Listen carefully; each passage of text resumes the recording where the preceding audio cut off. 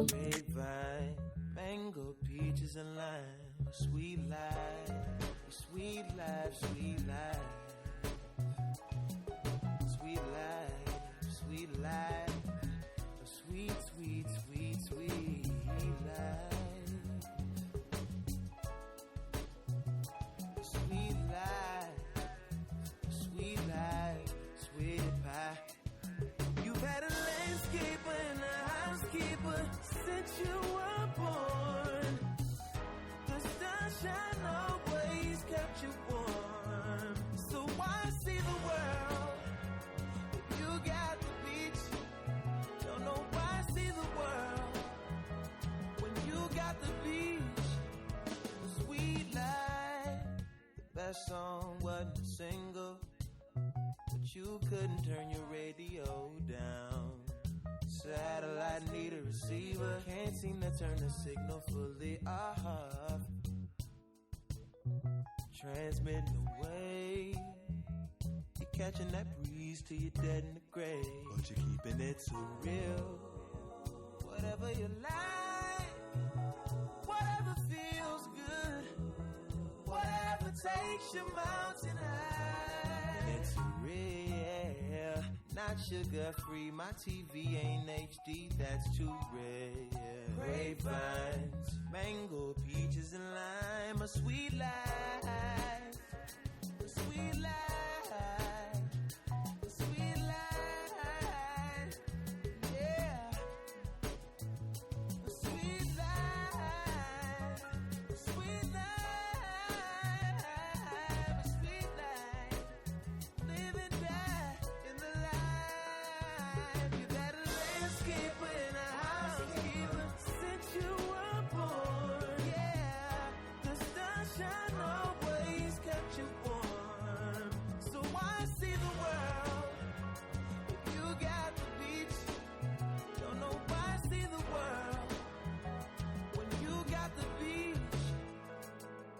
And the water is exactly what I wanted. It's everything I thought it'd be. But this neighborhood is getting trippier every day. The neighborhood is going apeshit crazy. Landscaper and a housekeeper since you were born. The sunshine always kept you warm. So why see the world if you got the beach? Don't know why see the world when you got the beach. The sweet life.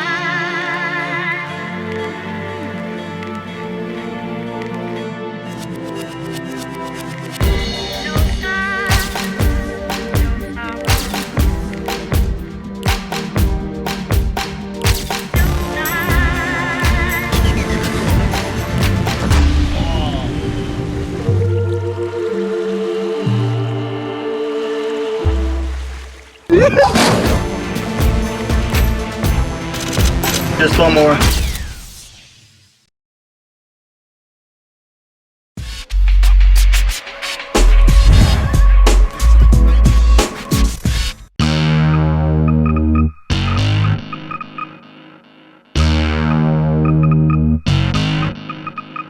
Hits its brakes and pops trunks, says this you got to see.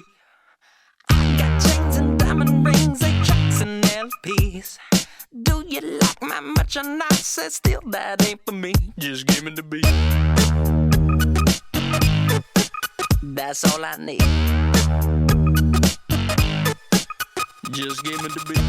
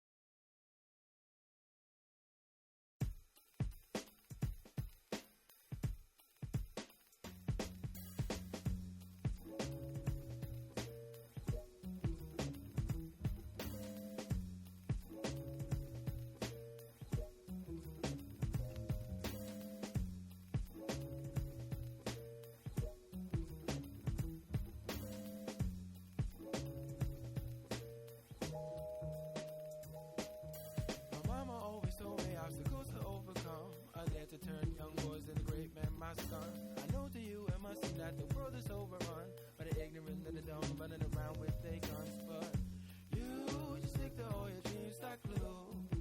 You need to just be true, be a king without a crown. Always hold your family down, I know that you'll be able to. All you need to do is see it and believe it. True, it's hard to achieve it. It's better to believe in something crazy than it is to believe in nothing at all. Cause don't you wonder why some people seem to make it, going through life without faking. All I know is I know you're gonna make it, taking it as far as you can take it. True, I am a believer, true. But yo, I need to, yeah. I truly need to, yeah.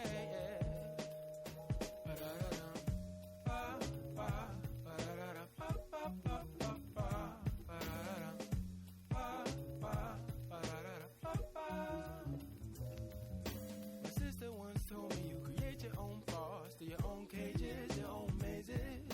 My system teaching you that you can't reach for the stars. In any case, it's just amazing. All you need to do is change that whole point of view. You need to see through life with all its ups and downs, to know just how played out the sound. Still, I know this much is true. All that you can do, see it and believe it. True, it's hard to achieve it. It's better to believe in something crazy than it is to believe in nothing at all. Cause don't you wonder why some people seem to make it, going through life without faking. All I know is I know you're gonna make it, taking it as far as you can take it. True, I am a believer, true. But yo, I need to, yeah. I truly need to, yeah.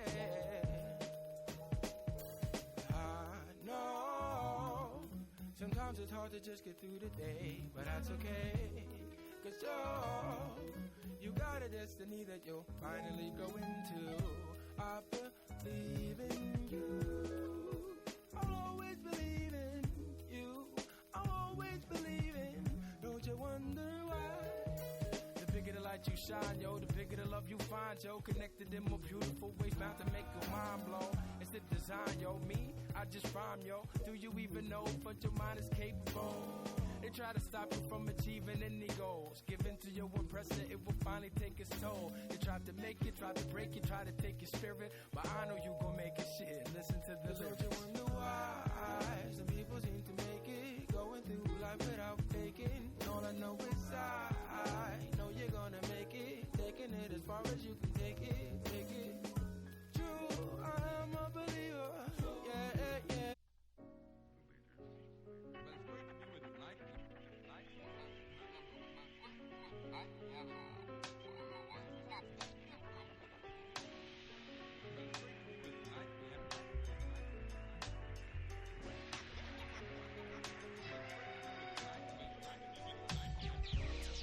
Oh yeah. Hello world. Peace and love.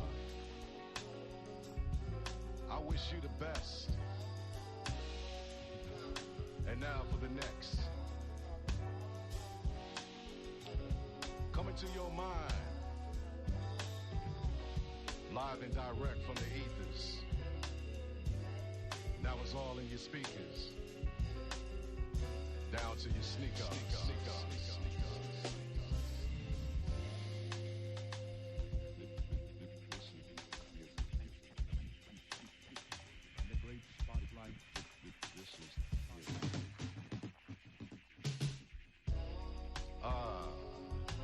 Now as we prepare for our liftoff, you'll need only two things to direct your course.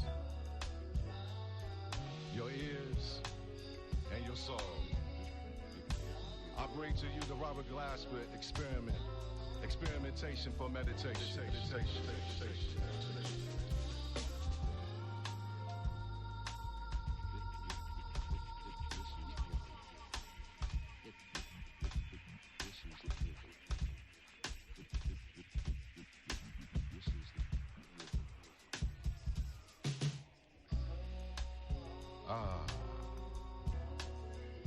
Back to where we were now.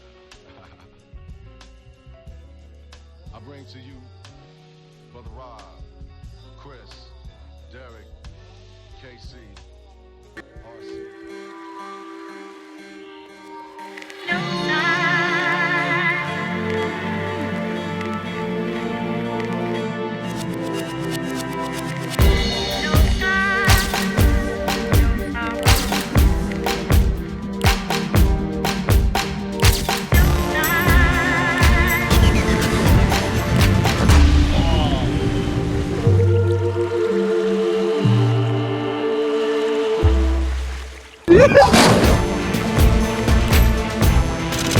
Just one more.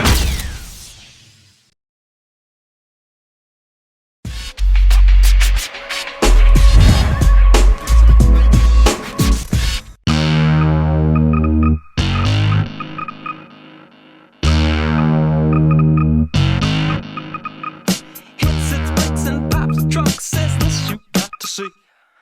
I got chains and diamond rings, 8 tracks and LPs.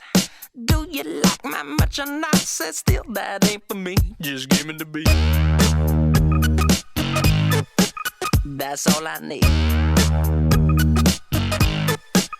Just give me the beat.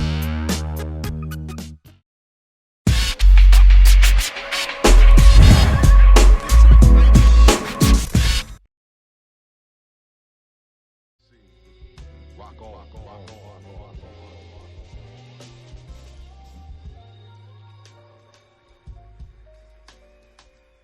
This is it.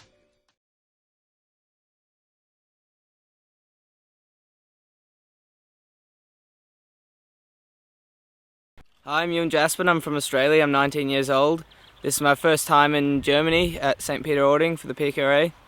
Looks like a nice place to kite. Had a little session yesterday just to get used to the spot, but yeah, I'm looking forward to it. There's a lot of people here. This is the most people I've ever seen at an event, so it should be tough, but I'm looking forward to it.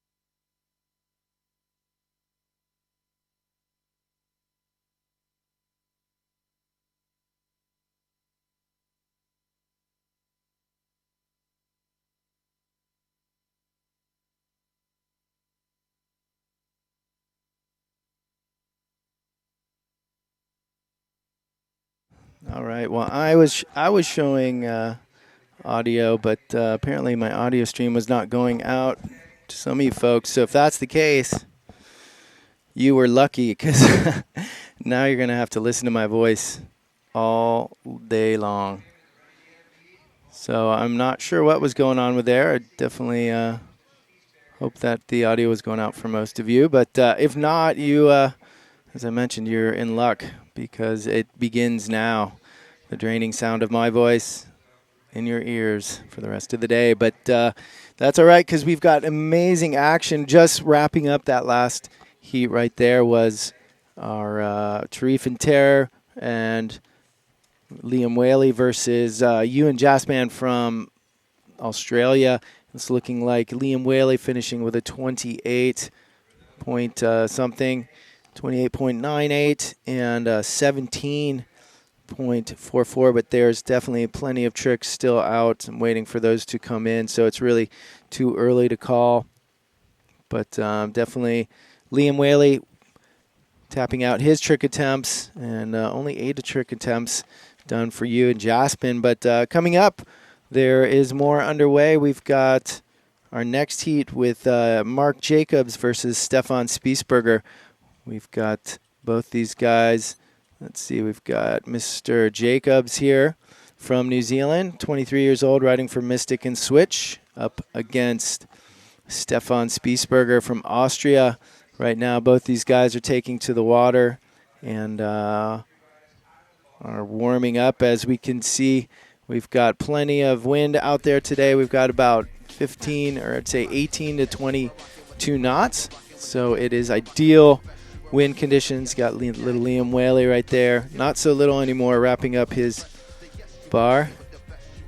High-fiving his competitor, Ewan Jaspan. So have to wait and see the results as they come in.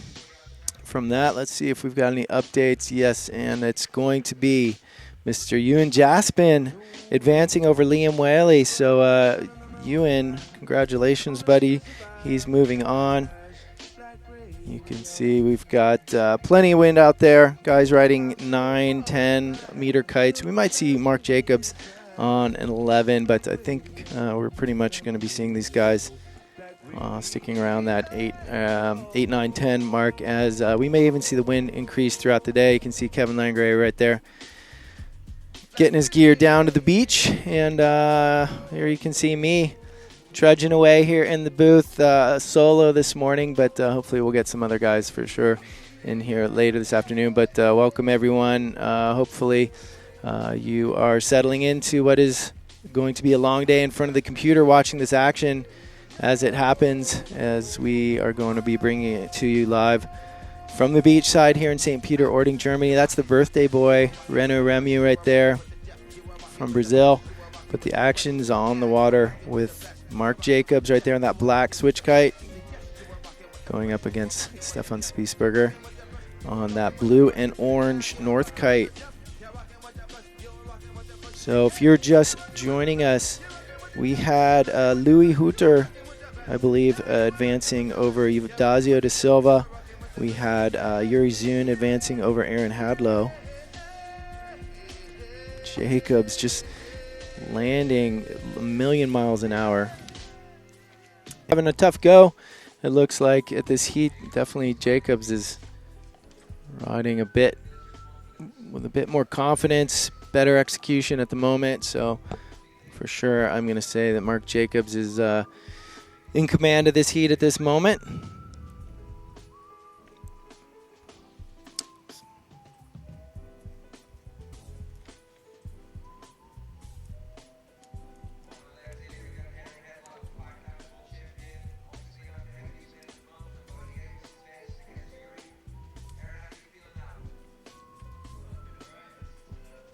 Ooh, Spiesberger getting a nice trick. Got Aaron Hadlow being interviewed by our race director.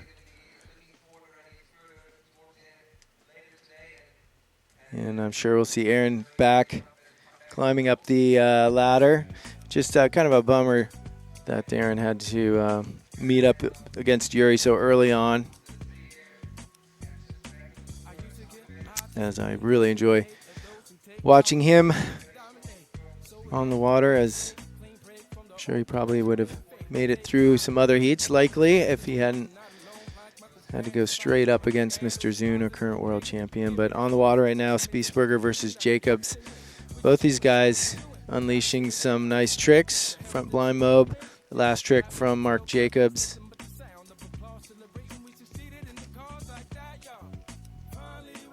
And I think it's fairly safe to say that Mr. Jacobs is still in command of this heat against his competitor, Stefan Spiesberger from Austria.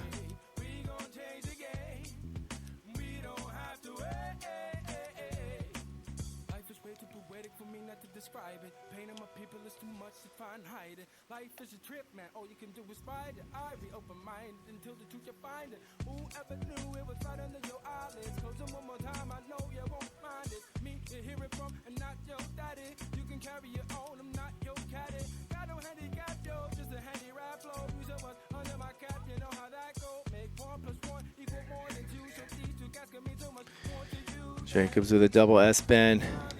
Not really getting the amplitude that he wanted.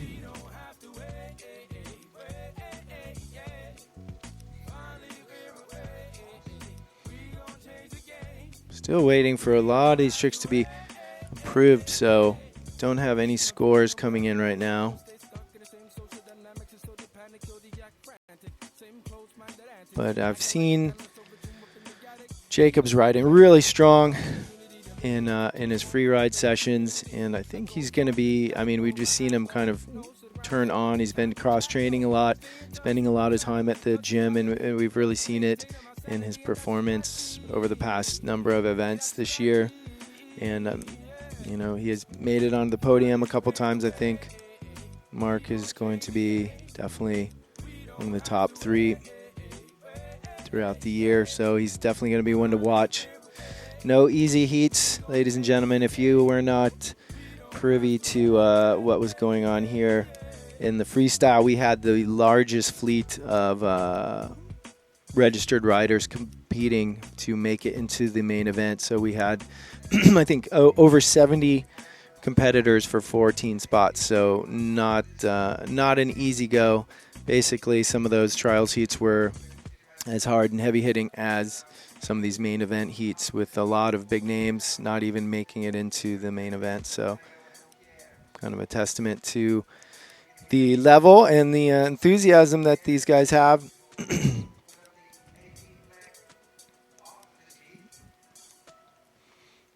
So Mark Jacobs from New Zealand right there with his double S3.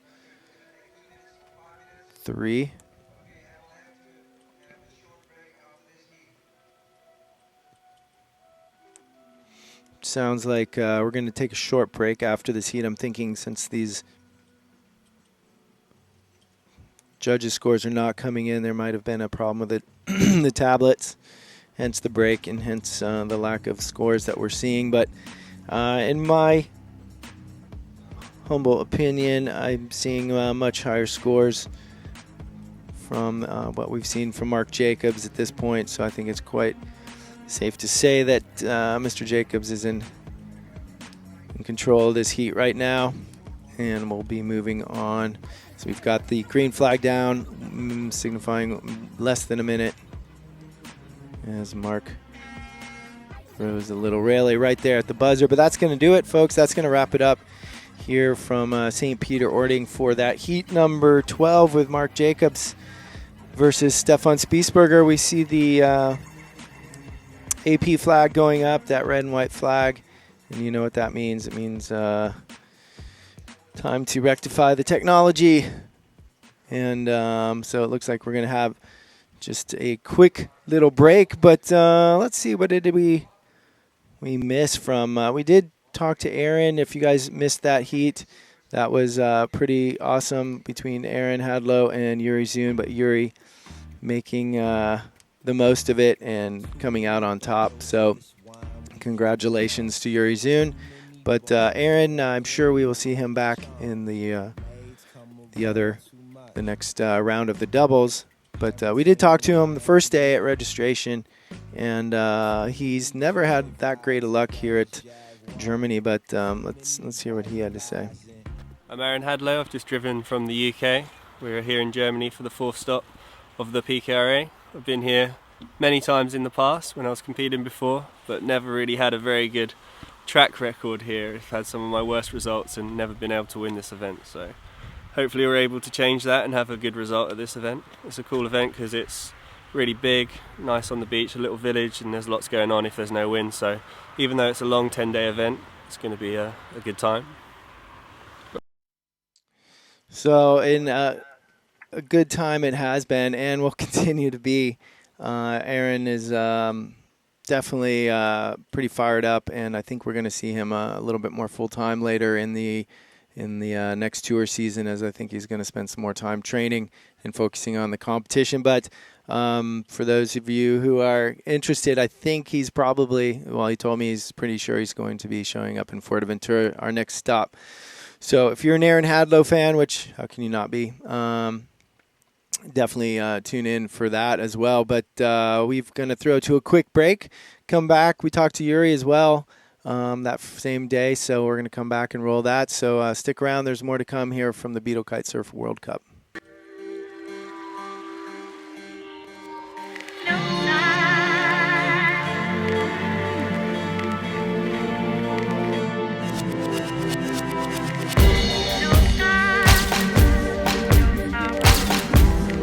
We'll be back running. Here's a little view from our static cam, which seems to like to freeze a little bit here in this weather, but we've got improving conditions for sure from what we've seen. We've got winds of 18 to 20 knots out on the water, guys on their 9s and 10s, so pretty much epic freestyle conditions. I'm seeing Alex Pastor right now out in front warming up, as his heat will be coming up soon.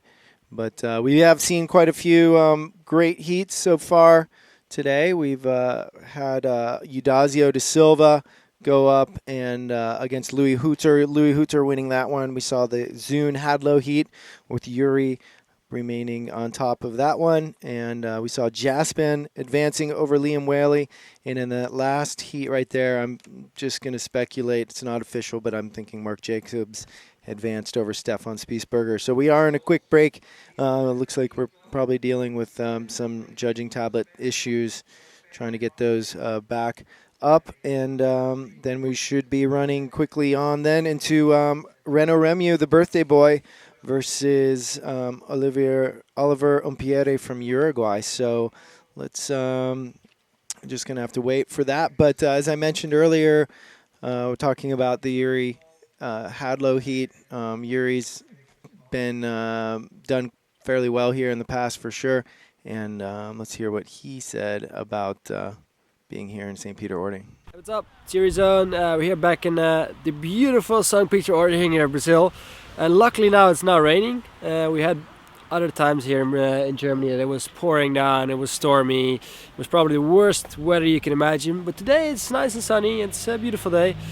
It's my 8th time here now in Germany, so yeah, hopefully it's going to be a good year again. I won this event for 3 times, so hopefully you can make it a 4th time.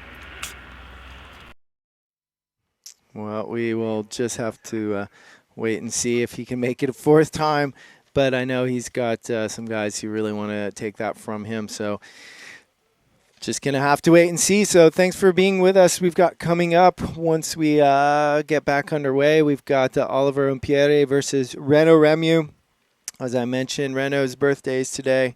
We don't really know how old he is, but I'm not, well, I guess we can look at his profile.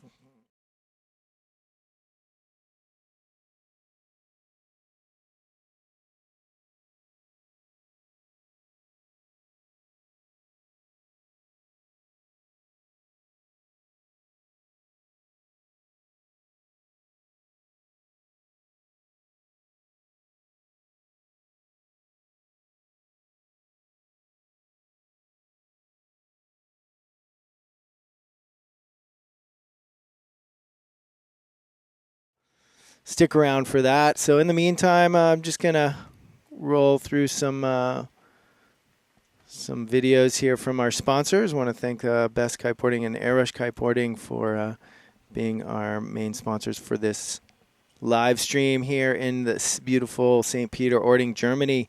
So we're on a little bit of a break if you're just joining us. The action is unfolding. Just made it through 4 heats. We're on to the 5th here, hopefully in just a few short minutes as we get our judges' tablets back up and running, and we'll be back to the action. So stick with us.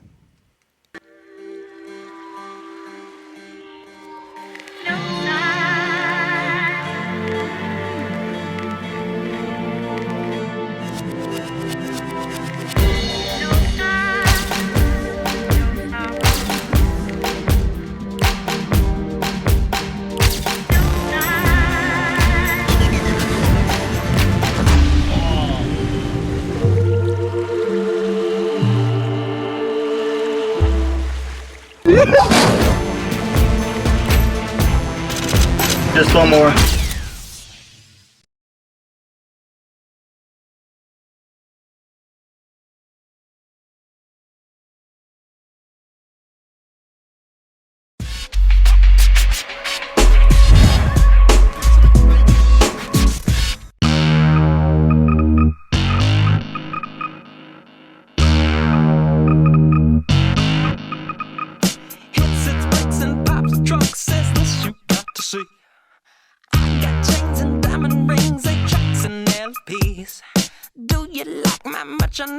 Still, that ain't for me. Just give me the beat.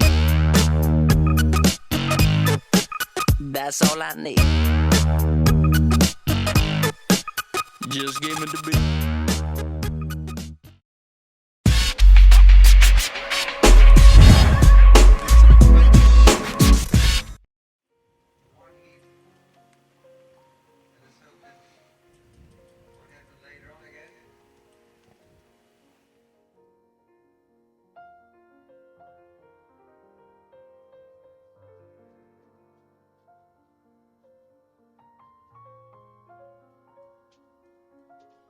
Yes, here we are again. The experiment in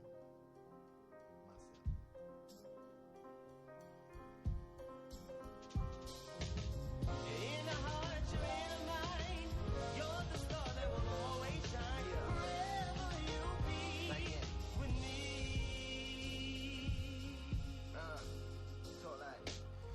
All right, you saw the red flag going up. We are back into sequence. So we are going to be coming back online with the action here in just a few moments. 3-minute transition between these heats. So as soon as that red flag goes up, that starts the 3 minutes. And we're going to tick down as we are getting underway in just a few moments.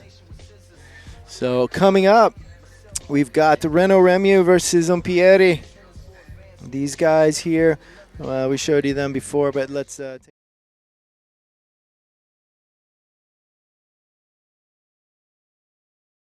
conditions. So I'm sure that lens is just getting hammered here with the salt breeze coming off the North Sea.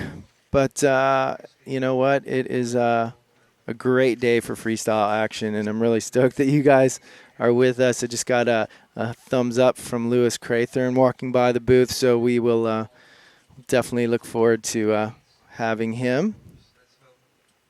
And we've got some big tricks being thrown.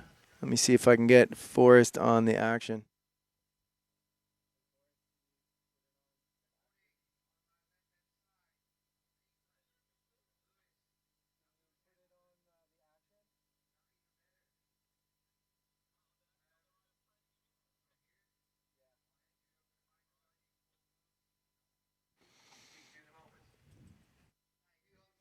All right, you heard it. Just rousting our cameraman. Give you guys something to feast your eyes on. But that's the opening trick of the heat. The green flag's up.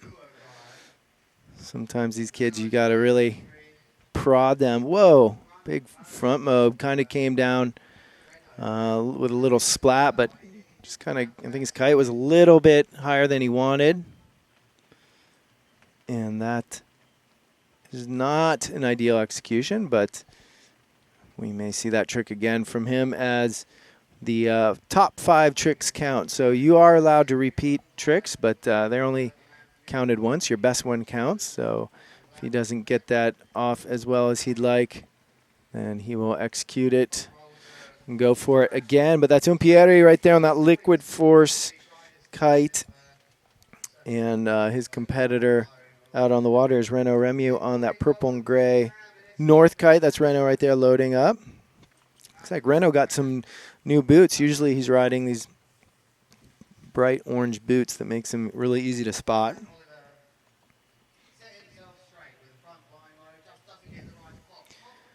And we've got Lewis Craythorne on the event PA calling the shots.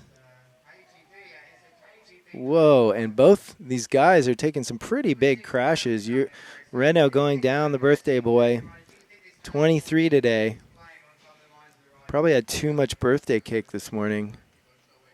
That's what I'm guessing.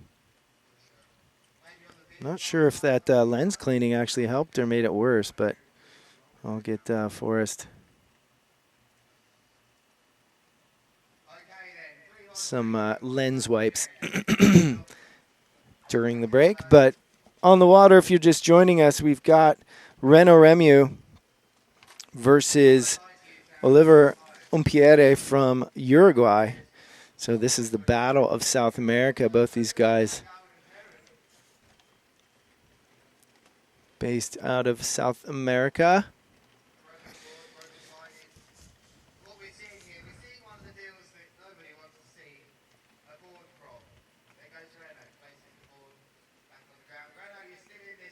Looks like Renaud may have broken a board from the sounds of it. And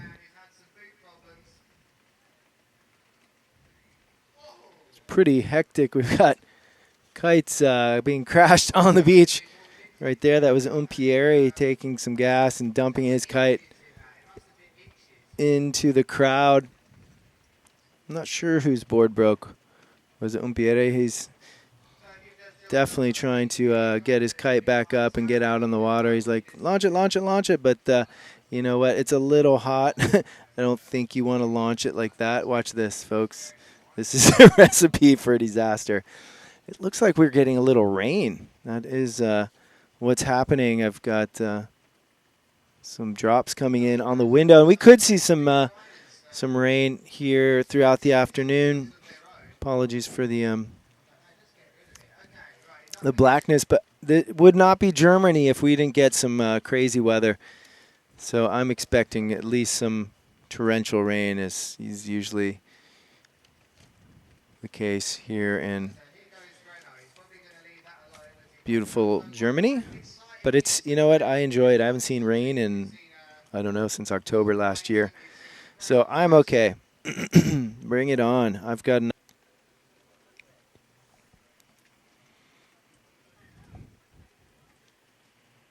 There's 313 again from Renaud, but still going down.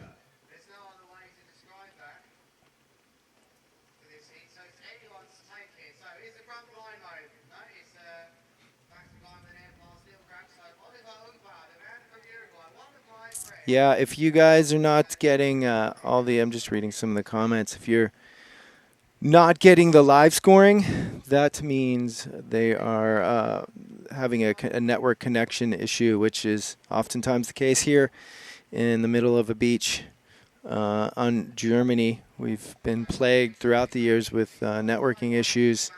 I've got a decent connection here. Those guys had a decent connection. I'm not sure what the problem is. So there may be a point where they are not connected to an outside network at times, so those scores may not be updating. But that was the reason of our last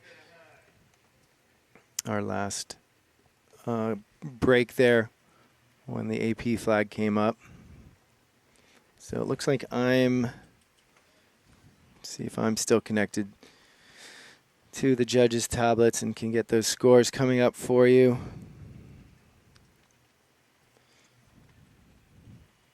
But I think there could be an issue with it because it's not letting me go there. So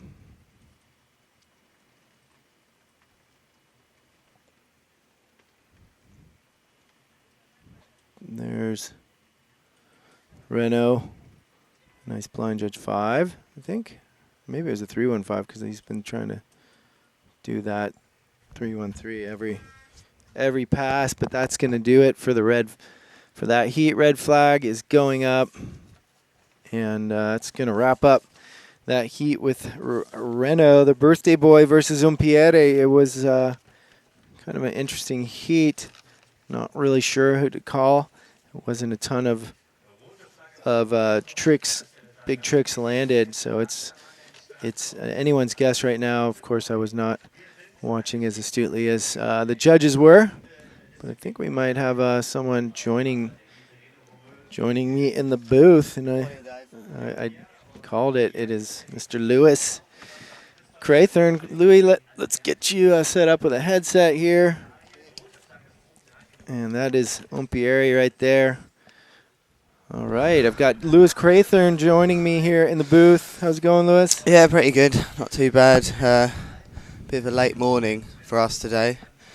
Only been up about half an hour, so just joining the action. I think Oliver would have taken that one. I think it was quite an interesting heat. Yeah, there was definitely some tricks, but definitely some crashes, and I couldn't tell what happened with Renault. Did he break his board? I think there was a binding problem. It didn't look like the board was buggered, but he did get out there quick enough. He had enough time actually to get back into that heat. It was quite an interesting one because Oliver just clipped a photographer after a good trick as well, which is probably the most frustrating way to crash a kite once you've landed it and then you ride on and just clips a photographer. But I think Oliver nicked that one. He looked a bit more consistent at the end, and when you got a heat with two guys crashing that much, sometimes the judges, it's easy to focus maybe on who's actually landed the most things irrelevant of what they're doing. That was a bit of a scrappy heat, that one. It was a bit of a scrappy heat, but we've got the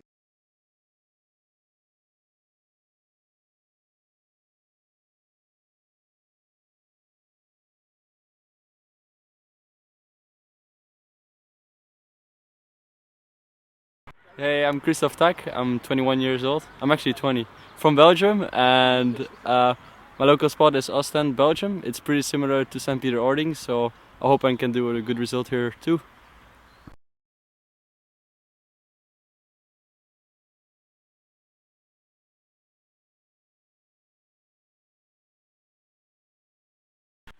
Ciao everybody, I'm Alberto Randina. I'm from Italy, and we are in St. Peter-Ording, the amazing Germany. And up here the condition can be totally different from one day to the other. It can be windy offshore, onshore, so it's really challenging, and it can also be cold, and so it depends if you're used to ride a wetsuit or not. Like me in Italy now, it's really warm, so riding a full suit is it's a bit different.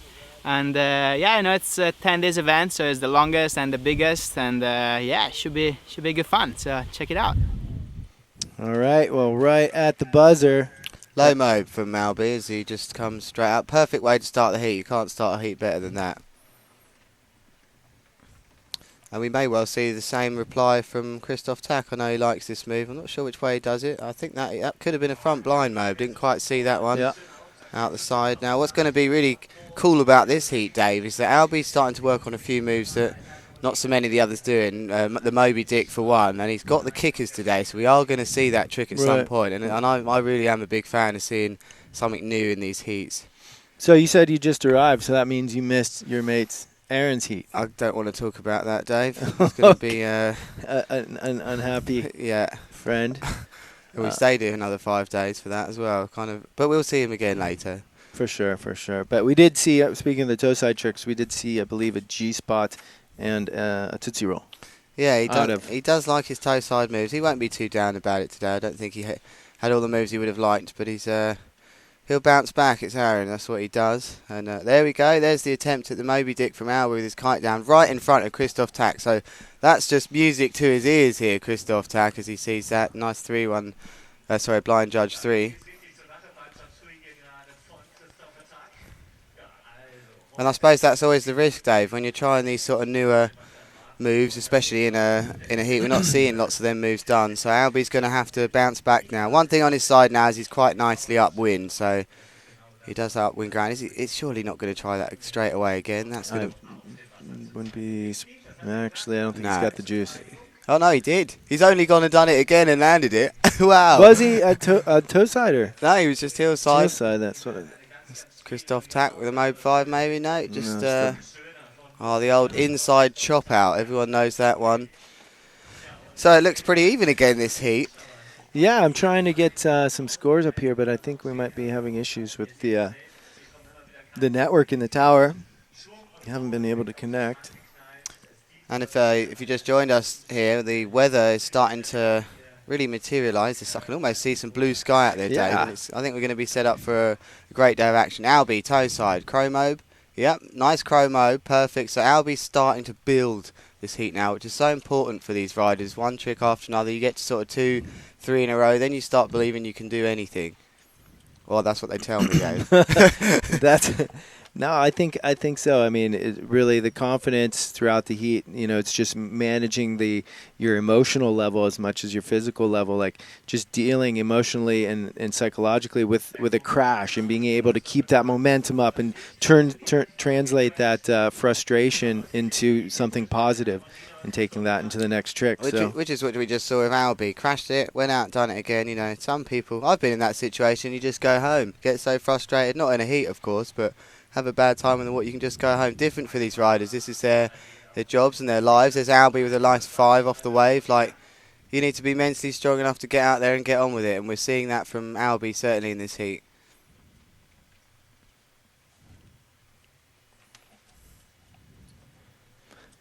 Yeah, Albie's definitely got something to prove or make up. He's definitely not had the best go of things, dealing with some injuries and some bad heats.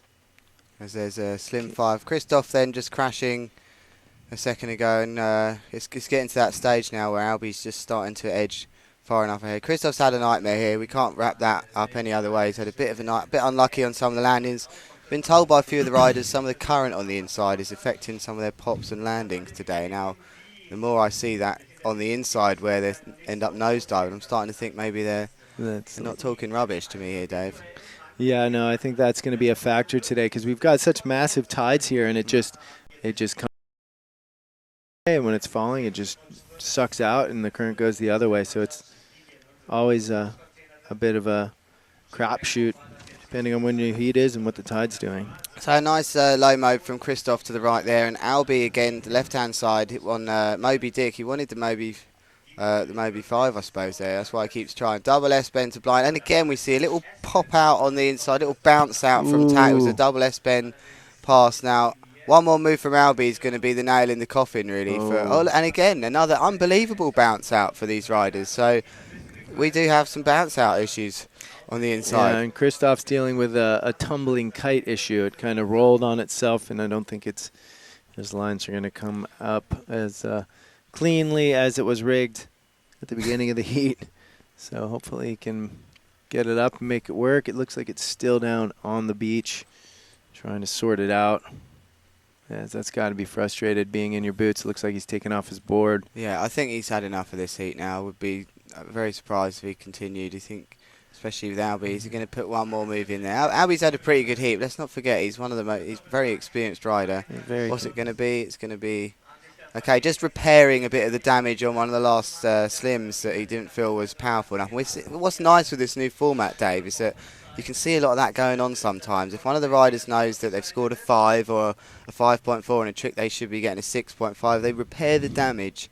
They go back out and do it again. So the real good guys here are able to know that that's what's happened.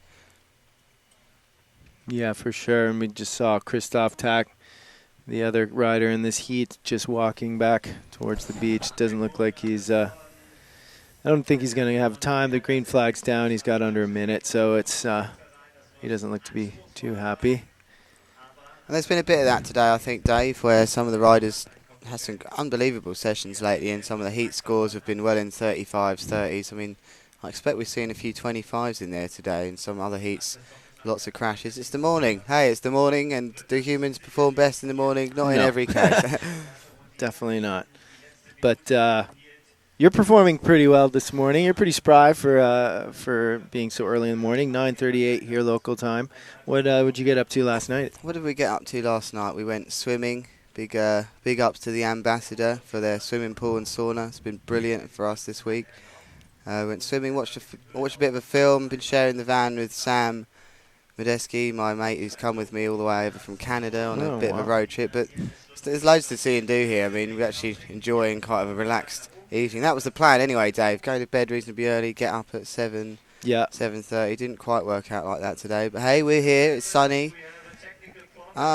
Guess what? Surprise! EP flag goes up again. That's the root of the issues with the scores not coming in. For those of you guys who are curious about what's going on with that, that's the reasoning. Well, I think we're pretty safe to say that we know what's going on with that heat right there. Unofficial, we're going to give it to Mr. Alberto Rondina from Italy against Christoph Tack from Belgium. Both those guys. Christoph not having the best heat by any means, but Rondina definitely doing a great job of, as Lewis said, repairing some of the damage early.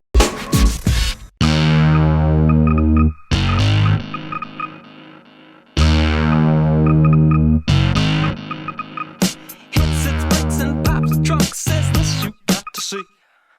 I got chains and diamond rings, 8 tracks and LPs. Do you like my merchandise? Says still that ain't for me. Just give me the beat. That's all I need. Just give me the beat.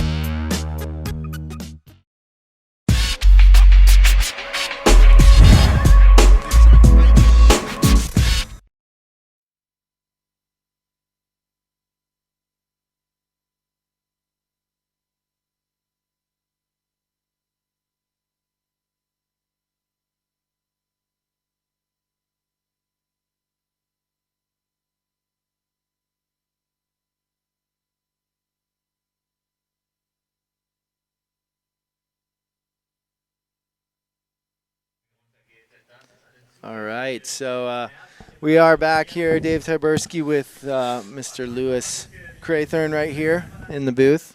And Lewis, we've got, who do we have coming up? We've got Langeray. Yeah, we've got Langeray and the German champion Rodwald, which is going to be a bit of a strong heat. But just going back to Kevin here, one of the nicest guys about. He's very, very talented. He doesn't just do the freestyle, he's also very good in the waves. You know, a couple of these guys are very good across the field. You know, you could put them on a race board, a wave board. I've never even been on them two things, hardly. Like, so I'm a freestyle big air guy, throwing a bit of wake style. But Kevin's one of them guys that can do everything. And I think, Dave, he's a bit of a dark horse here at this event. If you look back at the stats of some of these events, Kevin's used to doing really well here. He's been on the podium in first place a few times, I believe, like definitely in the top 3. So nice to see Kevin out there again, and he looks like almost in the same position a little bit as Aaron. There's no pressure on this guy now. You know, let's not forget he's been a world champion. You know, he's used to being at the top of his game. So nice to see these other guys coming back in now. They've had their injuries and whatnot, and Kevin, you know, he'll be looking to win this for sure. You know, he's against one of the guys who must be ranked 7th or 8th at the moment, Mario. But Kevin's he's a born winner, Dave. He will not be happy with anything else but first place in this next heat. No, I'm sure, and he's got his work cut out for him, though. I mean, Mario Wildwald is a strong competitor. Kevin seems to perform a little bit better in this type of venue for some reason. He seems to be one of those guys who, the windier, the choppier, the crappier, the freestyle conditions, he really just seems to excel in those for some reason. But that being said, he's got a new challenge that we talked to him about earlier. He's actually, I think is going to be his first heat in boots. So Kevin's been the guy who's been one of the holdouts riding footstraps, and it's been working for him for sure. But I think he's made the shift, and we're going to see him in some boots, which could be really good for him here, or who knows. But so that should be interesting. But we did catch up with him, and he alluded to some of these things. Let's hear what he said. So in my next heat, I'm up against Mario. Mario is the German superstar, and he's a super good, talented rider, and for sure a guy that is capable of beating some big names in the sport. And I rode up against him a couple times. Hopefully I can I won most of the times, and hopefully I can win this time again. I'm gonna ride on boots this competition for the first time, so it's pretty exciting for me, and hopefully it's gonna push me in my riding, and hopefully I can get a good result here. That's perfect, man. What do you think about boots and straps? Do you feel comfortable in the boots now? Well, I wasn't that psyched about boots in the beginning because I guess I was not riding the right boots, but I'm still not 100% confident on them, but you know, it's slowly getting there, and I would say I'm 90% there. Still needs a bit of practice, but I think 90% is enough to give it a go in competition, and hopefully I'm sure with the landings it's much nicer. You know, you have way more control on the board, and yeah, I'm actually looking forward on competing in them. So in my next heat, I'm up. All right, so Kevin giving us a heads up on what we can expect in this next heat, but yeah, I mean, the only thing I think we can expect right now is for him to be wearing boots. It's pretty much anyone's game. It could be a huge success, and it could be you know, a strike against him. But it's going to be interesting to see, and especially going up against Mr. Mario Rodwald, the German superstar, and Germany. Just he's got Germany behind him here at his home. And there he is, Dave. He's up there, and this is something I really like about Mario, is that he's a real family guy. He's standing right next to his dad here now. He's an awesome bloke as well. He loves to race. His dad, he's a real passionate kite surfer, and they're very close to each other. They stay together in the RV. They travel together. I've seen a lot of these two this year, both on the European tour and this one. And Mario is another one that will only accept first place as well. Where are they standing? They're just over to the right-hand side on the two norths. There they are. Oh, father and son. In the green shorts? With their kites up in the norths, air. Yeah, the green and blue norths. Right. So he's there with his dad up by the pier. I don't know. I think he's out of frame right now, but you guys... they must be in there somewhere. Where's the boy? They're right next to the boy. Yeah, there you go, Forrest. Go on, you can find them. Yeah, Forrest is looking for him. Oh, no, over to the left, Over Forrest. to the left. That's it. Yeah, they left. That green. Yeah, there they are. That is Mario Rodwald and his dad, and probably some buddies. Both kites up in the air, waiting for the heat. So pretty cool to see the family together here on the beach. And this AP flag, Dave, wow, can that play with some of the riders' minds, you know? In the next heat, I mean, if you're out in the water and this AP flag comes up, you really start thinking, you know, what's... am I the next heat? You know, one of the worst things that can happen, right, for these riders is not potentially missing the heat. I mean, that can happen, but riding the heat when it's somebody else's heat, that's probably the most embarrassing thing that can happen. And when that starts playing on your mind with the AP flag being up, maybe you missed it, go up and down again. Like, these guys really have to stay on the ball with what's going on with these flags. So AP flag's still up, and we should get some action underway soon. We can see Mario now just taking to the water. As where's Nico? He's got to be around here. Sorry, Lingerie. He's coming on the bit. Oops. Lingerie. It's Lingerie. Lingerie. There's another one I've been saying wrong for 4 years. I'll have to apologise. And just while I can, I'd like to say a big, warm good morning to brother Jez Jones. If you're listening from Worthing, I know you're quite a big fan of the live streaming. So good morning, mate. Hope's all good. Hope those northeast swim back to the southwest soon, back in Worthing. Yeah, but right now we've got that flag just still flying high, but Mario is still on the water, and looks like he's just warming up. But we're going to take a quick break and try and get our race director on the horn, see if we've got any updates on when we're going to expect to resume competition here. So stick with us. We'll be back in just a few short minutes here live from the Beetle Kitesurf World Cup.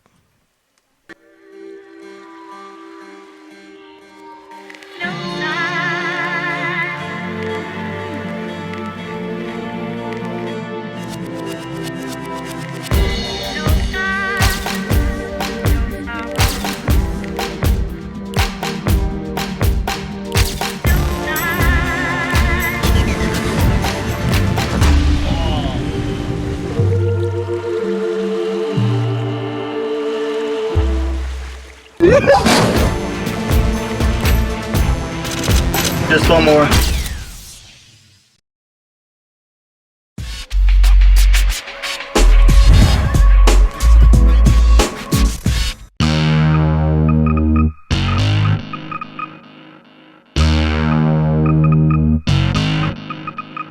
Hits its brakes and pops the trunk, says this you got to see. I got chains and diamond rings, 8 tracks and LPs. Do you like my merchandise? Says still that ain't for me. Just give me the beat. That's all I need. Just give me the beat.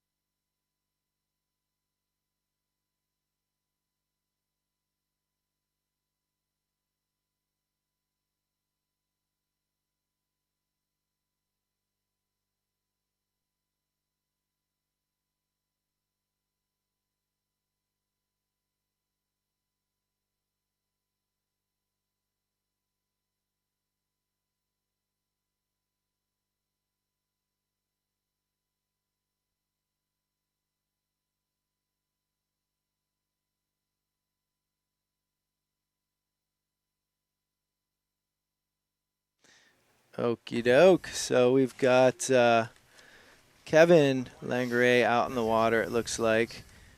Warming up, getting ready. He's over to the left, and there's 2 ways you can do this as a rider now. You can stand on the beach, which seems to be what Mario's doing, conserving his energy, or you can do what Kev's doing, which is just, he's just having a bit of a play there. Quite a smart guy, Kevin. He's never too far away from a camera, and I think that's Toby. He probably spends more hours out in the water there than he does on land, would you say, Dave? I definitely think that's fairly safe to say. I mean, I've been with Kevin enough over the years just to know that if that guy's not doing something in the water every day, he just goes insane. So whatever it is, it's usually paddling on his SUP or surfing or riding a kite or whatever it is.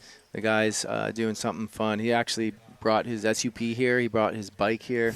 And, yeah, the guy's needs to keep moving. So, and some nice shots there from Forrest. He looks happy, Dave. One thing for sure about Kevin here is he's go back to it where the riders are. Now, the real smart riders will have the perfect positioning, and they want their favourite most one that they start off with. Yeah, that's right. I mean, a lot of these guys have the same routine in their head, really. At least the first 3-4 tricks, they're usually kind of their bread and butter tricks that they've got, like on lockdown, really conservative. They'll just go knock those out straight out of the gate, which is, in my opinion, a smart call.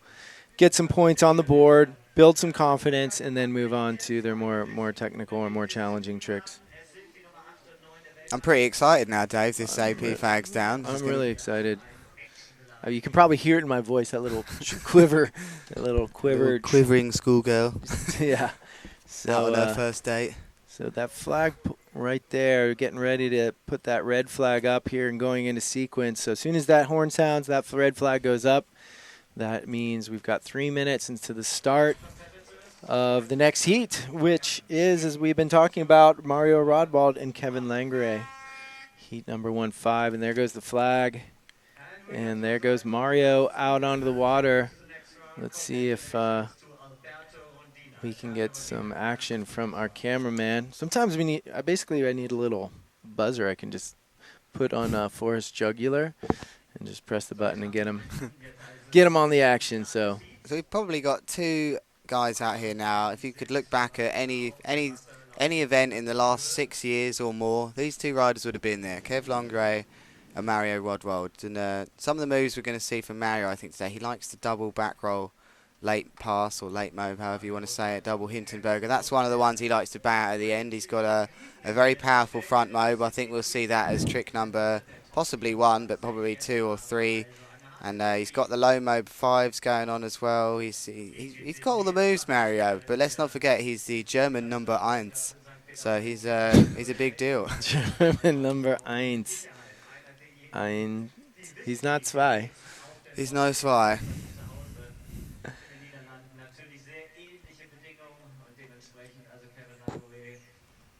All right, you can see Kevin Langray warming up on the water, and Mario's out there warming up as well. And let's see if we can get our cameraman on some of the action here.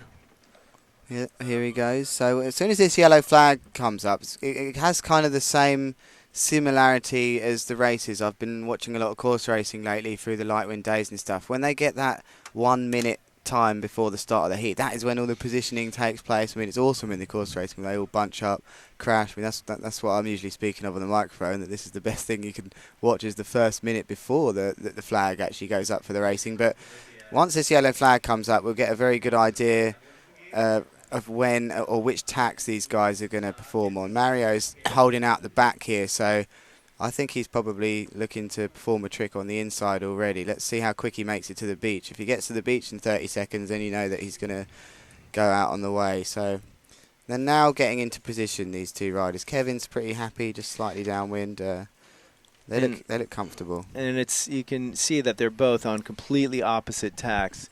So that's kind of ideal, as you kind of want to keep an eye on your competitor, know what tricks they're doing. You don't really want to throw your trick at the same time your competitor is, because you may be missed. So it's important for these guys to kind of definitely jockey. Definitely Kevin's going to start. I mean, I'm going to put my house on it that Kevin's going to start with the 3-1-3 here. Here he goes.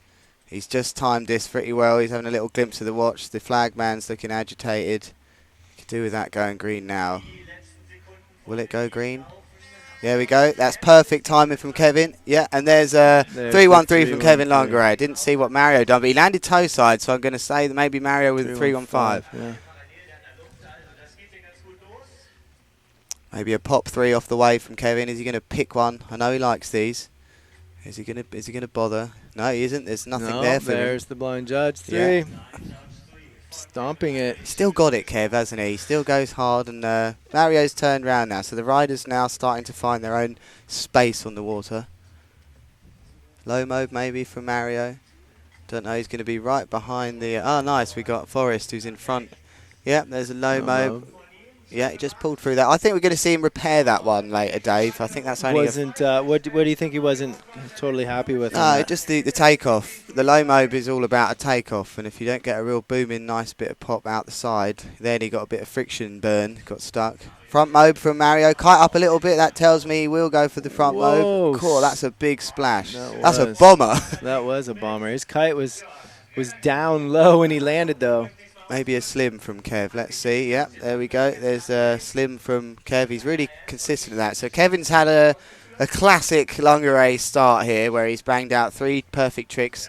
And let's see if we can get the 4th. I think we're going to see a KGB from Kevin. He's very good at this move. Yeah. Always done me in a bit, this move. So it's either going to be a pop off the wave. We can just watch that kite. If the kite goes up a little bit, I think we're going to see KGB. If it stays low, oh no, there's a front mob. Should have known. I should have known. Yeah. That's true. Mario needs this. He needs to get a few moves in the bag here now because Kevin's starting to get to that comfort zone where he can upgrade the moves, and Mario still, I think, only has 2 moves.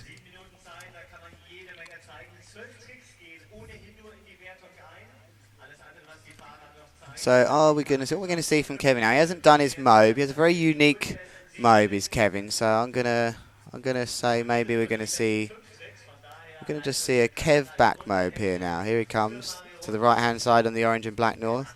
Yeah, there's the Kevin mobe. Oh, he just had a bit too much over the nose. Dumped his nose. Yeah, that could be the boots.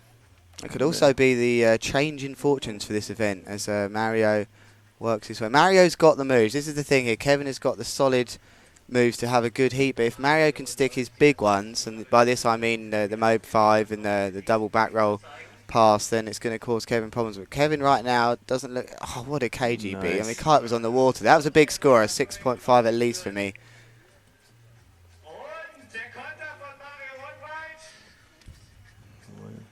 So we've got a heat on our hands now as these riders... let's not forget to remind you watching this, 5 tricks are going to be counted for these guys here now. So it might seem that one of them might have had a bad start, but once they hit that 5 trick mark, they're kind of safe to some degree that they've done their best. There's Oliver umpire just by the judges' tent, just checking out his scores. But they've got 12 trick attempts in total, so as you've been mentioning, they oftentimes will try and re-up their score if they weren't completely happy with how they executed a trick. We may see it again, hoping for an improved score. So they can kind of cull out their lower scores and replace them with a higher score. So the 2 mobes matched quite well. You can see the German commentator bigging up Mario, as you would at home. Here comes. Oh, we're going to see now front motor blind, or we're going to see something big for Mario now. He's committed downwind, double S bend pass, perfectly landed for Mario. And this is what we're talking about. Do these riders have that next level to go up one? Here's Kev, S bend pass of his own. Back a little bit bigger. I'm not sure about his kite position, but certainly went distance-wise. He travelled. So both these riders have got to that stage now where they don't care about going downwind a little bit. Like, we can't even see them in our screens right now. So Mario's going to try and use the old beach suck-out technique and get as far upwind as he can here. Let's see how well he does. I think he may well make his way up to the judge's vehicle. Here he goes. He's done well there. Yeah, he's going to... Is he going to perform a trick here now? What's nice with this 5 trick thing now is you can afford to have attack abortion. You don't need to go and bang another trick. He's going to. It's going to be a front mobe to blind if he wants it. Yes, he does. There it goes. And but Kev can do that one, Dave. He can do that one, and he's probably seen that and thought, well, I'll just do that as well, because he's got the upwind ground. Look how well he stays upwind here, Kevin. He's always been amazing. He was born upwind, Dave. He was born upwind, and he shall remain upwind. You know, my nickname during many of my competitive years was Downwind Dave. Out the box, Dave. I had a really difficult time staying upwind, but I learned that trick. It's going to be a pop. He's going to go for a wave, is he? Yes, he is. That's a lovely little wave. Indie grab 3. Super styly, nice. Likes the waves, Kev. He does like a good kicker. I'll give him that. He loves that. No, Kevin's a fun rider to watch. He's always just improvising and throwing stuff. Right, Mario's, I think we're going to see a front blind mobe from Mario now. If that kite goes a bit low, then we know it's gone up. It isn't going to be, it's going to be the, tail grab front mobe. So, looks like Mario's upgrading. What's Kev going to do for us here then? Maybe a 3-1-5 or... Kevin's got a double in his bag. Has he got double trouble? I think he wants to pull one out. Yes, he does. You nailed that, Dave. Double back roll pass. There you go. What a timing. Some of the best guys, what separates the best guys from the very best is their timing. That was it. The green flag's just come down right in the front of the judges. You got a close heat, and Kevin takes the initiative to do a double back roll pass, double Hindenburg, whatever you want to call it. There's a big blind judge 3 from Kevin. His second one, I believe. So what's Mario going to do? Front blind mobe, he's got to put it in there somewhere. I know he likes this move. No, he's going to turn around and he's going to go for possibly a low mobe 5, and it's going to end up in the spectators if it goes wrong, Dave, I think. Yeah, I think you're right, but he knows he doesn't have too much time. He needs this. I really think he needs this. Oh, he didn't get the pop. Didn't get the pop. Down. putting his head in the water.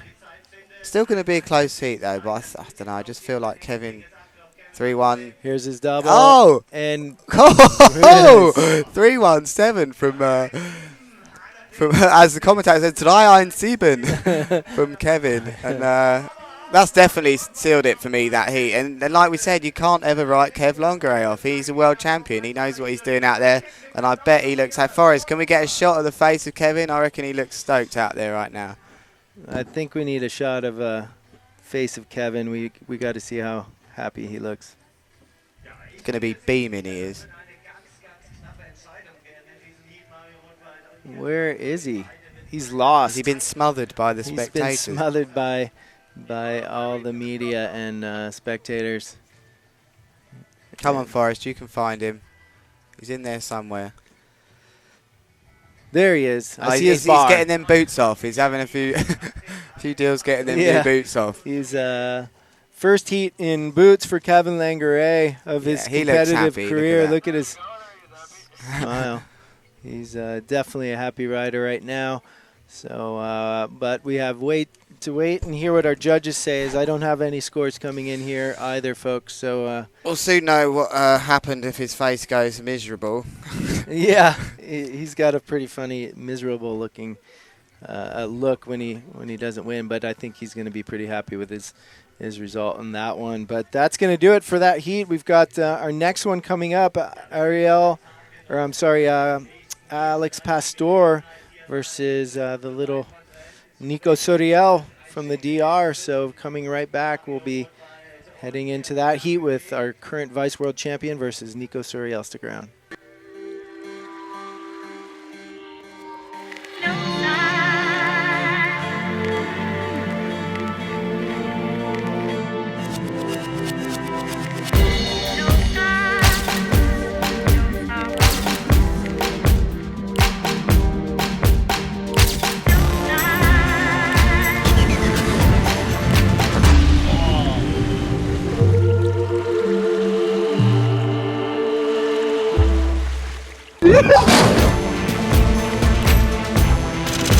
Just one more.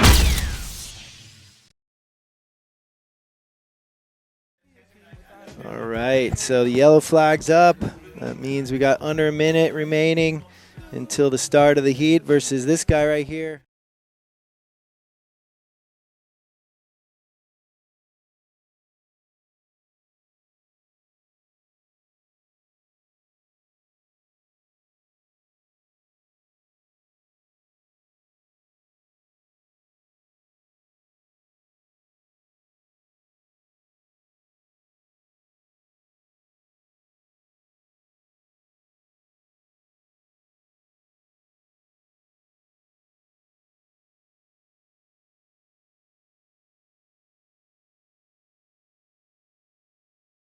And that's the buzzer right there. Start of the heat with Alex Pastor. What's it going to be? Slim 5 maybe? With a grab. Yeah, there you go. There comes Alex Pastor. I mean, he's looking strong to take it maybe this year, although Yuri would have been perked up by that win over Aaron earlier. Yuri will also be feeling he's got a chance. Quite a lovely, very Yuri-like style of Nico there with that KGB. Early let go. Kevin also like this.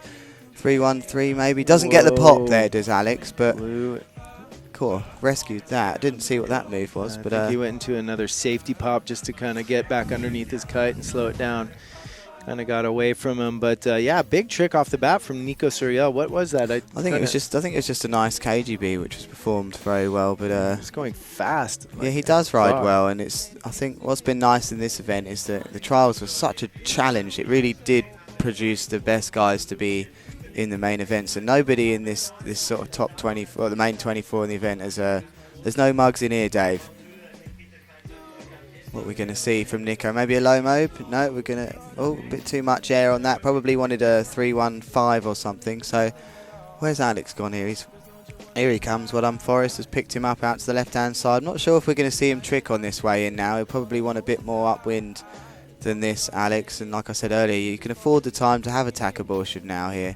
He's just going to ride this one out upwind, is Alex. Front blind from Suriel out of frame. Oh no, he does it.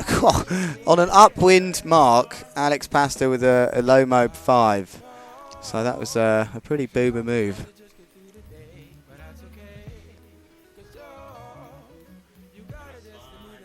Very consistent is Alex. As Forrest tracks him out, I'd be surprised again if he tricks out there in that choppy stuff. Probably not worth the risk. So he's just going to turn around again. Maybe can't. Well, we still haven't seen the 315. I wonder for these guys now if the 315, certainly for Kev, we saw him upgrade it to a 317. Is it like that where you just think, well, I may as well do it straight away? I mean, I think at this point, I mean, it depends on the heat. I know that Kevin needed to make it through that heat. There was, the chance that he wouldn't, as Mario's a great competitor. I think as far as Alex goes, I think he's feeling confident enough in his execution that he's not stressing too bad in this heat against Nico. Nico would really have to turn it on. What's Nico going to do for us now? He's unhooked, just a nice little... just goes down. wrong that flat 3. Don't know how well they're scoring either. Are they even worth it? So Alex now just coming back upwind. Look how well he's ridden upwind there. I think he's in a comfortable position. What are we going to see from Alex on the way out either? I think he's going to do the... that's the safe move for Alex here. Or we're going to see the blind judge 5. Now, we'll soon know by his takeoff. Where's that kite going? It's going... Oh no, we're not. We got it both wrong there. Grabbed KGB.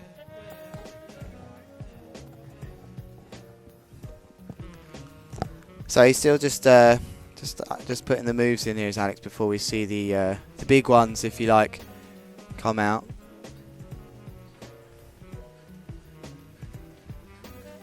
And definitely Alex would have been paying attention to that heat earlier on between Yuri and Aaron, as Yuri, like we said, is going to be boosted by that victory. And this is certainly the event, Dave, that Yuri needs a result here now for the rest of the year. Alex has been so consistent this year.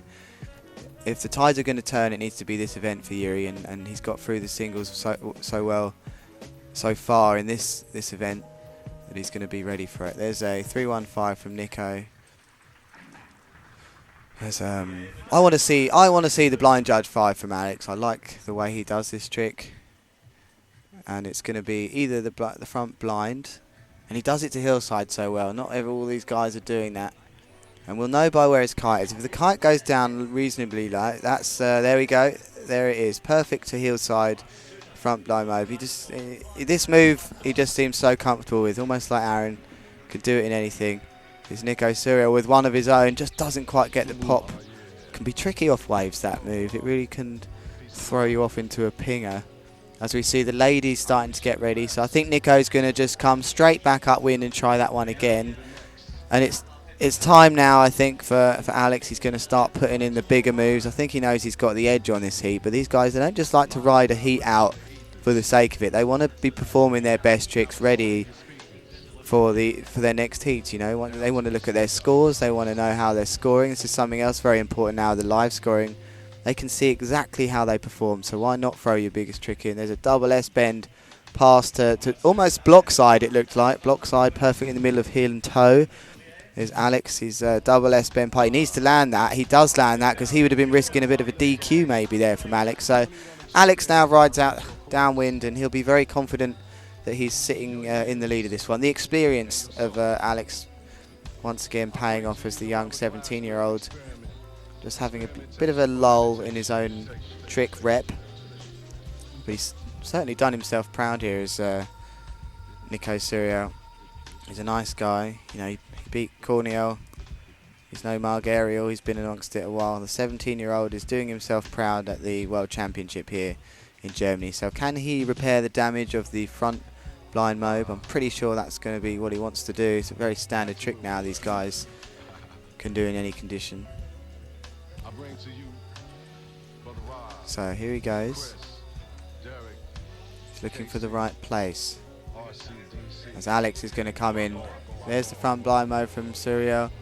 And that's looked like a slim 7 attempt from Alex. I didn't quite see if that was a 317 or a slim 7, but it was a 7 for sure, Dave, that he went for. But going down, less than 1 minute remaining. Here in this heat with Alex Pastore versus Nico Suriel. and that might not seem a bigger deal. He's crashed that, he knows he's gone through, but I tell you who will be watching that off the beach is Yuri. Yuri knows that the sevens that these guys are doing, the top guys now are starting to do the double passes really well. Yuri will have liked to see that. He knows that it's quite possible he'll come up against the rival Alex Pastor in the final here, so if he can see that he's not banging that trick out so consistently, it's another free boost. That's right. All right, that's going to wrap up Alex Pastor and Nico Suriel. Probably safe to say that Alex is moving through, huh? I think so, Dave. Okay. I think it would be quite a surprise to me if Alex didn't advance.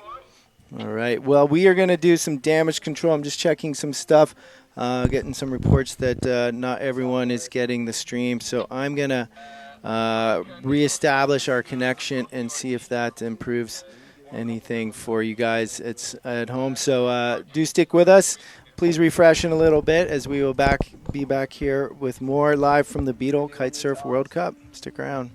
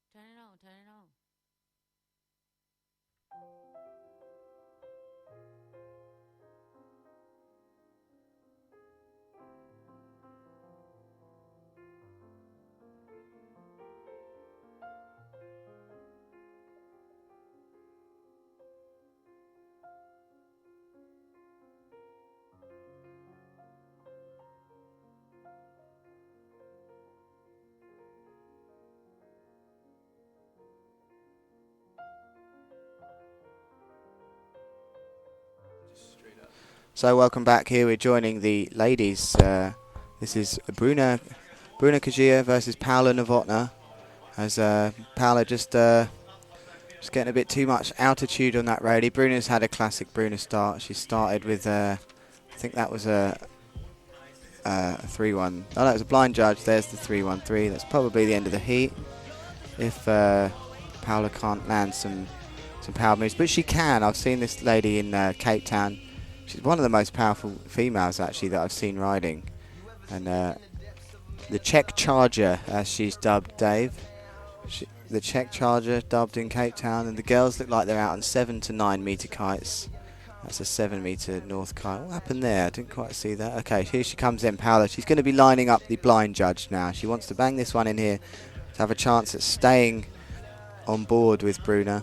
Here we go. Unhooks. Looks good. The pops. Oh no, it's an S-bend. So she's building her repertoire up. And that's... and she's done well actually, Novotny. Leash from the beach. And you just never know when it might happen. That's why you have your mates there standing. So Paola's worked her way upwind. And just feel that if Paola can stick some moves in here, it might add a little bit of pressure to Bruna. What a move it was, though. I mean, that was beautiful. It was a perfectly executed NIS, super powerful.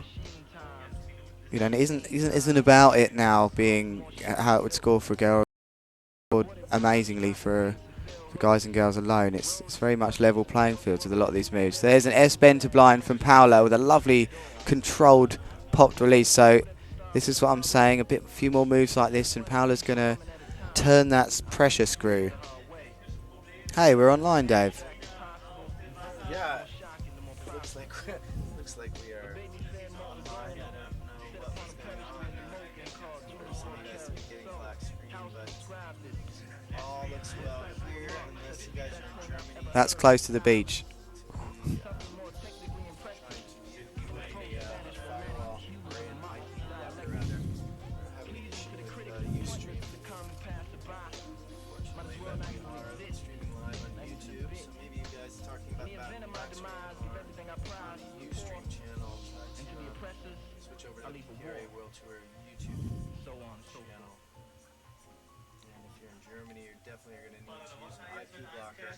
But I will still consistently try and get that stream going out to you guys who are in Germany. So please bear with us, but enjoy the action in the meantime.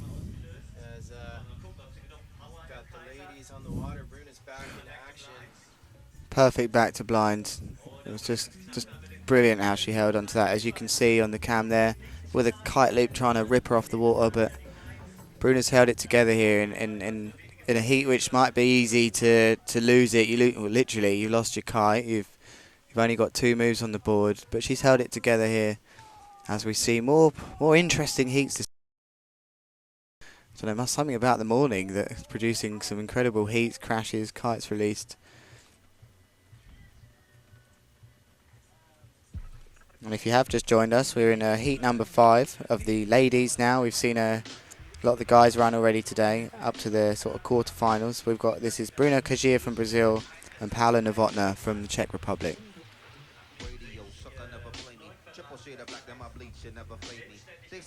So what we're going to see from Bruna then now, she probably knows she's got this heat relatively in the bag.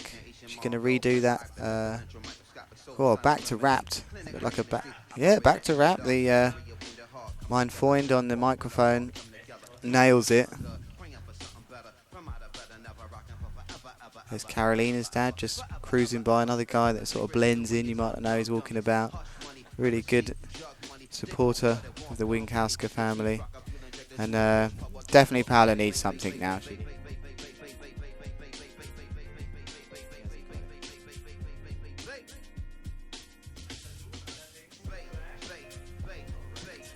Everything's good, Alice Klar.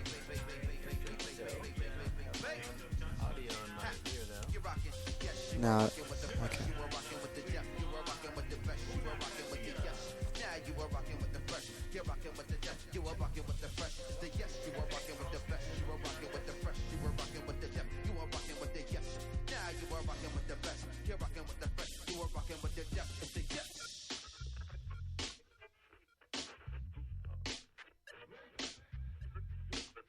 Zulu, big bird fly down on the mountain pass.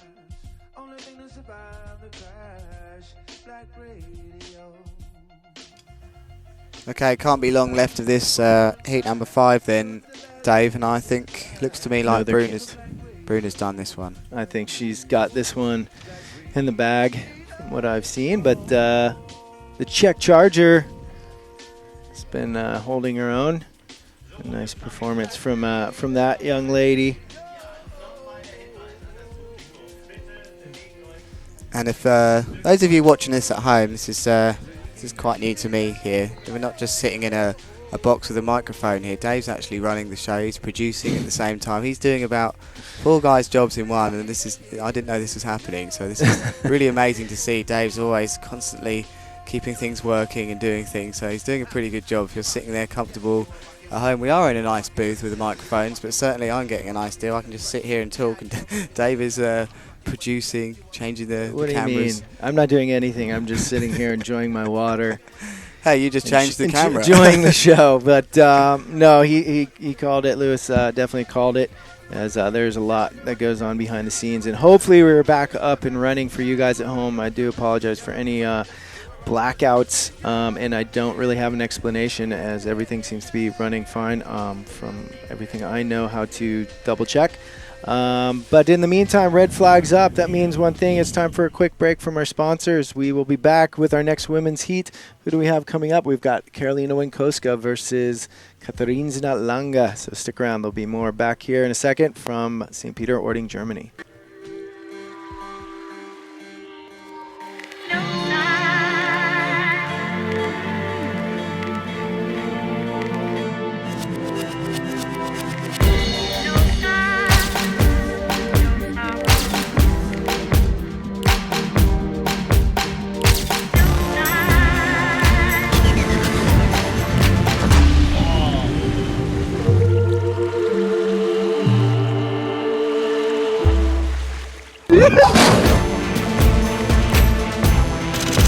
Just one more.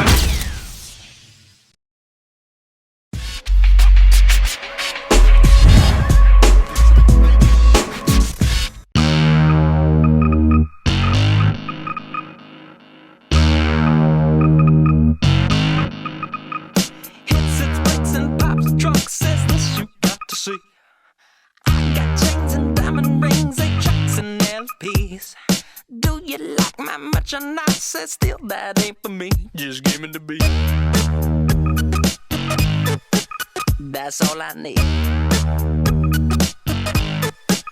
Just give me the beat.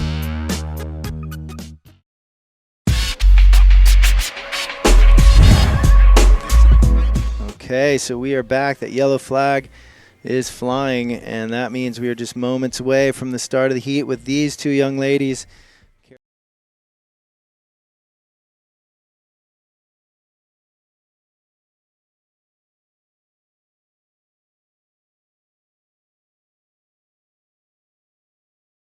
Action is on right now. We've got both of these ladies on the water. Buzzer just sounding. There's a blind judge. Not sure if it was 3 or just a simple blind judge on the right-hand side from Carolina. Something often overlooked with Carolina, Dave, is the kite she rides. Of course, I've had my history with this kite, but one thing sure, this is one of the most powerful kites out there. This is a strong sea kite, 4-line, and she still produces all the moves. So technically, you have to be up there to do that with one of these strong kites. So yeah, she's definitely, I mean, a lot. That's kind of a common theme, is that the women really have to use a lot more technical finesse in their maneuvers versus the guys who can oftentimes just muscle things. yeah, and you can see that in riders like Bruna and certainly Carolina. They really ride well. It looks like a nice blind judge. Oh, unlucky, just lets go of the bar. And we see this time and time again, Dave. To get into that semi-final for the ladies is such a big deal. You know, to get past this quarter-final, you get past Bruna, Carolina, and Gisela. Maybe the other heat's the one you're hoping to get into. Yeah, and exactly. Certainly Manuela knows what she's doing. She never really seems to have a bad heat. So just getting past these 4 girls, it's like a brick wall to get past for the ladies. So you really need to have the heat of your life, and even then you're hoping for the best. Right. Van Westrop and Jungo kind of having not the easiest heat, but that's kind of, you know, not coming up against one of the top 3. Van Westrop's been comfortably sitting in 4th consistently, but Manuela Jungo is definitely on her heels. So that could be a very good heat, and that's coming up here after this heat on the water. What a move from Carolina. That's just Carolina. technically perfect. In NIS, I mean, she can do these things both ways, Dave. She does the same with Mobe. She has such an awesome style. Like, I think certainly she's one of the ladies that sounds completely fair. I look up to some of the riding I see her do. Oh, for sure. I mean, the level that these ladies are riding at and the consistency that they're riding with. And, you know, it's just the fact that they're doing the tricks, but they're doing them well, making, you know, them the envy of many of the male riders. So I'll tell you one thing, Dave. I wouldn't be too comfortable in some of the heats with these girls, these days. They really would. They just land everything quite a lot, these top girls. So Carolina's going to come in now. I think we're going to see, we've seen in NIS, what's Carolina going to do? Maybe it's time for the Mobe. Awesome when she does this move. She really is, bangs this one out. Is it going to be the Mobe? No, it's going to be just behind. Just missed that one, I'm afraid. It's just in front of the judges' tower. Those of you at home can't see, we've got the big old massive Volvo construction vehicle with the judges' tower on top of it, just blocking our view to the right-hand side. worth mentioning that Carolina is our current world champion for the ladies. Kind of the dark horse came out of, not out of nowhere, but really turned it on mid-season last year and pretty much got bullets in every single event and wrapping it up in New Caledonia, taking the world title. Yeah, it had to be the Mobe there and just didn't quite get the pop that she wanted. So Carolina just forgetting on that last tack I did that she actually performs it the other way, goes for a flat 3, and she's obviously quite confident now with this heat to start pushing the riding, but we're certainly going to see low mobe from Carolina again. And those of you that want to learn this trick, definitely worth watching someone like Carolina in the way that she propels her body into the bar and lines. I remember once, a long time ago, when I'm trying to learn this trick, couldn't do it for years. It took me to do the low mobe. Aaron Hadlow said to me, "You have to spin yourself up in the lines." And I said, what are you talking about? He said, "You have to wrap yourself up in the lines." So watch Carolina here, you aspiring ladies, even guys, if you're trying to learn this move. The low mobe isn't about passing the bar, it's about falling onto the bar. And one great tip with wake style move is that you should never be moving the bar around your body should be moving around the bar. So it's not about pulling into the hip that you may have been told before. Yeah. Carolina will show you just exactly how you can propel your body into the bar and lines, thus creating the slack and then the perfect movement, which certainly Bruna has this as well.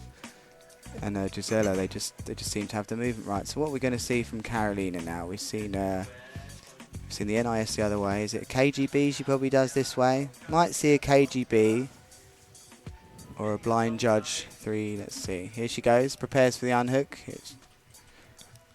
It was, I think that was the attempt for a KGB or a back to blind, just doesn't get the edge. So she'll probably low mobe on the way out now. And this is that time to watch her as she comes on the blue and black 7 meter fuel. And it actually does help. When you have a little kicker, it can help with the mobe, certainly, as you get better and better at it. She's going to be spotting it now.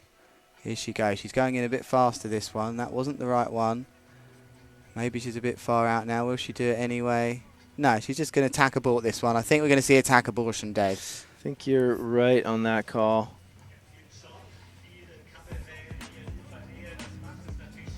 So quite possibly it will be the repairing of the back roll to revert. There it is. Perfect. And then the real technique here you can see from these ladies is they just seem to fall nicely into the movement. The hand doesn't try and grab the bar early. It just gives it a bit of patience. So definitely now with the green flag coming down, I think Caroline is going to be very confident.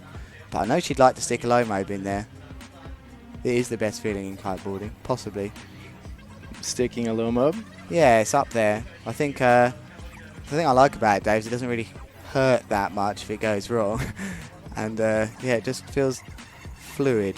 I mean, can't be compared to a mega loop. That's also nice. Are we going to see it, Caroline? Come on, just to the left-hand side. Will she bother? Yes, she is. I think it was just a little flat 3 to finish things off. So I think Caroline is going to be comfortably into the semi-finals here in Germany, round 3 of the PKRA, the Beetle Kitesurf World Cup. And it's been windy again, always is here.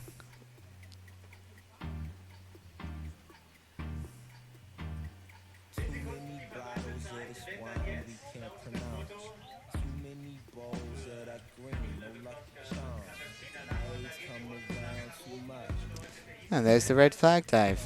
That's going to do it. It's going to wrap that one up. We've got some of our other ladies coming up on deck. And up next, I think we have Annabelle Van Vestrop and Manuela Jungo. We've got both of these ladies. Let's see. Yeah, and this is the one that this is the chance to get to the semis right here.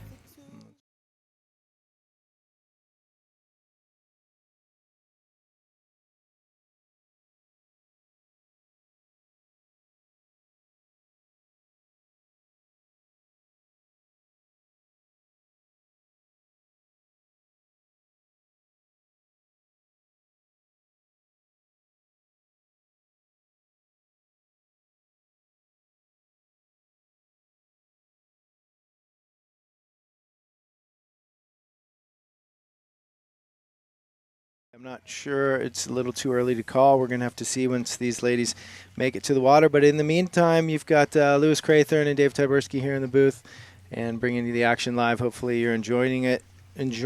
But we are going to take a quick break, and we'll be back with more action live here from the Beetle Kitesurf World Cup. Stick around.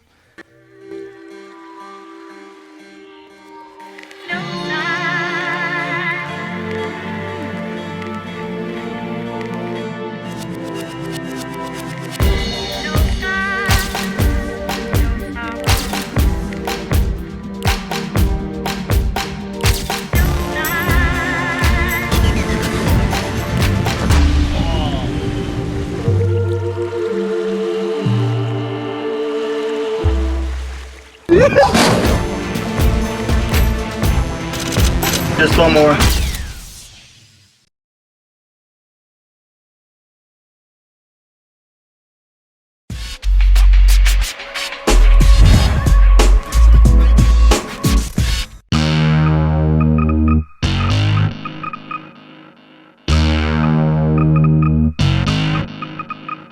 Hits its brakes and pops the trunk. Says this you got to see.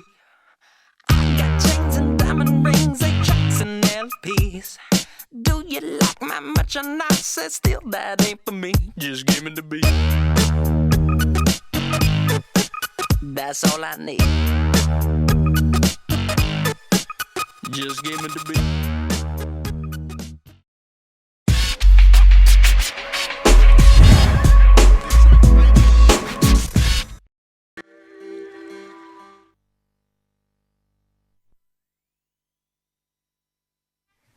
Welcome back then, guys. This is green flag then for the ladies. Manuela versus Annabelle. Got a nice blind judge from both the riders, and it's Manuela that lands hers cleanly and goes into the lead. 1-0. 1-0. And a classic start to the heat, that I suppose, to any heat. Freestyle kiteboarding, the Rayleigh being the linking move to the first handle pass. So might well see a 3-1-3 from Manuela Jungo now. She does have some nice moves to wrapped as well. So here it is. That's a nice Rayleigh. Just didn't fancy that one. Just building still. And there's an S-bend. Oh yeah, I liked that one. Lots of power in there with that one from Annabelle van Westerop. That was ein Belter, an S-bend pass. Kite was down on the water. That's a big scorer for me. That's definitely over in the 6s. Not easy to do that then, what we've seen from Annabelle there. Crash the first move, go out and do one better. She's... There's an S-bend the other way, so she's demonstrating to the judges here she's quite comfortable on both tacks.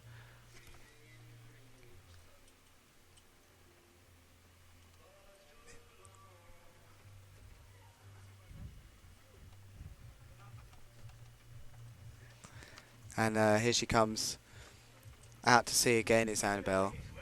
Manuela staying upwind lovely here, that's a nice big blind judge, just goes down, and that one's going to hurt. And Manuela, with that upwind advantage now, can see that. It really does play a big part to your heat when you can see what is happening in front of you. So Manuela now goes for an S-bend. She wanted it to blind or with a pass. I don't think that was ever going to quite work out. So still all to play for here in heat number 7 versus Annabelle van Westerop and Manuela Jungo, the Cabrina and Liquid Force riders respectively. Next up is Gisela Polida. We're going to see a belter of a heat from her, and Tabel, who's worked her way through from Valvatne. Quite a pleasant day down here today. Quite consistent wind. I suppose it's the strongest it's been so far. We've got about 20 knots on the water. Some nice little ramps coming in. This is more the North Sea that I know, these sorts of conditions. We've had a real lovely summer week, if you like. Loads of course racing and slalom racing being done, and it's been really mind-blowing how many people come to this event, this being one of the biggest events of the year. As we see looks like a blind judge out to the left-hand side from Annabelle. And so Manuela now could do with just sticking a nice move. That's what she needs. You don't want to be going too far out the back here where the chop increases. She's still on the inside. Oh, that was one hell of a kicker which knocks her down on the inside there. So now Manuela won't be too pleased about things. Never nice when the sea beats you down like that from just riding around. Everyone must know that feeling. That's lovely. Oh, 3-1-3 just goes wrong for Annabelle to the left-hand side on the pink Cabrina. So Manuela's still in this. But look, just going back to that, every kite surfer knows that feeling where a wave smashes you down. You don't see it coming. It really is frustrating.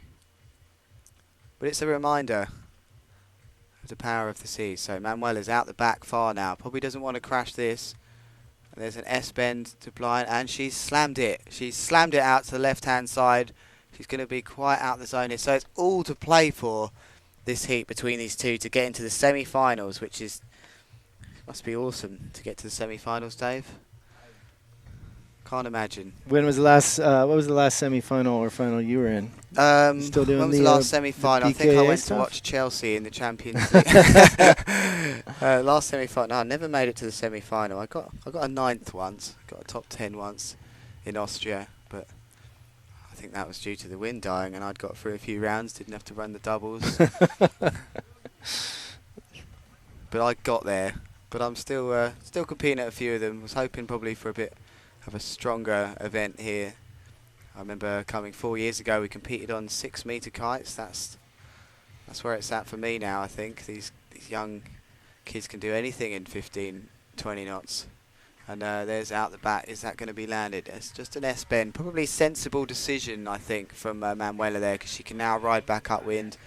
Both of these riders now just slightly out to the left-hand side. There's a back to blind with a crash from Van Westerop. So I think these two girls can feel the pressure, and obviously they know that if they have a successful heat here, they've made it to the top 4 in the singles, and they're going to be up against the best. So it's starting to just get to them a bit now as Manuela works that liquid force, that orange, white, black, green and blue, the grün, blauer, weiß and schwarz liquid force kite.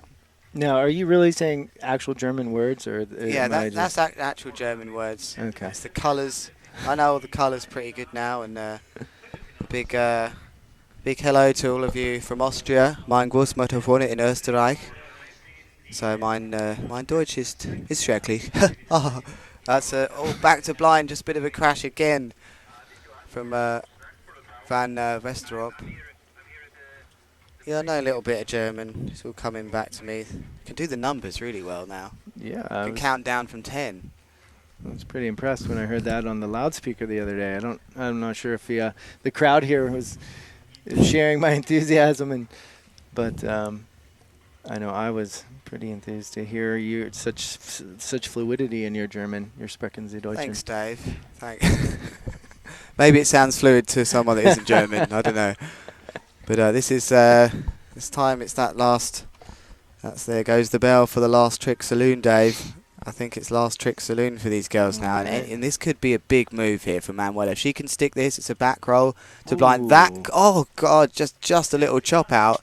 That is going to be the move which stays in the back of her head. If she doesn't get through this heat, she will be having nightmares about this move. Yeah. Because can she stab her in the back and get the move in the end? Van Westerop in the last dying seconds very much feels like just one of these riders sticks one more move. Yes, and she does. Van Westerop slips, looks like an slim chance or a front roll to wrapped on the buzzer, and that's right. Important. Just in time.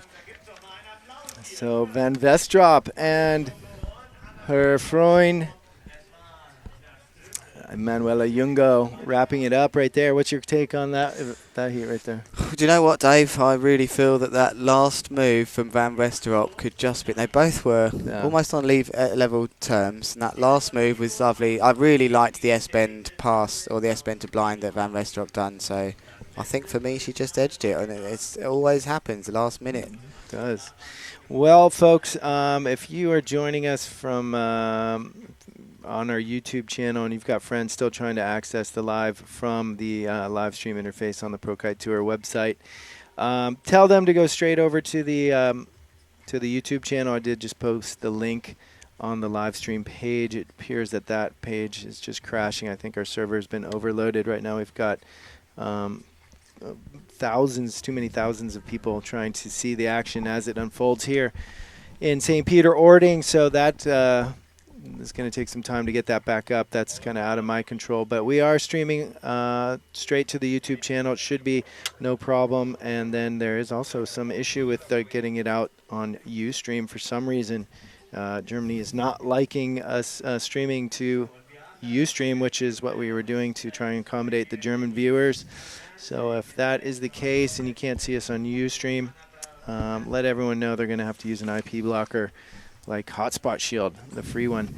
And that should get you there. That's what I'm actually using here to make sure that everything is actually going out and streaming, and it looks good. So definitely want to apologize for any of those issues, but as you know, it's always a challenge bringing the stream here from a beach here on the remote North Sea in Germany. You can see we are probably about 1.5 kilometers out onto the sand just at the water's edge here. Beautiful North Sea, Germany, St. Peter-Ording, but the action is still unfolding as we've got these two young ladies coming up. We've got Tabel and Polito.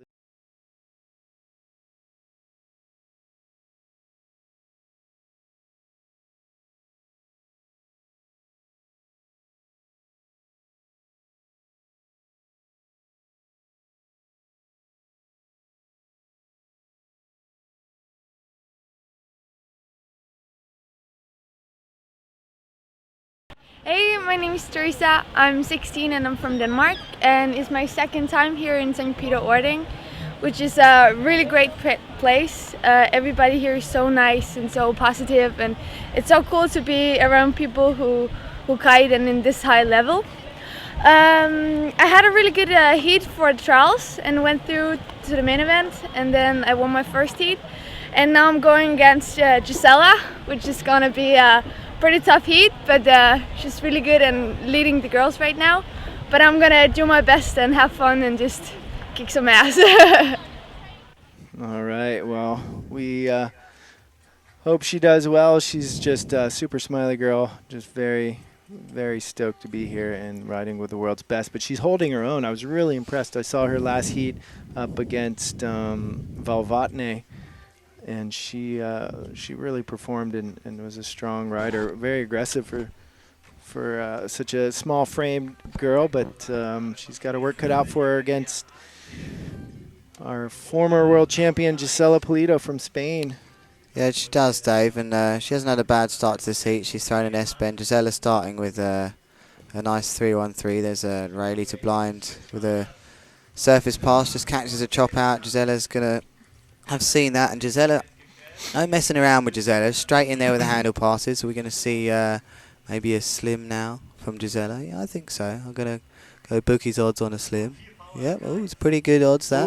Oh, and a slammer. Where's that kite? No, it doesn't slam down, so not a perfect start for Gisela, but she's looking comfortable. She's probably winning 1-0 in the handle pass department. Just some results coming back in from that last heat, Dave, and I really did feel this at the end of this heat, and it did turn out that way, that heat number 7, actually the winner advancing into the semi-finals was Annabelle van Westerop. So that last move really did some damage into that heat. So Manuela Lungo, unluckily for her, she's just sat out just before the semi, so she's going to be really happy as Annabelle, as she leaves the water now for sure. She doesn't maybe think that she's took that.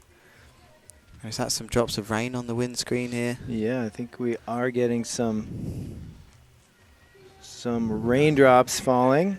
Might have to run out that water, that rain protector thing for our camera out there to Forest. What's happened to Gisela here then? Her kite's, once again, just to remind you, is sitting very close behind the judge's construction vehicle. It's massive here, so let's have a look at our stream. I can't. Oh, there she is. Sorry, she went out to the left-hand side as Gisela. So we're likely to see some damage repair from Gisela. That's unlucky from the lady from Denmark. Just slams her kite to the left-hand side. And here comes Gisela, prime position to repair the damage on the slim.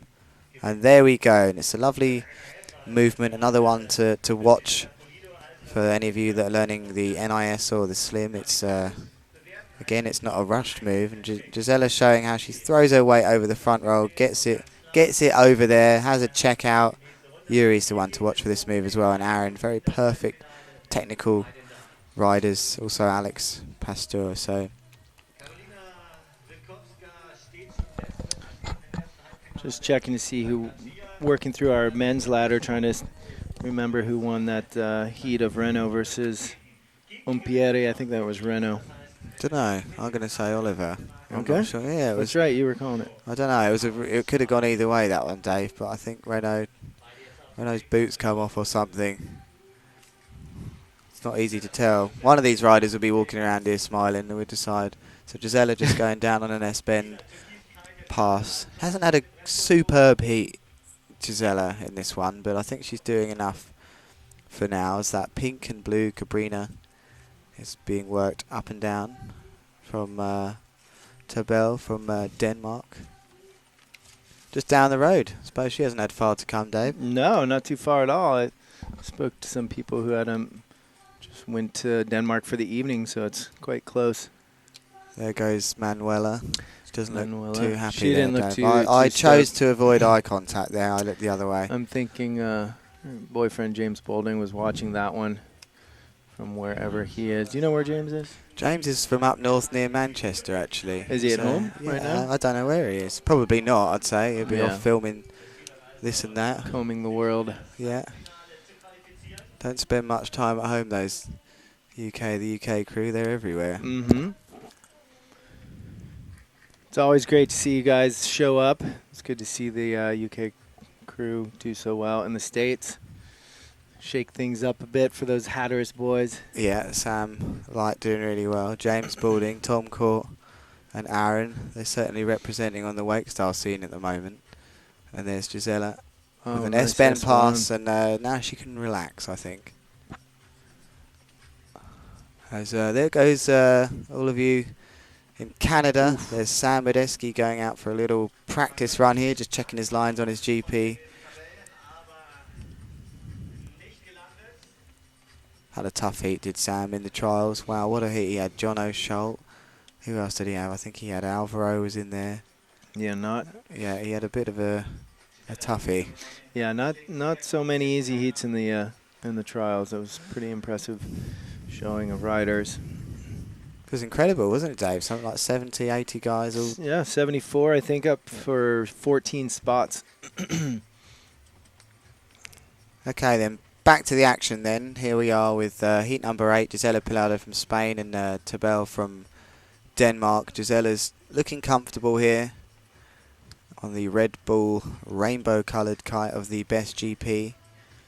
And what has she got? Has she got a front mobe for us, maybe? As can't be more than 30 seconds left here. Probably going to get out, I think, here, Gisela, unless she's got one more move. Rides her kite nicely upwind. I think she knows. Yeah, she goes, just checks the watch, Gisela. No, she fancies another. And what is it going to be? A little pop off a wave, back roll to no. Wanted to back to blind. I think you know what, Dave. I think a lot with these riders sometimes, certainly the top ones, they seem to perform their best when they know they need to do something.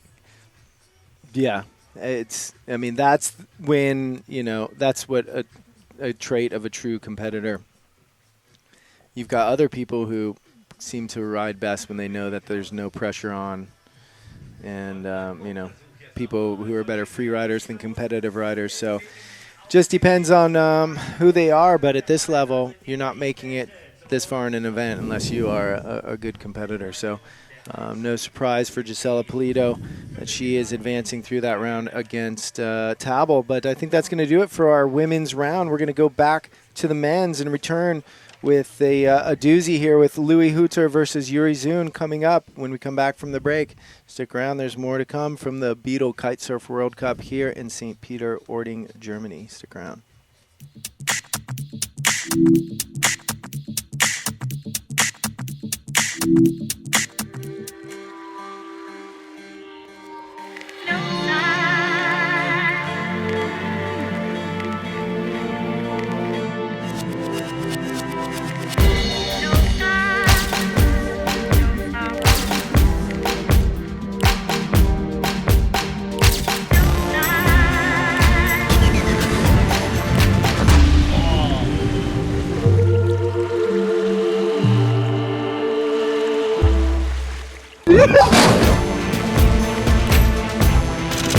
Just one more.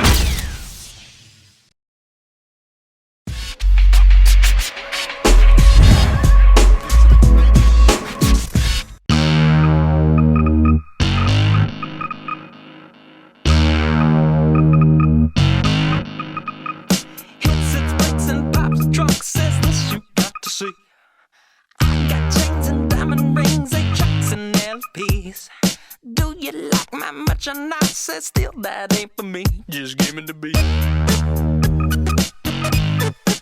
That's all I need. Just give me the beat.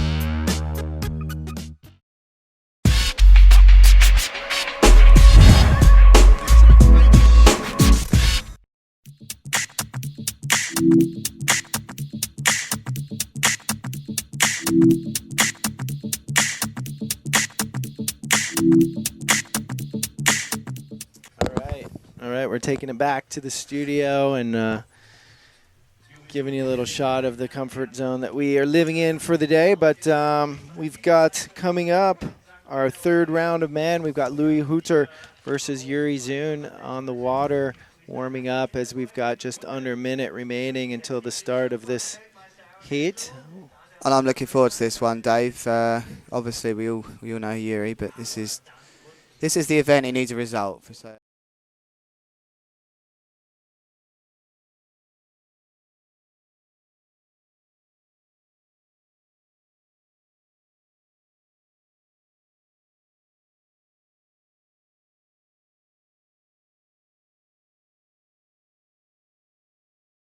Liquid force that.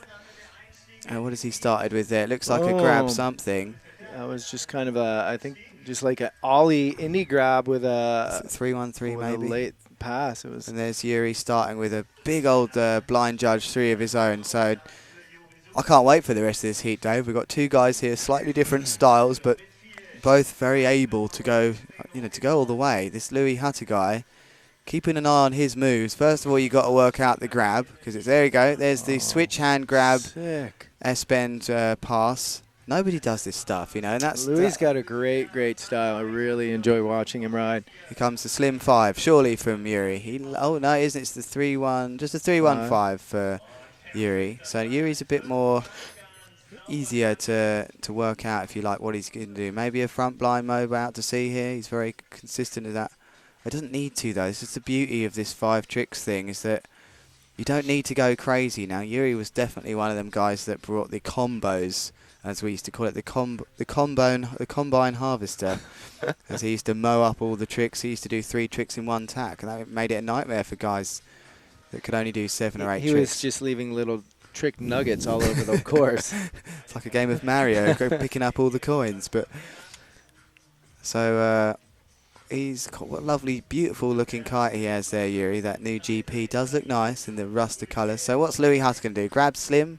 No, of course, it's a back roll pass. Plenty of power from Hutter. So he's giving him a run for his money. It's got to be the slim 5 now from Yuri. Yeah, that's it. Technically perfect with that move. Das was wunderbar. Does he need it? No, he doesn't need it. So Louis setting up for something. Back roll to blind. Bit of a leash sticker, I think, there. It just looked like his hand got stuck, but he got through it. Yeah, he did some interesting grabs. I think he's almost grabbed every trick he's done. Yeah, he's maybe related to Florian Gruber. From Germany. Florian Gruber, actually, that one, just to get you back on track. But Yuri has got the upwind edge, as we always say. Is it time then? Is he going to start busting out the big ones here? Is it time for a 3-1-7? He's powered. He likes his conditions. Could well be. Nope, it's the delayed back roll pass from Yuri. That's a 6.5 for sure. Yuri's riding a lot cleaner than he did off the get-go in his last heat against Aaron Hadlow. Both of those riders kind of came out a little rusty, but Yuri seems to be sticking all of his tricks thus far. And now here comes Louis Hutter. Are we going to see another switch hand grab? Yes, we are. What a move. Unlucky for Hutter. Everything is a switch hand grab. And to remind you at home, that's not just taking off, grabbing the board, and then continuing with the hand which is grabbed to pass the bar. That's taking off, grabbing the board with the hand that you're going to pass with, then putting that hand back on the bar, and then passing the bar. So get your head around that. It's not easy for us here in the judges' booth. Not at all.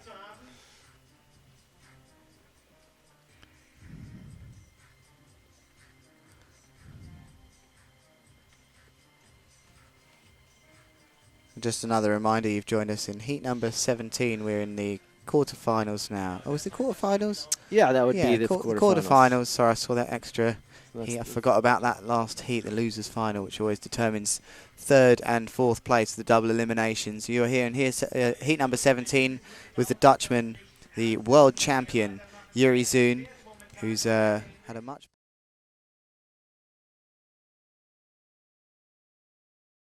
He's looking comfortable out there right now. He's just got his arm lowered down, wipes off the spray from his head, resets himself for the next part of this heat. Now he's just going to ride this up the beach. He's going to get ready for the blind judge 5 here is Yuri. That's certainly how I feel. There's the delayed back roll pass, switch grab. Don't think he just got through that. So if he turns around now, Hutter, it could be a problem for Yuri. He doesn't want the DQ. He knows it's there. Are we going to see it? The blind judge 5. No, we're not. We're going to see a move. KGB. Just a lovely KGB. And just those of you at home watching, watch the loose hand of Yuri there. There was no rush to pass the bar with that hand. It just and Kevin does it as well. It just sort of hangs around there. So it looks like Hutter going for a chromobe. Be interested to see if Yuri throws one of them. Did he throw a chromobe in the heat earlier on with Azra? I expect he must have done. Yuri, I don't think I saw one, but I've been tending to some other issues. He's got it in his repertoire. I know he does. And Yuri, quick check of the watch. So at some point we're going to see. Got to see the 3-1-5, or we've even sorry, not the 3-1-5, the blind judge 5. We've even seen a blind judge 7s going on from Yuri in his warm-ups, and it's all about the takeoff for Yuri. Yeah, it's if he gets a proper takeoff, he pretty much is going to pull that trick. He's just waiting there. He just chose to wait there. The experience of Yuri. Just watched Louis Hutter downwind of him. As we see Mark Jacobs now entering the zone on the switch kites out the back. As he's in the zone but way upwind, Mark. He's just getting ready. So time for a big move then for Yuri. He's looking comfortable. He's got the speed. This is the Yuri superpower. He's gone for the front mob. Interesting decision from Yuri there. Now I'm not sure how well a front mob scores, but certainly done that. I think he was going to go look for front mob to blind, or front mob 5, but he didn't like it, so it just went. And there goes the green flag. Side. So we haven't seen any doubles yet from Yuri, but maybe he feels he doesn't need them now. Louis Hutter needs something big here now. He's must be so frustrating for these guys. They have the heat of their lives, landing moves not done, but just the sheer power and presence of a world champion. Is it going to be the 3-1-5? Yes, it is. Yep. It is. Bang! And just pulls through it. So. Biding his time there, Yuri, to throw that one. I think we might see a reply from Louis like that. I bet he can do that. It's the switch hand. Doesn't quite land it, but he's certainly going to feel like he's done himself proud, Louis Hutter here. For sure. Definitely respectable riding from Louis Hutter for sure. I'm not sure if it's going to be enough. Still time for the... no, there isn't. So Yuri just kind of coasts that one out, and I think he's looking good to get into the semis there is Yuri. All right, so taking it back to the studio, that was Louis Hutter versus Yuri Zun. I think it's going to be Mr. Zun moving through that one, but a very close heat from both of those riders. Who do we have coming up next? We've got Ewan Jaspin versus Mark Jacobs, as these guys are going to be making their way out to the water, and we are going to throw to a quick break. So stick around, there's more to come. Ewan Jaspin coming up next versus the caveman, Mark Jacobs from New Zealand. Stick around.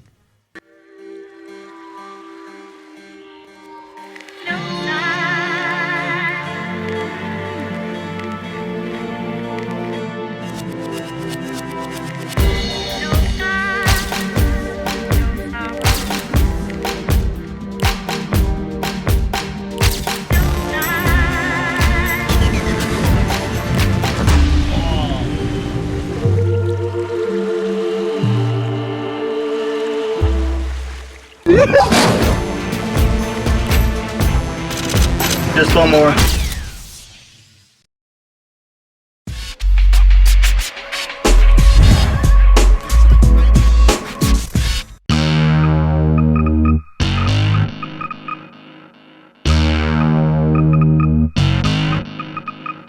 Hits its brakes and pops the trunk, says this you got to see. I got chains and diamond rings, 8 tracks and LPs. Do you like my merchandise? Said still that ain't for me. Just give me the beat. That's all I need. Just give me the beat.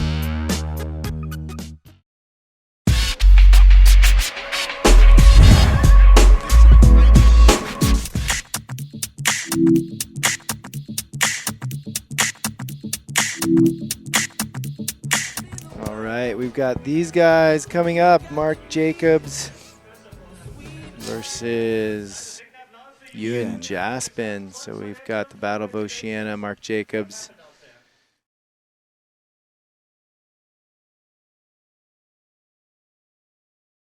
Yeah, so my next opponent is Stefan Stiesberger. He's a real good technical rider. I'm hoping for the wind to blow really good so I can just go full power and yeah, hopefully make it all the way to finals and yeah, go hard.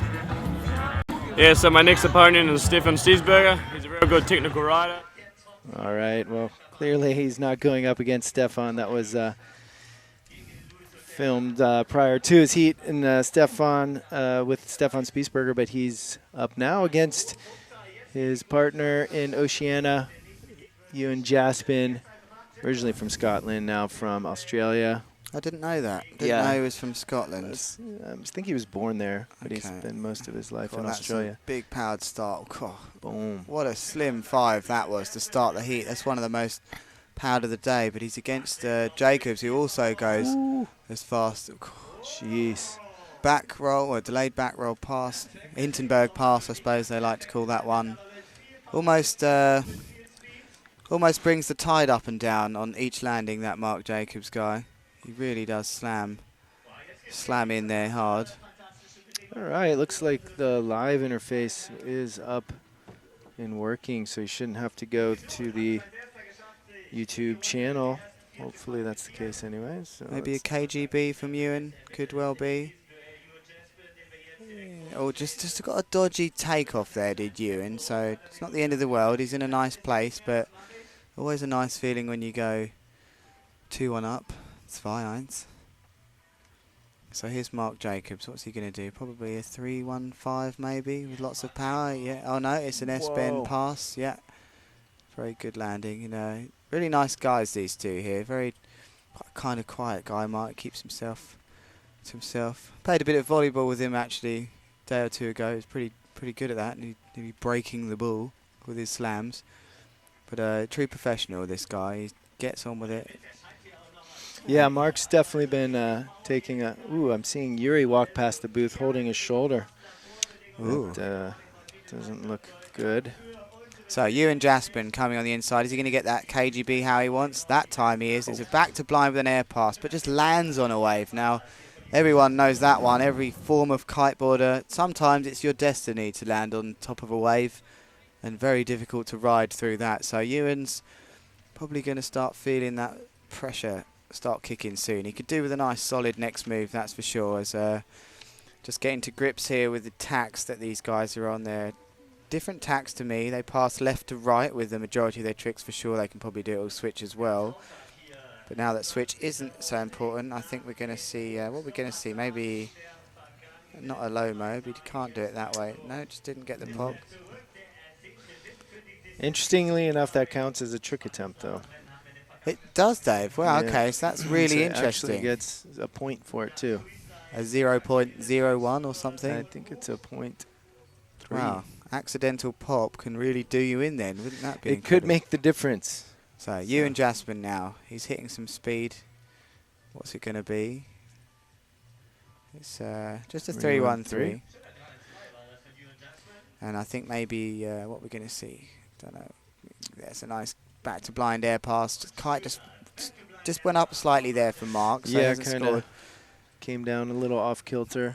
So it's anyone's game here, Dave, between these two. Mark Jacobs on the black kite, the Schwarz-Blau and Weiß switch kite. Looks like a 9 meter. And we also have Ewan Jaspin. I wonder if he's on a 10 here. It's either going to be a 10 or an 8 maybe. These Nash torches run a bit like that. But where is Ewan? Forrest is certainly looking for him. There he is, coming in on his orange and black Nash kite. And those of you who were wondering earlier who won out of Romeo and Ompier, I can see Oliver Ompier's kite out on the water. Yeah, so he's having a great run here. The guy from Uruguay. That looked like an S-bend, a blind judge 3 from Ewan. I wonder if we can see Mark with a blind judge 5 here. I know he's setting himself up for it. Maybe. Yeah, just a blind judge 3.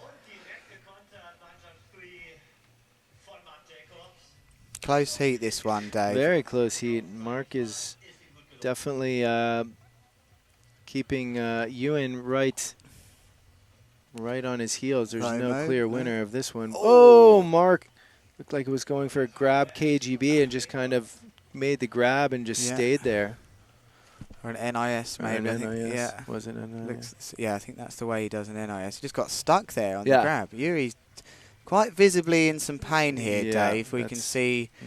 And that's not great for his title shot. I mean, he's walking around. Man, just his shoulder. Has he had a shoulder injury? No stranger to injuries is Yuri, but he's visibly getting a bit of counselling from his girlfriend mit ein blonde Haar und blaue Augen. Blonde hair, and blue eyes. No idea what you're saying. I don't think that's his girlfriend though, but you don't. Yeah, probably best correct that one. Yeah, it's not really counselling. It's just a girl seeing if he's all right. Maybe a friend. Let's get back to the action though. Here's Mark Jacobs. Excuse me, with the Tut Milide. Here he comes. And there's the front blind mode to Hillside, and he really forced that one to Hillside. That was the difference maker so far in this heat. Now, Ewan Jaspin seems like he's been stung up the arse with a bee now as he shoots out the back. Nice back Hindenburger part late mob, as the commentator says. So this one's starting to pick up now, this heat. Still over a minute remaining in this heat. It's got to be a low mob from Mark. Yep, it's a low mob. You could see with his kite low there that he'd set himself up for that. And Mark now starting to edge it slightly for me, just in terms of his kite position on some of those moves. Those last two moves have put him up in the rankings to qualify for the semi-finals. But let's see what Jaspin has to say about it. I haven't seen so much toe side tricks today as we did on the 13 metres some days ago during trials and the first ladder of the singles. So what's Ewan going to do here? I know he likes the toe side. Are we going to see him form a toe side? Yes. No, we're not. He's unhooked. No. Double S bend pass. Really pulled that one out nicely as Jacobs lands a move of his own to the left-hand side. Ewan's going to be confident now. I think it's time to bang out one of your toe sides, Ewan, if you can hear me out there. 30 seconds, 40 seconds left maybe. Think we're going to see a double attempt from Mark? Yeah, quite possibly. It's which way does he do things? It'd probably be a 317. Oh no, it's just that was the grabbed NIS again, but I don't know if it worked. Can Ewan stick something big here then? Are we going to see him get into toe side? Here he goes. It's didn't quite see the end of it. And there's the buzzer. Great heat that one, Dave. That was a close one. Solid heat from both of those guys. We're just going to have to wait and hear what our judges have to say on that one. But in the meantime, we do have Mr. Umpieri versus Alberto Rondina coming up here. So we're going to get that lens cleaned, I think, and go to a quick commercial. We'll be back to hear about our next two riders coming up in the next heat. So stick around. We'll be right back with more from St. Peter-Ording, Germany.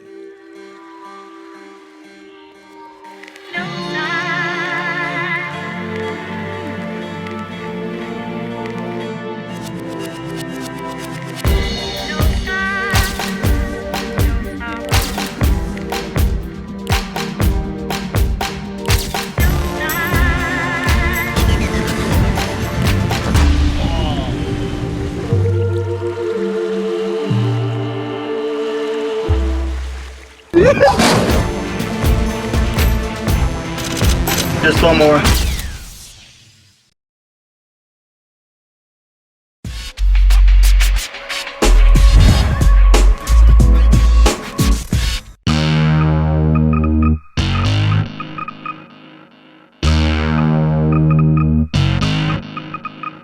Hits its brakes and pops the trunk, says this you got to see. I got chains and diamond rings, 8 tracks and LPs. Do you like my merchandise? Says still that ain't for me. Just give me the beat. That's all I need. Just give me the beat.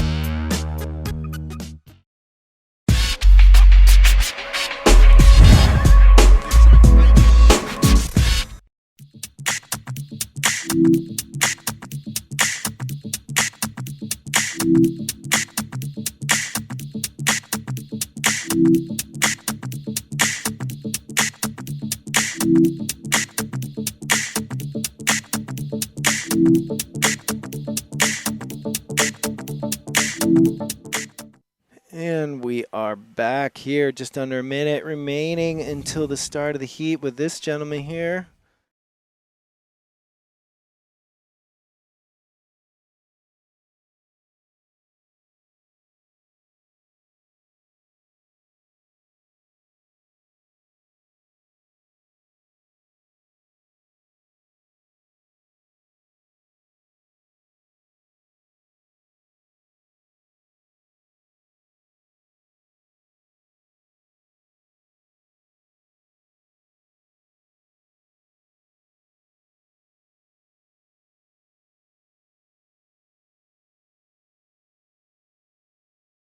Cool. That was a nasty landing from Oliver Umpierre. That was a big blind judge tree to start. Good mate of mine, Oliver from Uruguay. Spent a lot of time with him in Cape Town. He's having a great event here. Even to advance the trials was a great result. He's not just done that. He's won 2 heats already and may well find himself in the semi-finals.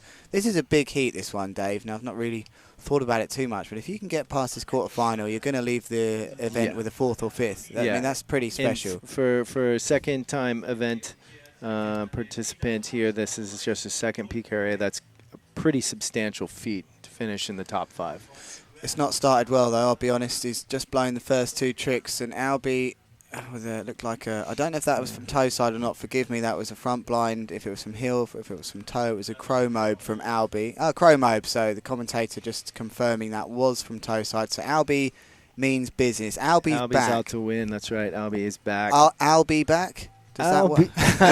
I'll be back. I'll be back. A-L-B-Y. C-K. So he's got it to do then, Oliver, already. Albie's had a boomer. Is he confident enough to throw the Moby already? Is he going to line it up? Maybe. Yes, he is. Oh, yes, he does. And, yeah, unfortunately, that was just out of frame for us. Was focusing on Mr. Umpierre. I think that was the Moby Dick there from we can see. So Oliver's going to... Good shot of Umpierre going upwind, though. Yeah. There's Forrest Backer, our filmer on the beach, working hard in these drizzly conditions here now, but we got 20 knots. It does look nice. So Oliver Umpierre's going to go with maybe the blind judge tree to get things. No, he's gone straight in for the double S-bend pass, and he's ridden it out. Wow, nice. What a time to do that. Just saving his kite off the water. That's first trick of the heat for him. That's really good timing from Oliver. And this guy told me, I said to him, oh, you must be so happy. You're up there in, possibly the top 10. I don't care where I am, Lou. I'm going straight to the top 3. That's where I want to be. Confident guy. Really self-belief is up there. Slim chance from Albie off one of the North Sea kickers. But I tell you something, Dave. If Oliver can stick his repertoire together, which he's got a chance now. He's already landed one of his big ones. He's going to be in with a chance. There's a nice NIS from Oliver. And Albie, what's Albie going to do? He does his mobes on the way out, so we might see... I think he wants the Moby to blind. I really do feel that he knows he can do this one. And he's really been persistent at this, Albie. Oh, that's going to count as a trick, Dave. Little pop off a wave there. No, it just goes for a little flat 5. Yeah, front side 5.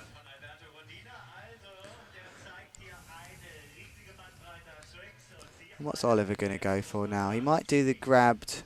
He likes a grabbed 3-1-3. The reverse hand grab does Oliver.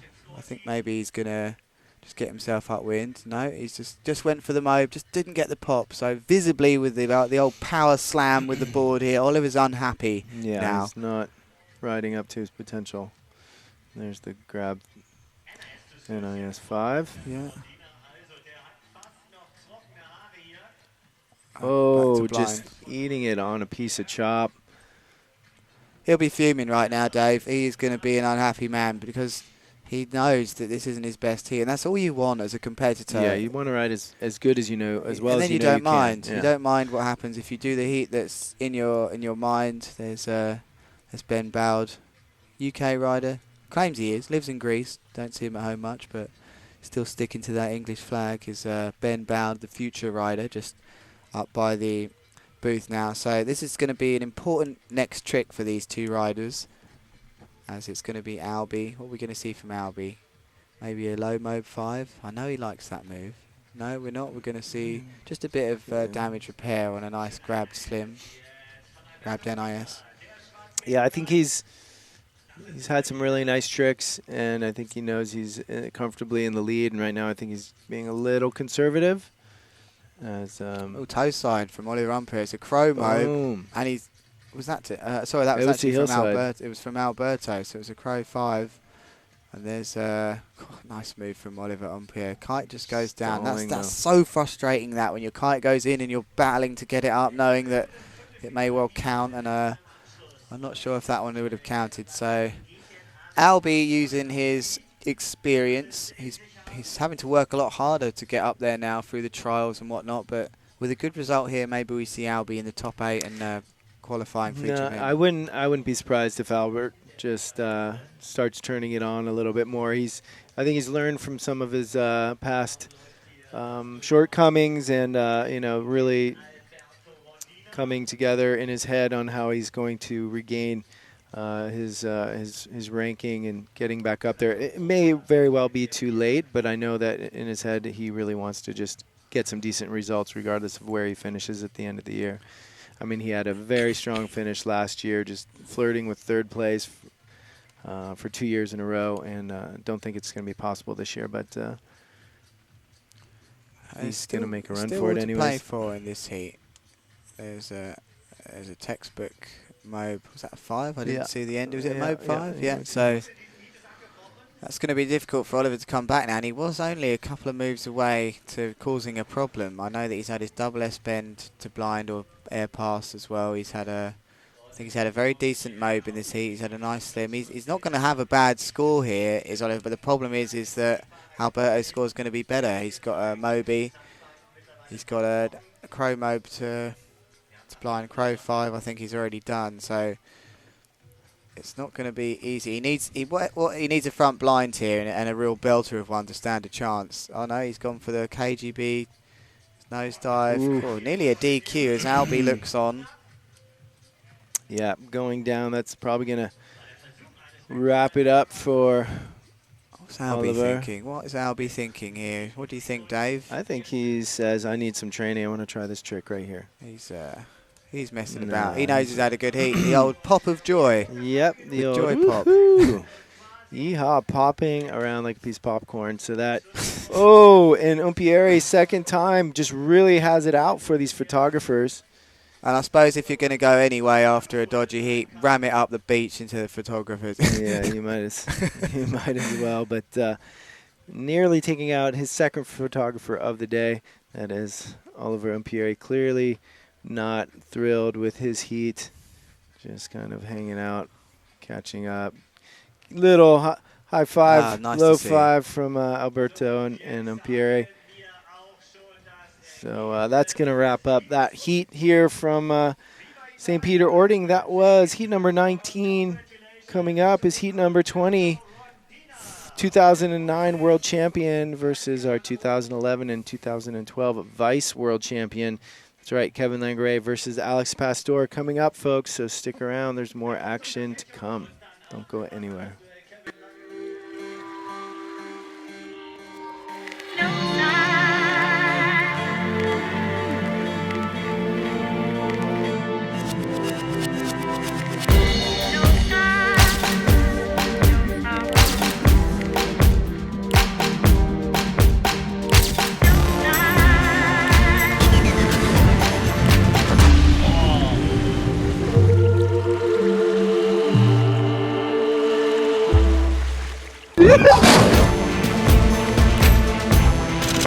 Just one more.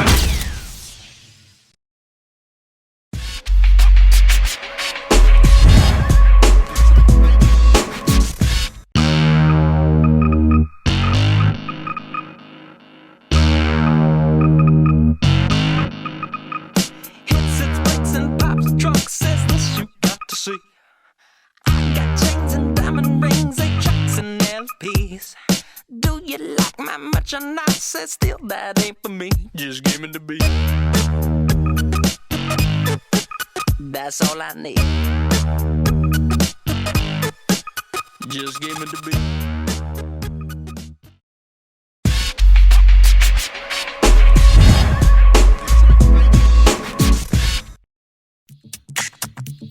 And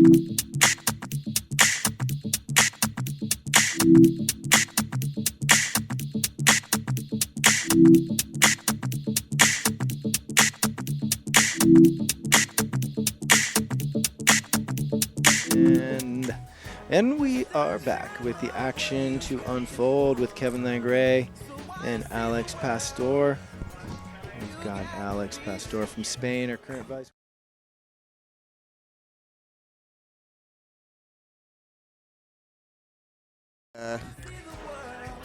His mate from Holland doing him a favour here. Wouldn't that be nice if Yuri would he could see that his Dutch teammate would take out.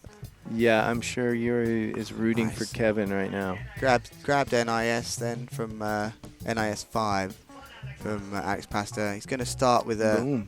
He does travel some distance, doesn't he, Kevin? With a lovely blind judge 3. As Alex Pastor is going to get going with a.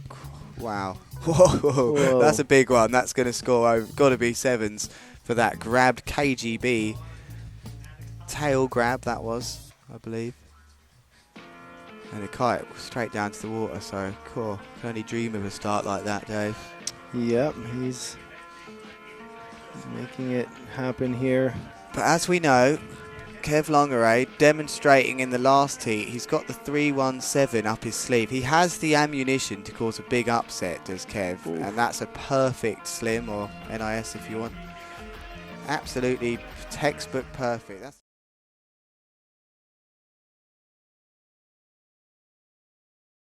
so not a bad start from these two now, as the quality of the heat is starting to pick up to no crash level. So we're going to see a low mob from Alex, I think, and if it are we? No, yep, we are. And he wanted it 5, and he just had the perfect pop. It was all day. It was all day going to 5. That front mob from Kevin Langray, board breaking. Oh man. Front mob Houdini coming through the spray. Double S bend past the hill. Yeah. Just pulling it out at the last minute. Just a little bit of a wet butt on that one, but riding away clean when you're doing a trick with that kind of power, it's no surprise you're going to get a little butt spot. Yeah. It's almost impossible to land that without breaking your legs without an arse slam. So Kev Langray, I'm going for the bookies odds of a 315. That's what I think. No, I've got it wrong. It's the mob. Lost it all. I put it all on there, Dave. But I bet the next one from Kev is it's going to either be. Oh, he's done the front mob already, right? He's done the front mob. So it's got to be the KGB. It's got to be the KGB from Kev. You've got pretty strong I'm going to borrow odds. all your money, Dave, Strong and throw odds. it straight on a KGB for Kev. All right, so you're all in? Yay, I'm all in. I'm back. There's the KGB from Kev. I'm going for a flat 3. Okay. Or 5. No. So not quite as powerful, that KGB, as Alex is lacking a grab as well. Some of these guys are now starting to grab everything. Couldn't believe Louis Hooters. He just switch grabbing everything. He's just not interested in anything else. Front blind mode from Alex. He's just waiting for the feel. That's what he was doing there, Alex. Just waiting for the right power. You kind of want a nice, consistent pull in the kite for a front blind. So front blind to hill from Alex, who's crashed nothing, I think, this whole event. And flawless. Now I'm going to say it's time for a 315. Well, I was good at it, but Kevin, does he pull through that? He did. He fell back and butt splash, but he still had speed. His kite was decent. It's not going to be a 7, but it's going to be probably a high 5 or low 6. As Kevin works his way up auf dem Rechts mit einem schwarzen orange Zen-Meter Nash-Torch. Willkommen, meine Damen und Herren, das ist ein St. Peter-Ording World Cup. Die Wetter ist wunderbar, 20 knots. And a big hello to everybody in England who's watching. Enjoying the nice weather, I bet, in England. Trust me, been well aware of the 80-degree temperatures that I'm missing out on, as we're in a slightly cooler climate here in the North Sea. averaging around 65, 70. So you guys use Fahrenheit as well? in No, the I'm UK? the only one. They all hate me, Dave. They really. I'm like, what are you talking about? Oh, there's a 317 317 from Alex. God, the angle of his body. It's unbelievable angle of his body for that first pass to generate the spin. Not sure about the kite angle on that though. I was watching it on the screen, I couldn't really see, but it did look quite high there. And it's in some respects it's hard to do it. I mean, can you do these moves? The 7's low. I mean, certainly 45 is your ideal, you but can try. It has to start high. And now Kevin's warming up his 317. There's a 315. Yeah. And he will know out there now, Kevin, that he needs the 317. Certainly, for sure. We're going to see him try. There is no doubt about it.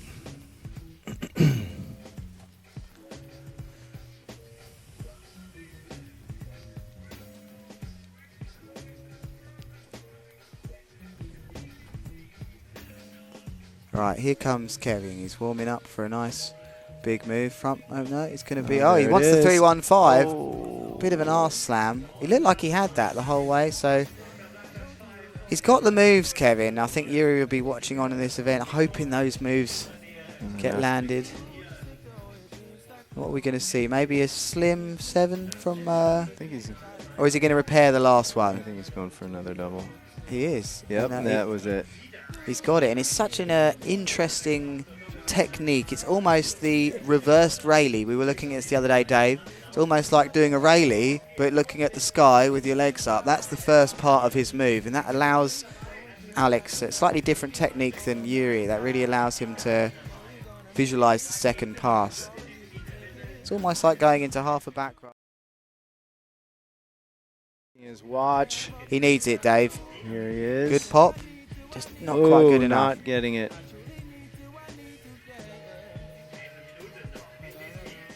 And that's correct, as the beach speaker says, eine Minuten. It's got to be around 30 seconds, and now 30 seconds left. So he's going to have another shot at the blind judge 5, is Kevin, as Alex kind of just knows it's done. So last little glance round. I know he's coming back for one more go at the 317. Oh, he's got traffic. He's got Alex right in front of him. Does it matter? Why not go out DQ'd and then go out at all? Last Trick Saloon's on the buzzer. Didn't get the pop. Didn't get it. I think that's Alex's, Dave. I think you're right. I think you were right. But pretty impressive heat from Kevin Langeray. Yeah. Regardless. And in some respects, he may well have advanced some other heats there in the quarters. So Yeah. difficult draw for Kev, but nice to see him back up there and riding well, Kevin. Definitely. It's. I think we're going to be seeing a little bit more from him as he's kind of coming back into his own and evolving as a new competitor, revisiting the tour, joining us again last year after a good solid year and a half of being injured and being away from the tour. So things have progressed since he was on top of the world, and he's definitely making a solid charge, climbing back up. So congratulations to him on his progress, but it's going to be Alex Pastor advancing out of that round as we are going to switch over to, I believe, the women's 5 through 8. So we got, let's see, now we did that. We got Kajia and Winkoska coming up, so stick around. There's more ladies action unfolding here from St. Peter-Ording, Germany. Stick around. We'll be right back.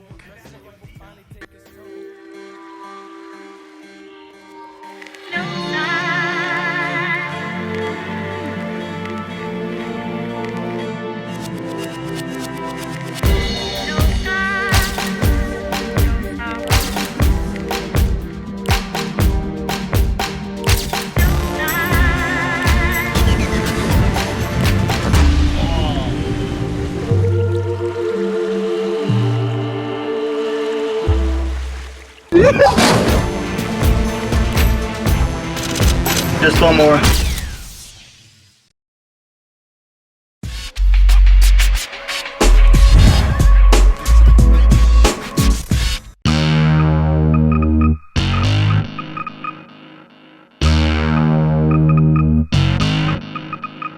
Hits its brakes and pops the trunk, says this you got to see. I got chains and diamond rings, 8 tracks and LPs. Do you like my much and I said still that ain't for me. Just give me the beat. That's all I need. Just give me the beat.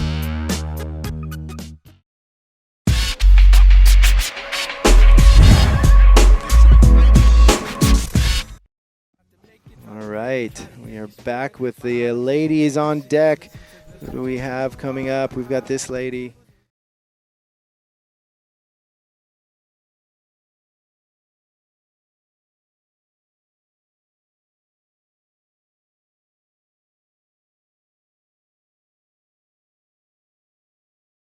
For slingshot, Ford, and Byrne, and that is Carolina right there, opening up with a nice blind judge 3. And Bruna's just missed the bar on her move, so already Carolina, the current world champion from Poland, taking the initiative. And this is the harder side of the draw, I think, just slightly now. With there's Bruna with a nice 3-1-3. So she's sorry, that was Carolina. So it's Carolina winning 2-0 to Carolina as I see this. That's a bit of an annoying song. It has a hooter in it. I wouldn't like that. I'd complain about that on the water. No need for a secondary horn out there anytime. Confusing everyone. So I mean, this must actually work out for Gisela sometimes. I mean, usually this draw, it's going to stay like this. Kajia is ranked 3rd, and Carolina is ranked number 1. A lovely S-bend pass from Carolina. And the other side, Pulido, Gisela ranked 2nd then. She's always going to get some, maybe usually it's Manuela or Van Westerholt, but certainly looks like the tougher side of the draw. And there we go. There's a nice blind judge 3 landing on top of a wave from Bruno with the vice foot. And Yelp air rush looks like a 9. That's the white, red, and black. Weltmeister. Isn't that what world champion is? Weltmeister? Weltmeister. Yeah, it sounds about right. I'd say that's... that's the one thing I remember from all my years coming here. Okay, now Bruna's Nice the front flat side 3. 3. She's back in this heat then. Weltmeister. One of my other favourite words as well is the ein Wunderkind, which is the what we're always calling back at home the young world rippers of the young football players, the Wonder Child. Wunderkind. Ist ein gut Wunderkind. Wunderkind. So here comes Carolina mit ein blau und schwarz Slingshot 7 Meter. Perfect. Nice back to blind. And she's looking good now, Carolina. So the girl's on 7 meter kites. There's Bruna with an S-bend pass of her own. So this is starting to get... definitely getting interesting. Yeah. I think Carolina seems to just have slightly... She definitely has a little bit more power in some of her moves. Their low mobe just not working out. She hasn't been nailing the low mobe yet as Carolina. I haven't seen one just yet. Certainly maybe I missed the first heat of the day, but the last 2 heats, including this one, we haven't seen the low mobe. And this is the one which really separates the girls at the moment. It's the low mobe and the front blind mobe. And certainly Gisela can pull the front blind mobe out at any time. Then again, Bruno has a few tricks to wrap up her sleeve. She did have the back roll to wrap in the last one. As both these riders now coming in, there's Carolina auf dem links and Bruno auf dem rechts. It's going to be Bruno who's first to trick. Back to blind air pass, perfect. And what's it going to be for Carolina? She just puts the leash back over her head. I don't think we're going to see a move here. I think what she's doing is committing to this low mobe out to sea now. I think she knows that will really push her far ahead in this heat. So are we going to see the low mobe from Carolina? And if we are, we can see Bruno's on the cam at the moment.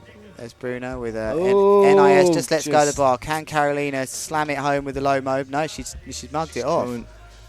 Ooh, S-bend pass. S-bend pass. To blind pass. It really confuses me, Carolina, because I swear she done a blind judge 3 coming into the beach. So if that's true, then she's doing things both-handed, like the famous snooker player Ronnie O'Sullivan, who can play with both hands.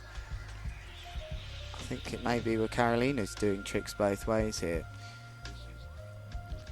She does the mobe that way.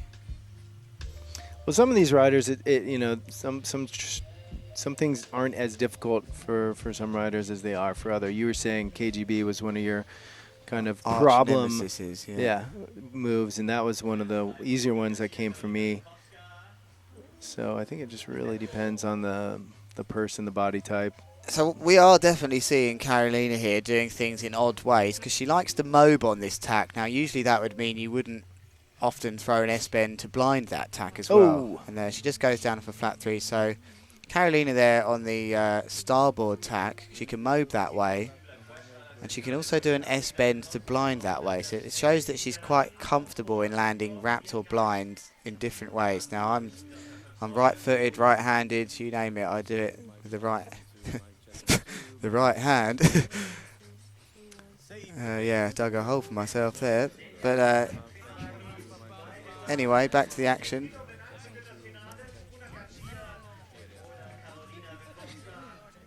Quite a close one this, but I see it just with Carolina at the moment. This is going to be an important move. That's a big move if she's landed that. That was a 3-1-3. Just out of frame. And again from Bruna, she's landed hers. The 3-1-3, as the commentator says on the beach.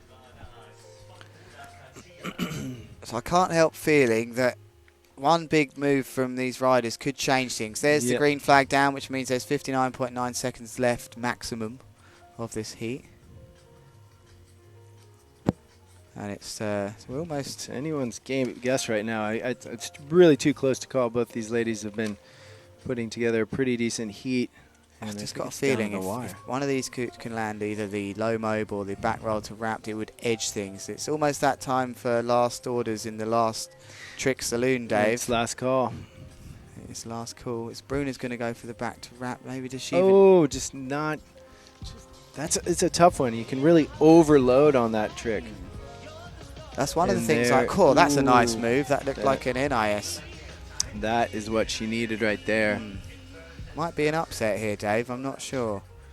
But just going back to that, the mobe, if that's what Carolina's trying. That's what I like about it, that you can overdo the back roll. Nothing worse than annoying more with a cage. It's like when you overdo that back roll and you... And at the buzzer, I think we could have an upset as Carolina Winkowska has pretty much dominated this How does she look here? Yeah, she looks happy, Bruna. Yeah, Bruna she looks pretty happy about it, Bruna. And I would be because she didn't have the best start. Oh, sorry, is that Carolina? That's Carolina right there. And how does she look? Maybe not as happy. So, God, it's going to be close, Dave. But I think Bruna really turned that around at the end then. And I'll tell you, someone that might be very happy about that last heat, sorry, not Carolina, Gisela. She caught a glimpse of that heat because I'm not sure of the standings right now, but I can imagine that Carolina's up there. Carolina's sitting comfortably in first. There you go then. So Gisela will be over the moon.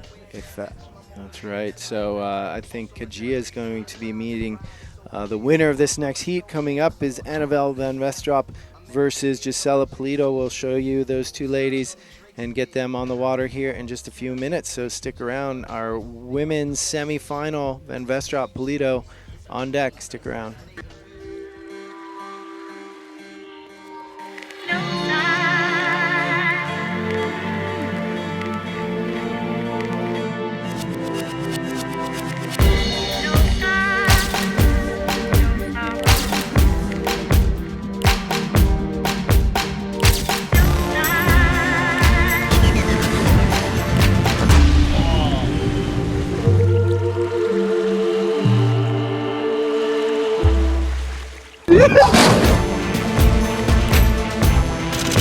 Just one more.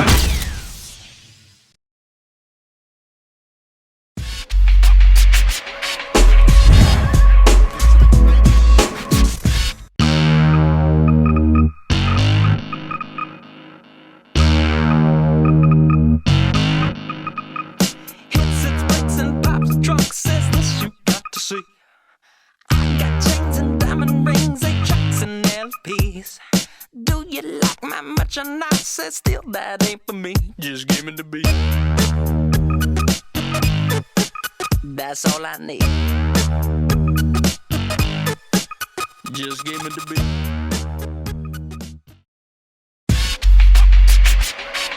Right, so we're back to the action, and coming up on deck, we have got this young lady, Annabelle.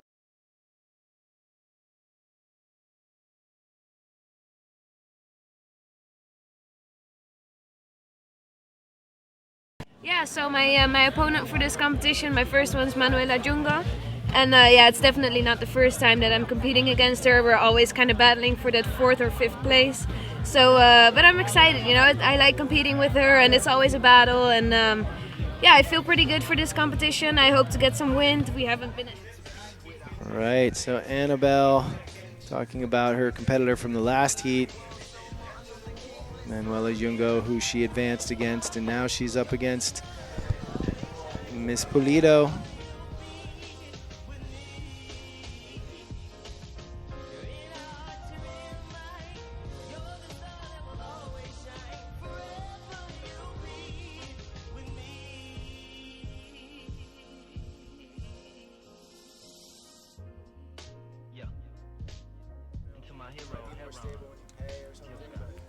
So Gisela comes out the box with a blind judge, and Van Vester up with a and Espend.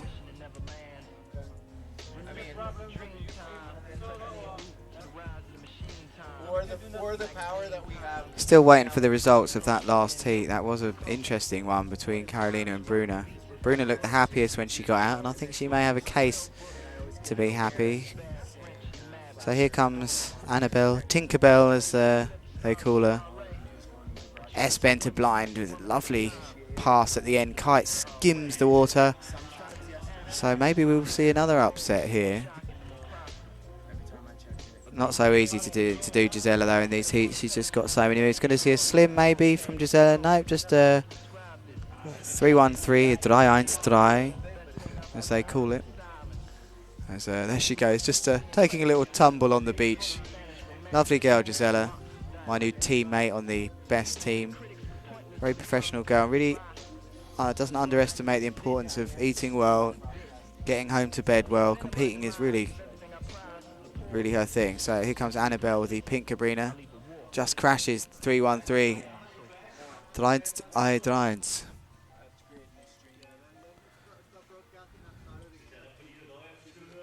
As we see Yuri soon on the beach here, warming up. Those of you that have seen the film Cable Guy will remember Jim Carrey running back and forward on the basketball court. Looks very much like a scene out of that right now. Yuri soon is back and forwards. He's got a slight injury, but he's fighting through it, Yuri, and he's getting himself in the zone just in front of us on the box here. And let's just rejoin things here then in heat number 10, the semi-final, second semi-final.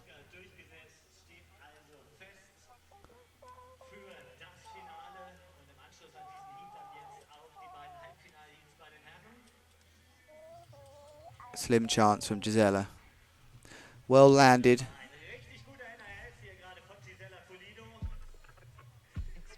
As we still wait for that last result. There's a 3-1-3. Just doesn't work out again for Annabelle, and if you can see that on the live stream, maybe you can't. Maybe it's just my voice you can hear. Another top tip for them unhook maneuvers. That kite has to go down. As soon as you take off, if that kite goes upwards, it's over. If you send it down, you've got a chance of generating that slack. So over to the left-hand side, I can see Gisela. What's she going to do? She's probably going to ride this one out upwind. Yep, just keeping herself upwind is Gisela Pulido on that beautiful Red Bull rainbow colour GP. And there's a GP on the beach waiting for her just in case. We see that a lot with these riders here, having somebody on the beach, a caddy. So here goes Gisela. We're going to see the front blind mode from Gisela. She's out in the chops. Oh, I don't think we're going to see it out there. No, she's going to... So that's a tack abortion from Gisela Pulido, but it's okay. It's not like the old days where you had to get 2 or 3 tricks in on them. As we can see Yuri right in front of us here, warming himself up Back to blind with an air pass. Just goes wrong from Annabelle. So it's falling into the hands of Gisela here. Now we're going to see. Come on, Gisela. Let's see that front blind mob. I know you like doing it. It's not an easy trick, that one. Here she goes. Fights the chop. There we go. Oh, no. She's gone for the S-bend pass. Good job I didn't put my savings on that one. We are going to see it, though. I know she wants to do it in these heats. It's always good. Here comes Carolina walking past. I can't tell from Carolina's reaction if she's gone through or not there. She looks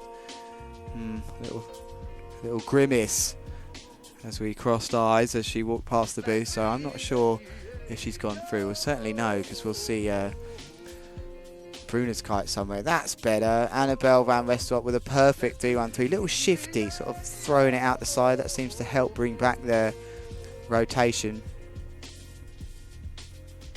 Nice. The spectators now starting to arrive here in St. Peter Ording, round 3 of the PKRA World Cup, the Beetle sponsored event. There's Gisela with a nice big, I don't think it was an S-bend pass. Commentator saying it's an S-bend pass. I think it was a blind judge 3 from my view. As Yuri now has got his kite in the sky. He's in pain, there's no denying it, Dave. Yuri's in a bit of pain out there, but he's so often as this guy done in the past, he doesn't mind a bit of pain. No, he's a true warrior competitor for sure, and I think, you know, I'm not sure if it's going to affect him. At some points earlier on, it looked like it was bothering him on the beach. He was kind of holding it, and then I saw him walk by a few times, and he was just kind of business as usual. So maybe it's leaving him and it's bothering him less. So hopefully he can perform up to his abilities. So he's got his work cut out for him against Mr. Mark Jacobs. Yeah, it's going to be one hell of a heat. That's a classic one there. I don't know if those of you can. We apologise if you can't see the stream right now. Dave is doing his utmost to keep it going. But if you can hear us, we're doing our best. I think the issue is just the Ustream going out to the people in Germany. Okay. But I think we're sitting pretty on our YouTube feed. It's just for some reason not really getting out on the Ustream channel. But I'm going to take a quick break after this heat right now. I'll break the stream and just you might have to do a refresh. But we're going to try and get that up for our German viewers. You can see Gisela stomping her feet as she takes off her board. And we'll have to wait to see who comes out on top. So as I mentioned, we're going to just do a quick break of the stream, try and get this Ustream thing going. But we'll be back in a second. You might have to do a little refresh, but stick around. There's more action to come here from the Beetle Kitesurf World Cup.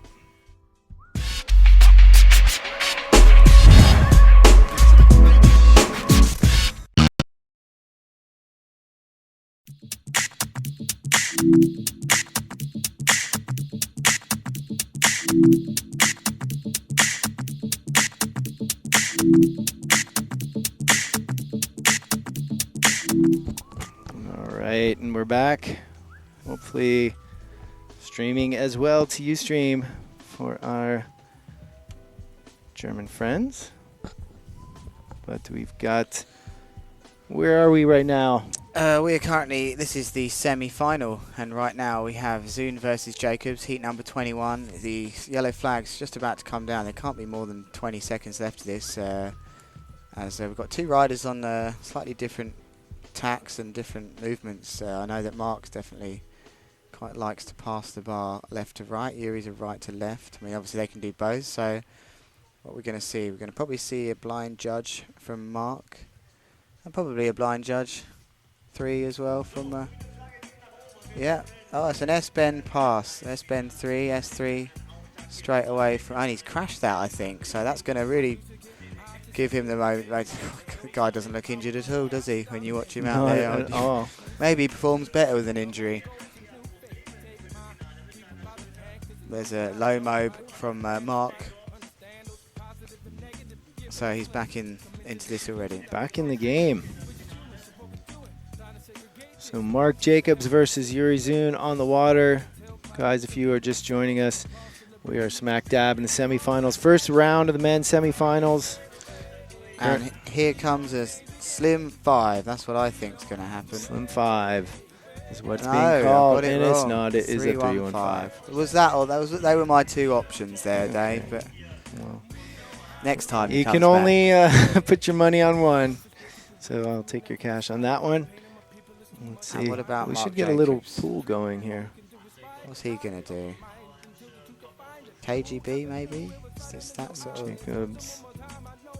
No, it's the front Front blind blind move to move. hillside. I love how he lands and like he's holding the bar with one hand, and the bar's almost like skating, In the like he water. just It's did a like big he's- stair set or something. Like he's cleaning his bar or That's something. amazing.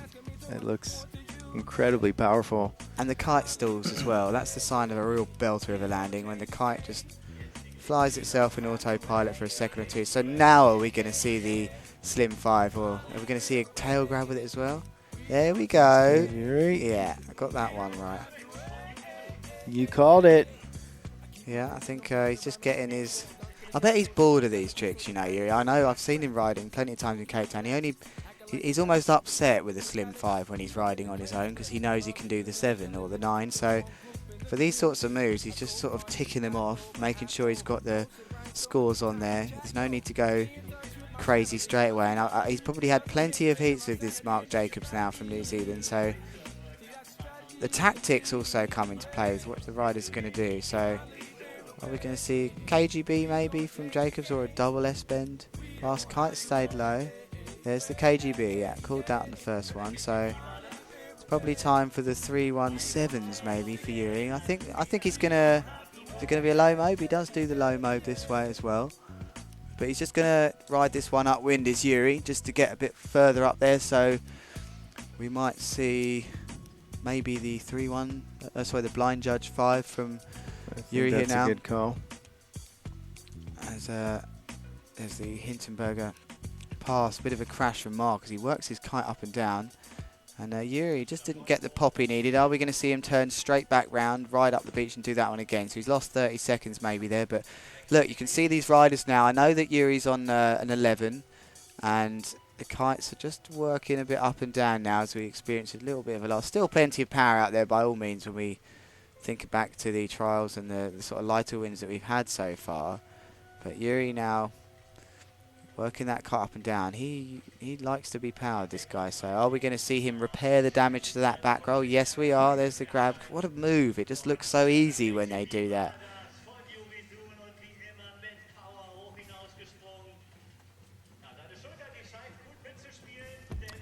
And here comes Mark Jacobs, the Kiwi man, good friend of Brad Hill, one of my mates out in Australia now. He's moved to Australia.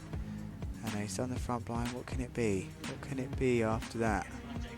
Double S-bend blind. That was what it was always going to be.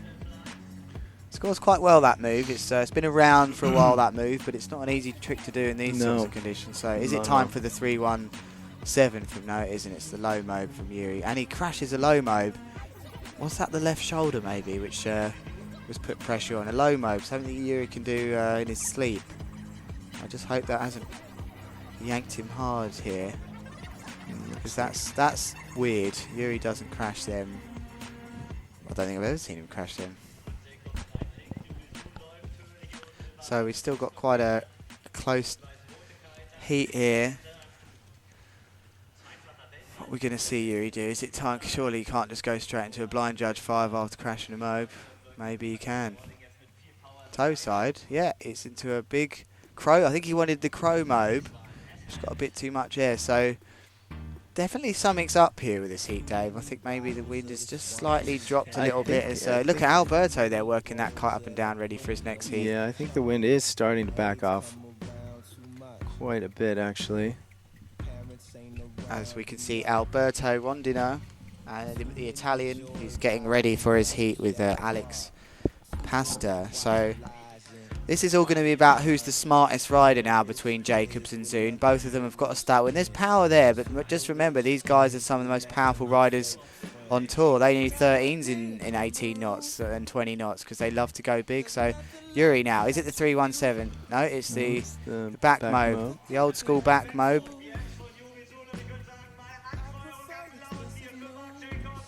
just getting, the beach is getting pumped up for these guys riding here in the semifinals. Yuri Zun, current world champion. Nice S1. Yuri's got to be time for the 315. He's just, it's not the typical Yuri, definitely, in this heat so far. And wow, the green flag is down. This heat has rushed by. And I can't help feeling that maybe Yuri needs a big move here just to edge it out. It's very close. Mark's got the double S bend pass in. I don't think we've seen a double S bend from Yuri yet, but Yuri will be riding out to sea now. He'll now be... Here we go now then. Here's Yuri. Ooh, missing the bar. Yeah, I think he's injured here for sure. I think he's not riding up to his normal. But let's not take it away from Mark Jacobs, who's also underpowered. Visibly, both these riders are underpowered in this heat now, and it could go either way, this one. And I've got a feeling it's going to be for Mark Jacobs. Last trick saloon for Jacobs, just in the zone. There's a grab slim to 5, just in front of the jet ski there. Wow. If Yuri doesn't manage to get a last trick under his belt there right before the buzzer, but Mark Jacobs having a pretty strong heat. Both of these riders clearly struggling a little bit for power. We can see some of the other kites that were out on the water have come in. I see Alberto Rondina out there working his kite, so we could be seeing a shift in the wind conditions and a scramble for these guys in the next heat to get their bigger kites up. We've got Alberto Rondina coming up against Alex Pastor. I'm surprised he's still out there on the 9, Dave. Alberto, he had the time. He saw the last heat, how it panned out. I know he's a reasonably light guy, but he's chosen to stay out on the 9. Now, he knows his equipment better than I do, of course. So, as we see...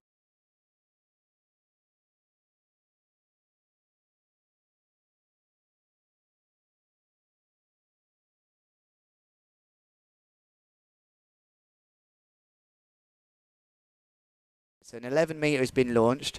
He's walking way upwind for Albie.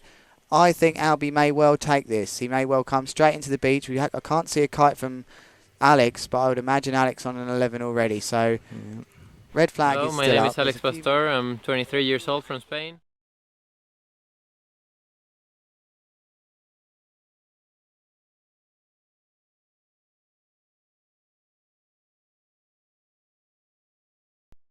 I'm here in St. Peter-Ording once again. This is a classic on tour. I've been here like 5-6 times. Yeah, I won one year in 2010. This year I focus a lot on this event, so hopefully I can win again and keep on first place on the ranking. Yeah, hopefully for you, Alex, you can do that. But that is the yellow flag going up, meaning less than a minute remaining. And Albie does come in to pick up that 11, Dave. Did he? Yeah, he did. That was really good caddymanship, if that's even a word. A term. That was brilliant to see someone on the beach there helping him out. Was really may have given him the edge here. And just to give you that last announcement, then, bit of an upset, I suppose, maybe not. It's 3rd versus 2nd, but Mark Jacobs advancing into the single elimination final, and he will come up against the winner of this one, as we see Albie now, who's made the decision to change onto an 11. I'd love to know what Alex is on. He must be on an 11, but can't help feeling that these riders would rather their 13s up at the moment. Here comes Yuri. He doesn't look happy about things. He's injured. I can see he's got his left arm down. He's injured, but I mean, let's not take it away from Mark Jacobs there. Yeah, even a full health Yuri there would have found that heat hard to move through. Yeah, for sure. So here we go then. Is it going to be a low mode from Albie to start things off? Don't know. Yeah, good decision. Low mobe. There's a nice S5, slim 5 from Alex, but the low mobe's one that you can kind of smash out in any winds as long as you've got enough little bit of edge. So Albie starting off with a low mobe. Still don't know what size that is that Alex has. I think that's his 13, 11. Yeah, yeah, it's got to be an 11 or more. Is it going to see a front blind from Alex here or not? No, he's just gone out of Vij. No, we've seen it. Oh, nice grabbed KGB. Just can't hold that toe side edge. Yeah, just got a little off axis there, flubbing the landing. And that's exactly what you want to see when you're in Albie's position upwind now. Someone blowing their first trick downwind out the zone. Sorry, second trick I should say. So is Albie going to boom one of these Mobies? He's looking for a wave. Yes, he's found the wave. Oh, he just let go of the bar. So the only guy we're seeing throwing that move. But he carries on riding. It's still very much all to play for Albie. Yes, it is. He's, yeah, I mean, but there's still plenty of wind out there. I mean, I think 11 was the call. Yeah. I mean, it's not like they were going to see a abandoned heat or anything. These guys got plenty of juice on their bigger kites and could still go up. That's nice from Albie. That's a very nice grabbed NIS, and it's going to... Where is Alex? Oh, here he is. He's far out the zone to the left here. He's going to have to put a few tacks in to even get back in. So Mob 5, oof, on the beach. I don't think Landed that's it? going to count. He got his board underneath him, but he immediately let go of the bar. I think that's not going to count. Crow Mob from Albie. Now Albie's using his experience here. He got his thing wrapped. His leash was wrapped, and he's got his leash wrapped around his did thing. a little swivel out of it.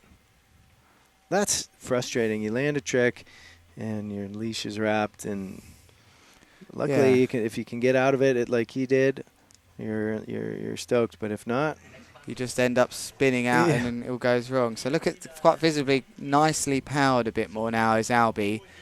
Albie's got the chance to do some damage here. He really has. Like, he's upwind. He knows Alex is well out downwind here. Is Alex? Alex going to have to kite very smartly now to get his 5 tricks in here. So Albie, if Albie sticks one of these Moby Dicks, it's gonna be an uphill battle for Alex here. As we see a lot of the top seed riders 1 and 2.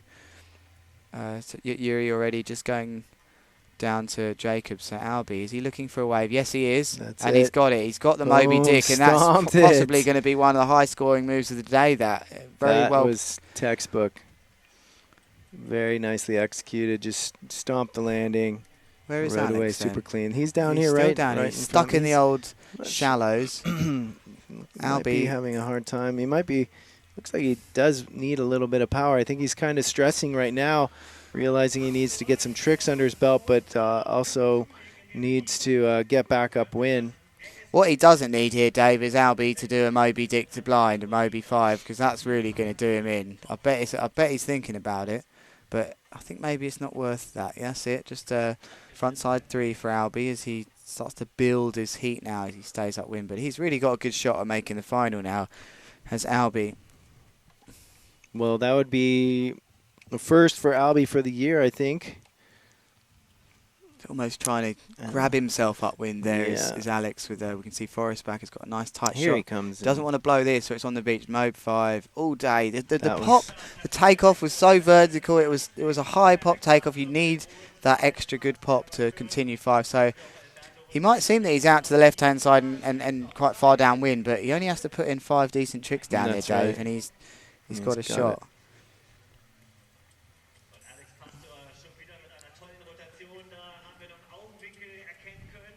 Toe side.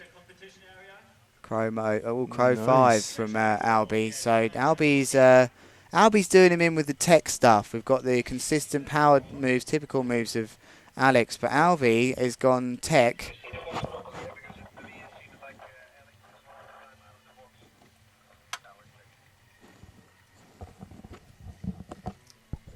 Yeah, definitely getting some reports to keep an eye on the wind because of Alex's lack of power, but he's managing to get his tricks off.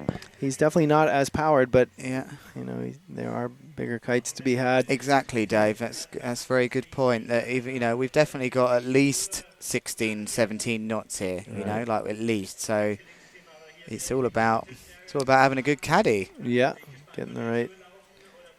having the right gear. Things can change, and we've definitely seen people change kites mid heat.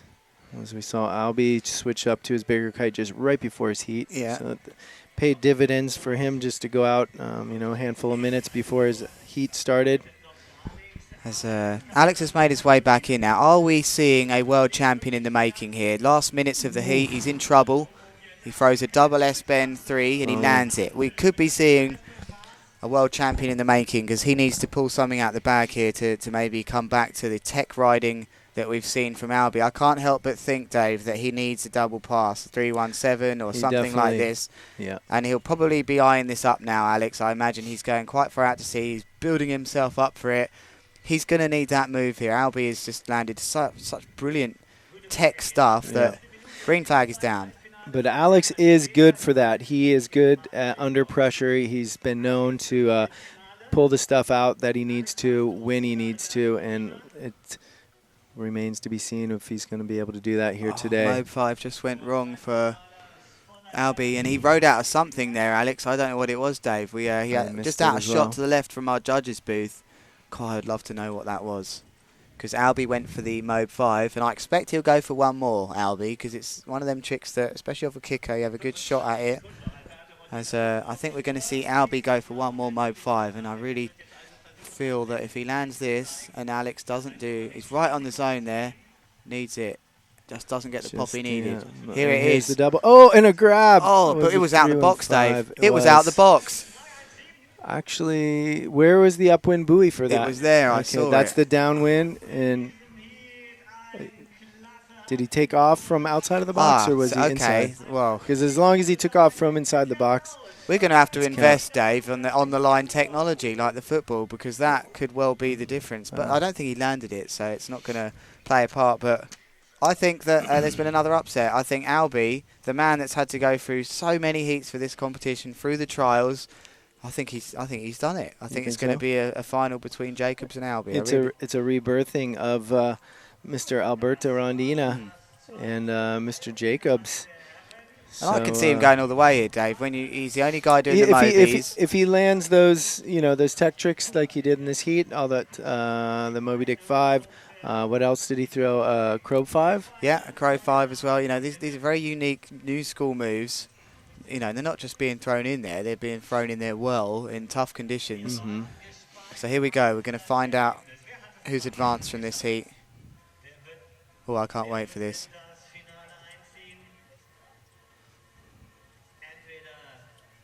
We're waiting. And waiting. I can't see it not being Alberto. I really can't. Okay, well, we're going to keep you guys on the edge of your seats and come back with the results of that heat. So stick around. There's more to come up. Coming up next, we're going to have, I think, our women's semifinals. So we'll come back with the results of that last heat in just a few minutes. Stick around. Don't go anywhere.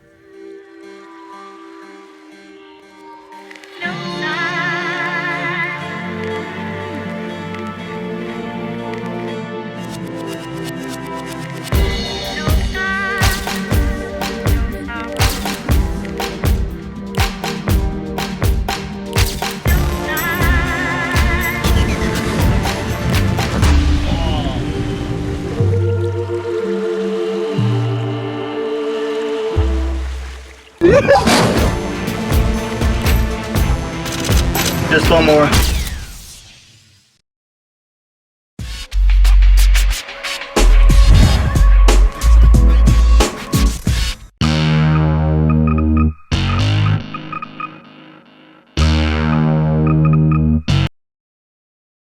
Hits its brakes and pops the trunk, says this you got to see. I got chains and diamond rings, 8 tracks and LPs. Do you like my merchandise? Said still that ain't for me. Just give me the beat. That's all I need. Just give me the beat.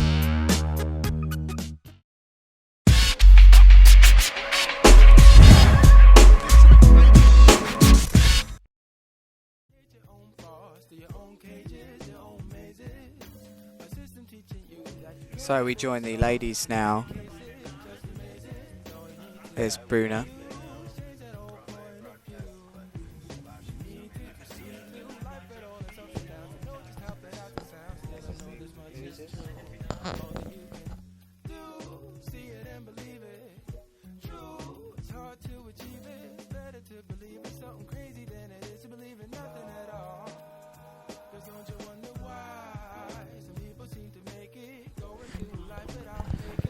So you've joined us then with the ladies, and this must be the losers final then. And let's just remind you, this is no random heat just to decide third and fourth. This is to get on the podium. This is just a bigger heat sometimes as the other one. Getting on the podium, so essential for the sponsors. And the feeling, must feel great to be on the podium. That's S-bend pass, just S-pass just goes wrong for Van Westerop. She slams and catches an edge, so I really thought she'd done enough, Bruno, in that last heat to advance, but maybe the judges preferring slightly more power from Winkowska.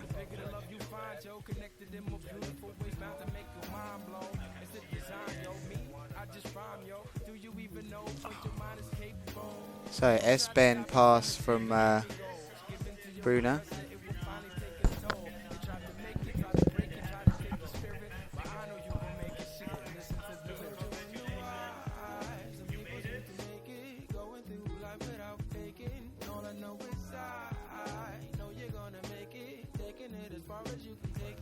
So stick with us then, we're going to give you the results of that last heat in the singles prize giving just shortly. You've joined us in the losers final. No one's a loser here. But we know the result. We do know the result, Dave. We're not going to make you privy, as we've been asked by the organizers to not release that info, because we've done it before and we've seen people throwing tomatoes at the booth here. So we do know who won, but you're going to have to wait. We're going to film a little podium ceremony here after we wrap up the remaining 3 heats. We've got the men's losers final, men's final, and the women's final. What a move by Bruno here! If you've joined us during this losers final, it's almost deliberate. That back to blind with an air pass, down loops the kite, and then turns around instantly into a transition straight out to sea for our next move, which is going to be a little pop off a wave. And that's lovely. Nice little front side 3 from Bruno, who can certainly handle it off the kickers. So I can see the riders going out for the losers final for the men, but I'm not going to tell you who they are. I'm under strict orders not to, as Van Westerop just crashes that kite one more time. But it's been an awesome day down here today, Dave. It sure has. Really enjoying being in the box with you here and talking about what we see on the North Sea. Well, I definitely appreciate you sitting in here with us, and I'm sure everyone else does. It's nice to get a second opinion, especially such a valuable one, as you are, basically a very high-level competitive rider here, competing here also in the trials, and doing fairly well, not making it. Did all right. It was a difficult one, but it's almost a privilege to be amongst one of the biggest entries of guys, and certainly one of the biggest events. And if you've never been to St. Peter-Ording to see this event, those of you at home, you've got to come and see it. It's out of this world. If you've got a transport or a van of any kind, this is where it belongs. You can drive on the beach here. It's the only time I've ever driven on the beach, on the sand. There's so much to see and do. The kite village here, what it does really well, this event, is it brings the people that aren't really into kiting and the general public, and it shows them what kiting is all about with all the riders are around. And it's a 10-day event. It's unusual to be that long. It's unbelievable how long it is. So it's a great showcase of the sport of kite surfing to the rest of the world, and we're talking tens of thousands of people that come to this event, not a few hundred. This is a big one. This is the truth. So I agree with you on that. It really brings it front and center. And if you're not kiting, there's so many other things to do and get involved with and check out in the village, even if it is just picking up a game of beach volleyball or skating the mini ramp or checking out like the pro BMX freestylers or eating some food. There's plenty of stuff to do here. So put it on your map, put it on your calendar for next year, because this event happens every year. Had some good go-karting the other night as well in Busum, about an hour away. Those of you that ever get to go-kart with any of these guys, just be aware of Ewan Jaspin. Guy put me out of the race. Was in 3rd out of a 15-strong heat. I finished 2nd last because of that guy. Shunted so far into the barriers they couldn't remove my car out of the tyres. Well, I was on the podium, Dave. I was on my first podium at the PKRA. Right, it was go-karting. And Ewan slammed me out. Yeah, well, at least Toby Bromwich didn't win. Yes, that is true. That is true. Toby, very good go-kart. He's been around that track a fair few times as well. He was the hot favourite, but he was leading for 13 laps out of 14. But we'll get back to the action here in the losers final as Bruno Kajir with ein Weißrot and Yellow. The Red Bull Air Rush kite comes in from the auf dem links. Here she goes. She's just come up the beach. There's less than a minute left of this heat, but I think she's feeling quite comfortable. It's not been the best heat from Annabelle, but she's done so well to get this far up the ladder here. This is we're talking top 4 in the world here. The lady from Aruba, I believe. She's been consistently ending up in 4th position. She's been playing around with 4th with Manuela Jungo. Of course, Annabelle advancing over Manuela her last heat, and up against Bruna Kajir right now, but I'm not sure if she's going to be able to oust Bruna from her 3rd place. Bruna didn't have the best heat that last round.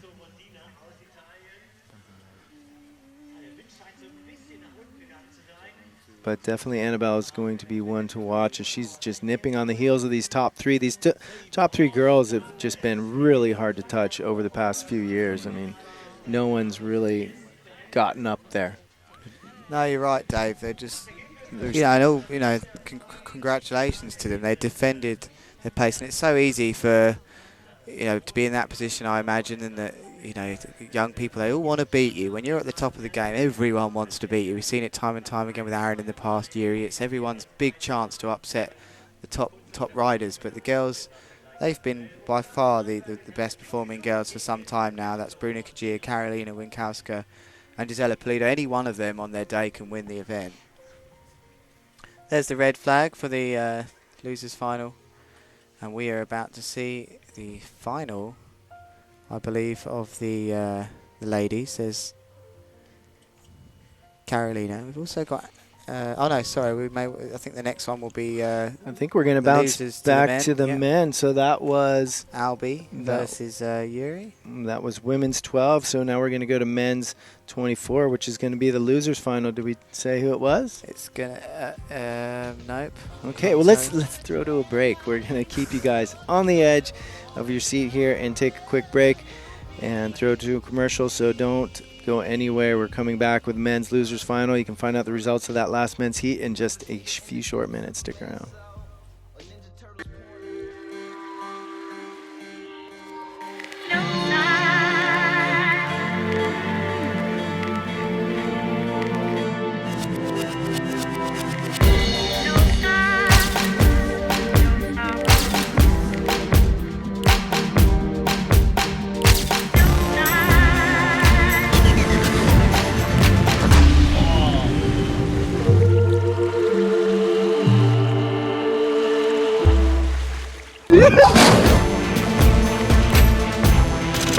Just one more.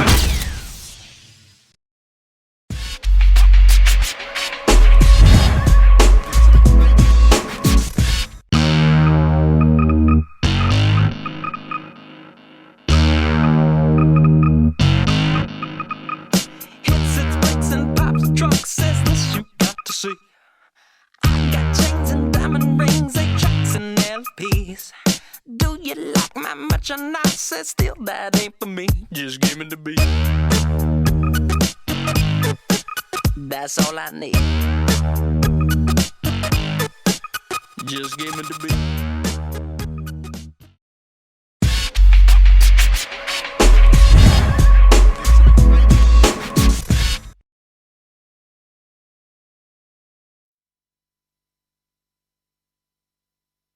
All right, so we are back at the green buzzer. Guess who's on the water? It's a best kite. Sorry. It's a best kite and a Cabrina. Are we allowed to say now? Yes, we can say it's the heat is on, so it's Yuri Zun on the water versus Alberto Rondina for our losers final. So this is the battle for 3rd and 4th, ladies and gentlemen. And that is a nice mode from Albi there. Found himself a bit unlucky to be in this heat, I think, Dave. Yeah. Well, he's back. I mean, this is the old Albi that we've seen, all last tour season, and not so much this tour season. So good to see him back. As Arnie would say, I'll be back. I'll be back. Okay. I'll be back, Rondina. Here's Yuri. It's going to be 3-1-5 maybe. Yep. Yes. Yes, it is. Oh no, just a 3-1-3. But there's Albie with a crow 5. Cool. Yeah, Albie teching it out here. Is that leash? He just gets around his head. So I really like to see these moves that not many people do, and we've talked about it all day. Louis Cutter, Oliver Umpire, also a switch hand grabber. It's just unique, and that's really what the PKRA is about. I think innovation always seems to score the best. There's Yuri with a trademark grab KGB, and he just does go in hard, doesn't he? He does. There's looked like a bit of a grab for Albie with an NIS, as he's on the right hand side with Ein Grun and Schwarz Cabrina. Looks like that's the 11 meter that his caddy gave him. Yuri will be on a 13, possibly even a 15, I tell you now. Yeah, definitely. As it almost looks like it's windier on the beach than it is further out to sea.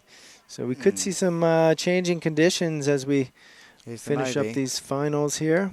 Is he looking for a wave? Albie looks like he's looking. He's no, he went for just like a little nuclear or seatbelt. Right, Yuri's going to be the NIS 5 now, surely. Tail grab. I'm putting everything on it, all my bets. All right. He didn't want it. He didn't fancy it in there as the tide recedes now, which can sometimes be challenging. It creates a bit of the flat section disappears as the tide goes out in St. Peter Ording. So that was maybe Yuri's decision. So I'll be interested to see what's he going to go for now. Maybe an S-bend pass. It's a bit too early for a 3-1-5, I would have thought. I don't know. It's going to be the front mobe or a 3-1-5, one of the two, as he works his kite for power. It's the front mobe, yeah, there's the front mobe from Yuri. As Albie visibly underpowered now, as he pumps his board and kite, he is underpowered. Where's that caddy with the 15? As he somehow finds enough power, or almost, to throw that mobe again. So riders are underpowered here now, Dave, quite visibly. Yeah, definitely struggling a bit. Never helps when it's onshore, you know. When it's that onshore, you got the added variable, then waves. Yeah. Pushing in. Waves, current, and a little bit lightning wind. And but a true pro can start wind in 10 knots. If they weigh 50, 60 if kilo. They're 14 years old. Yeah. So here comes you. I still think we're going to see the. We're still going to see some big tricks. It's got to be a these slim guys. 5 from Yuri here. Or will he just throw the normal mobe? Looks like just had enough of that tack. Maybe that's the tack which is hurting. Yeah, maybe. Because he doesn't want to know. It's his second pass without a trick. Yeah, he's either hurting or he just can't be dealing with that. Or he's trying to make a statement. A nice grab, 3-1-5 from Albie with an explosion. Unfortunately, doesn't land. Is it time for the 3-1-5 for Yuri? I think it is. He's got some power. Oh, it's an S-bend 3. Sensible. I think Yuri's just being really calculated and just waiting for those magic moments. He doesn't want to blow any trick attempts, wasting him on in conditions he knows he's not going to have what he needs. And I think that's smart of him here. He knows, once again, we just always go back to this, that there's only 5 tricks. You only get 12 attempts, but 5 tricks are going to count. If the wind is light and you're not sure, stay upwind and at least do 7 good tricks rather than go crazy. And Yuri is, time and time again, he just seems to know the timing of his moves. You know, the S-bend pass there, the S-bend 3, we maybe should have known that was going to be. There's going to be the slim 5 now, I think. Yeah, there we go. Doesn't quite make it. Oh, and he's let go. That is the shoulder which is hurting, Dave. That's the left arm. He looked like he just let go. He couldn't hold on to it. Yeah. He's in pain.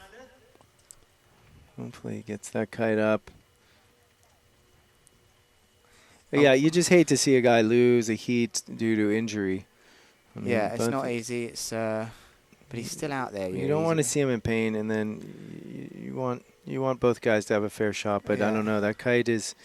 We could see something going on, and I think that could be it for Yuri. I think Yuri is. I think Yuri is. And it's not an easy thing to do, is it? To go out and say, "Hey, look, I'm definitely way more injured than I should be." Yeah, that last trick right there was the sign. That's Yuri's kite. I mean, he never crashes that. He never crashes an NIS.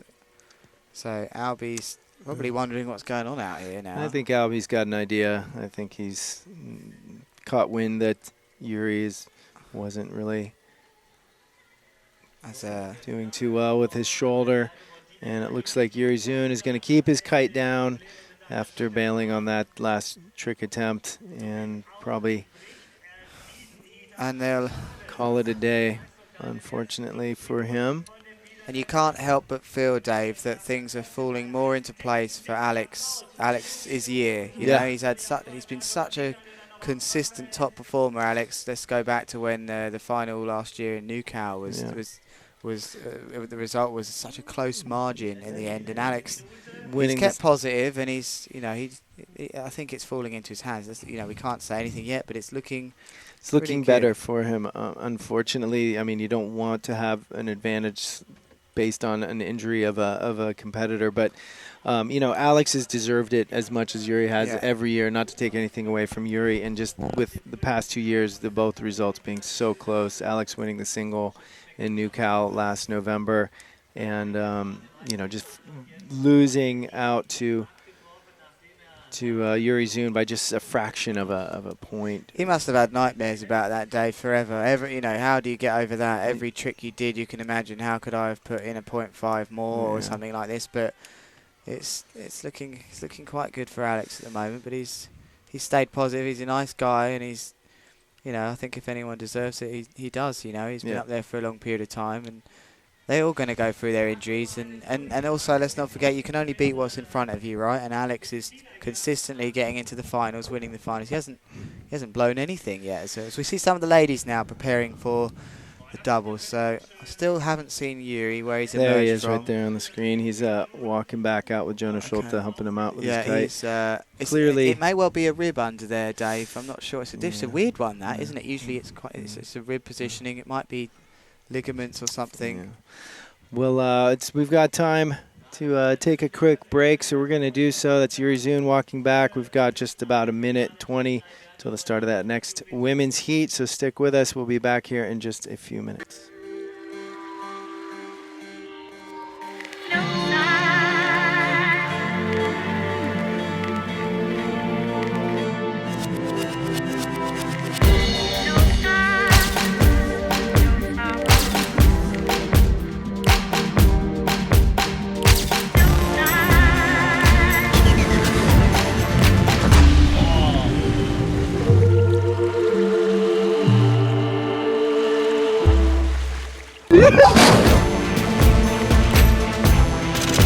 Just one more.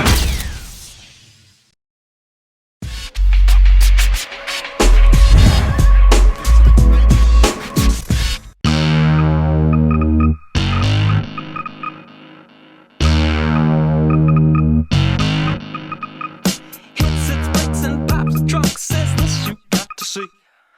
I got chains and diamond rings, 8 tracks and LPs. Do you like my much or not? Says still that ain't for me. Just give me the beat. That's all I need. Just give me the beat.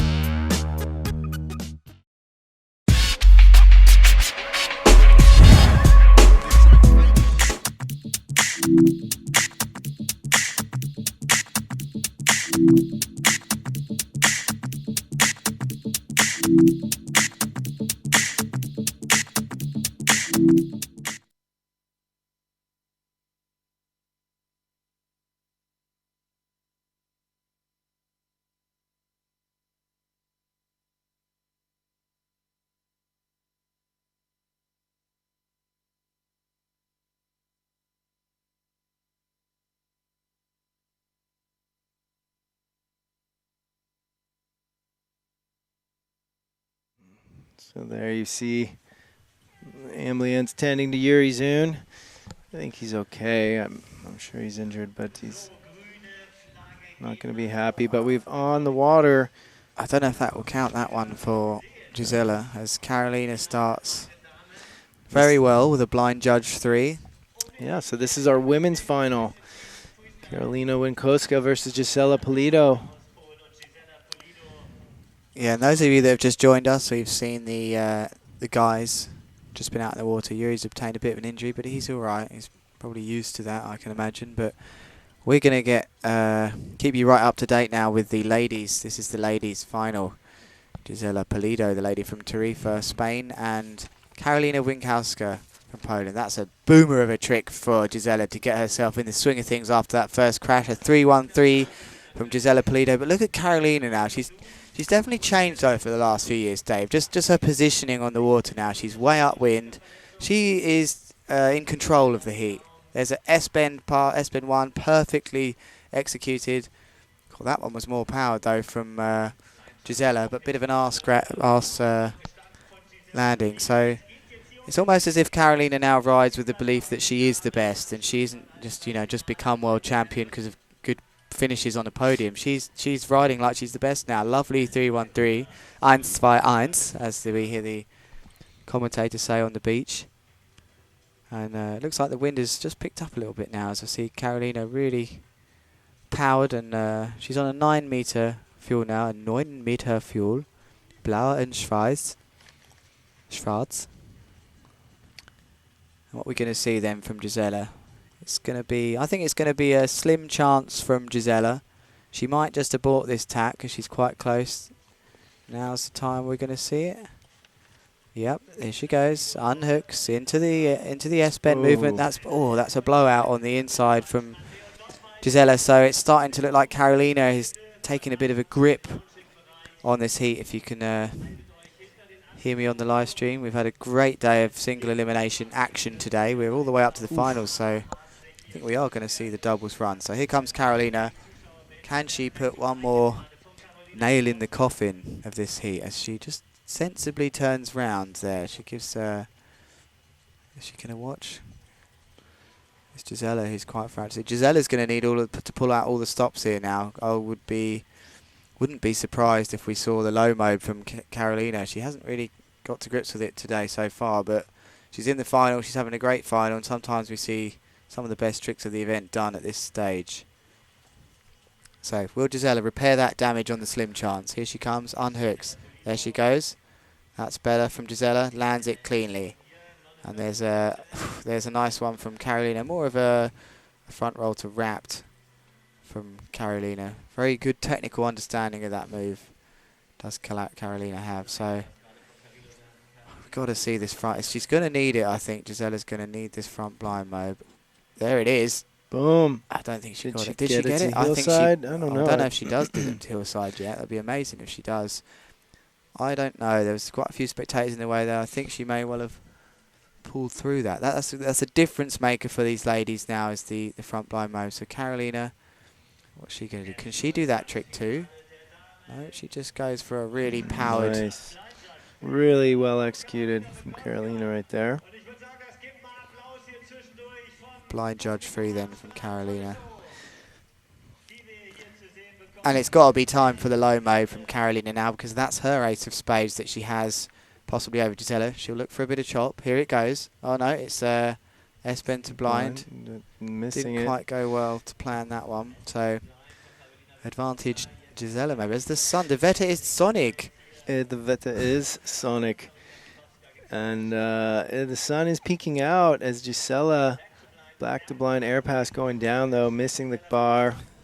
It's there for the taking, this one, for either of these two riders. Still wide open at this point, I think. Both these ladies, I mean, Gisela, just a super decorated, a world champion many times over, and just a fierce competitor. But Karolina, like you were saying, she's got this confidence, this stoic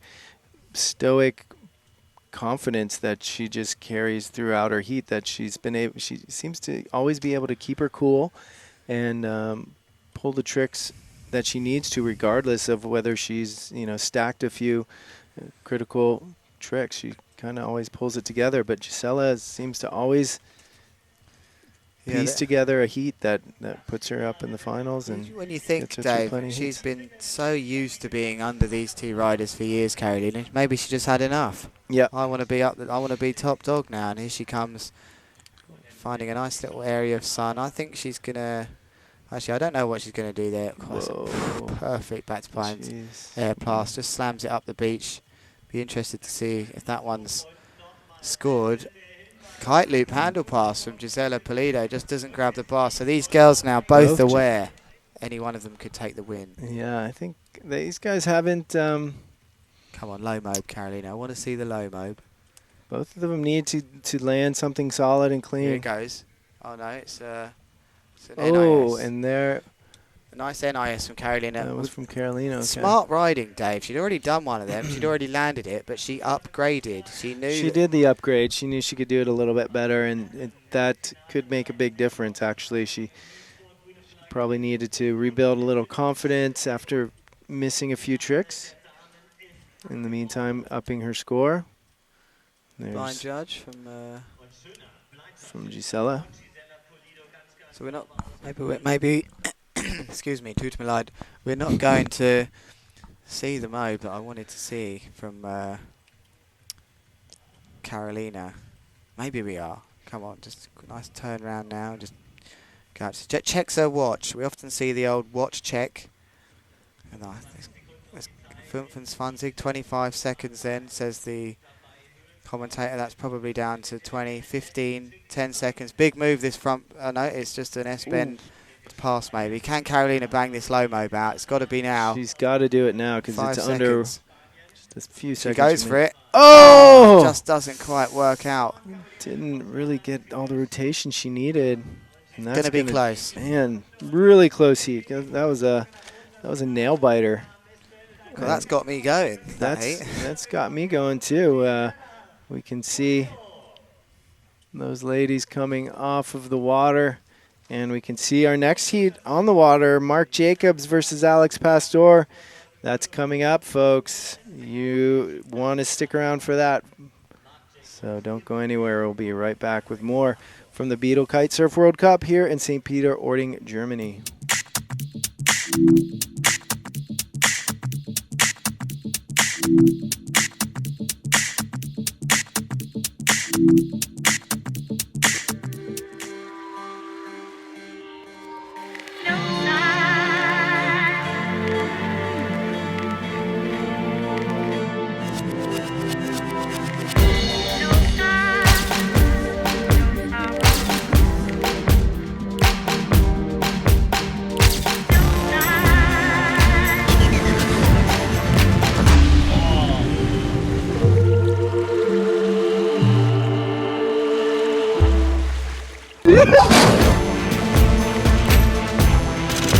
Just one more.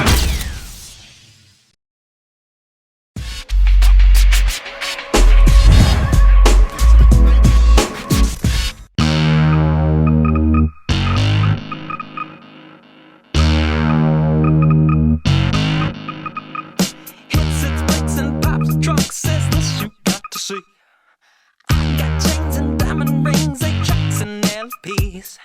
Do you like my merchandise? Says still that ain't for me. Just give me the beat. That's all I need. Just give me the beat.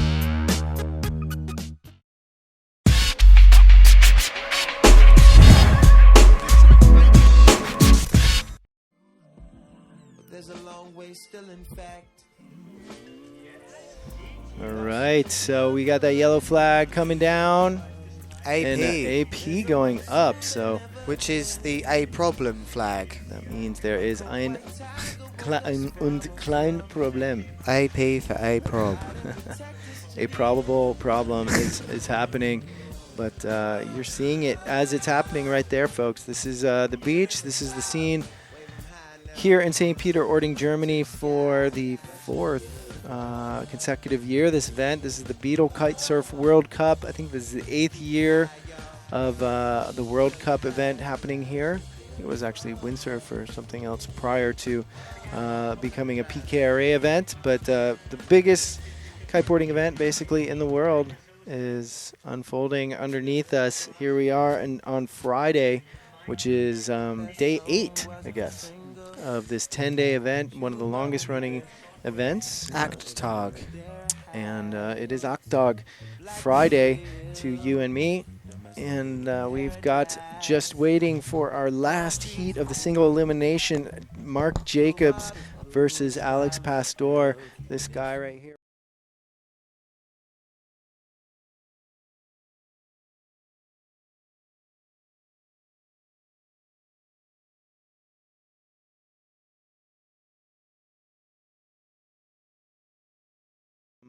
the country of New Zealand, NZ, age 23, riding for Mystic and Switch. He likes bananas, and his favorite music apparently is called Squeaky Deaky. And if you know Mark, that is no surprise. That guy is a class act for sure. Great guy to be around with, and an insane rider to watch on the water. He is a competitive guy and just a really powerful rider. Definitely enjoy watching him. But for some reason, we've got a little bit of a break here on hold as the AP flag is flying, signifying we've got some technical issues we're working through. So I hope they're not having their lunch, Dave. No, they're ready for ours. They wouldn't be having their lunch with one heat remaining here in this single elimination. But the good news is we're going to have more action coming as the day continues, because it's only 12:52 here local time. After the last heat of the singles, we will do a prize giving or just a award ceremony. We'll stream that as well. And then we're going to take a quick break and let the guys build the ladder again for the double elimination. And we'll fire off into another round of World Cup kiteboarding here from Germany. So if you missed your favorite rider, or if you wanted to see someone who got knocked out of the singles, you've got another chance to see them. So do stay with us, as we will be covering that throughout the day. So in the meantime, we're just going to take a quick break here in the booth, keep the camera on the flag, try and keep some shots going to keep you guys interested, and be back as soon as we hear when we're going to resume competition. So don't go anywhere. There is more to come.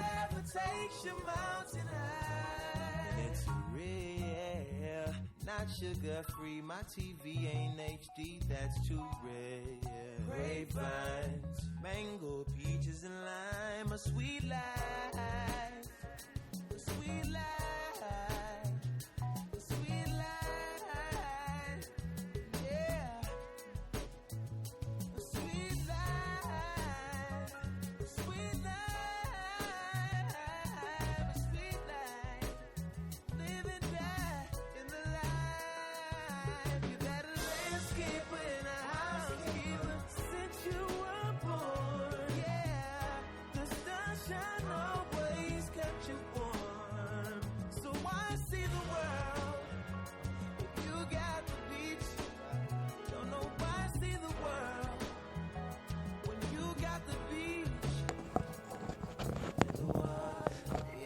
Hello.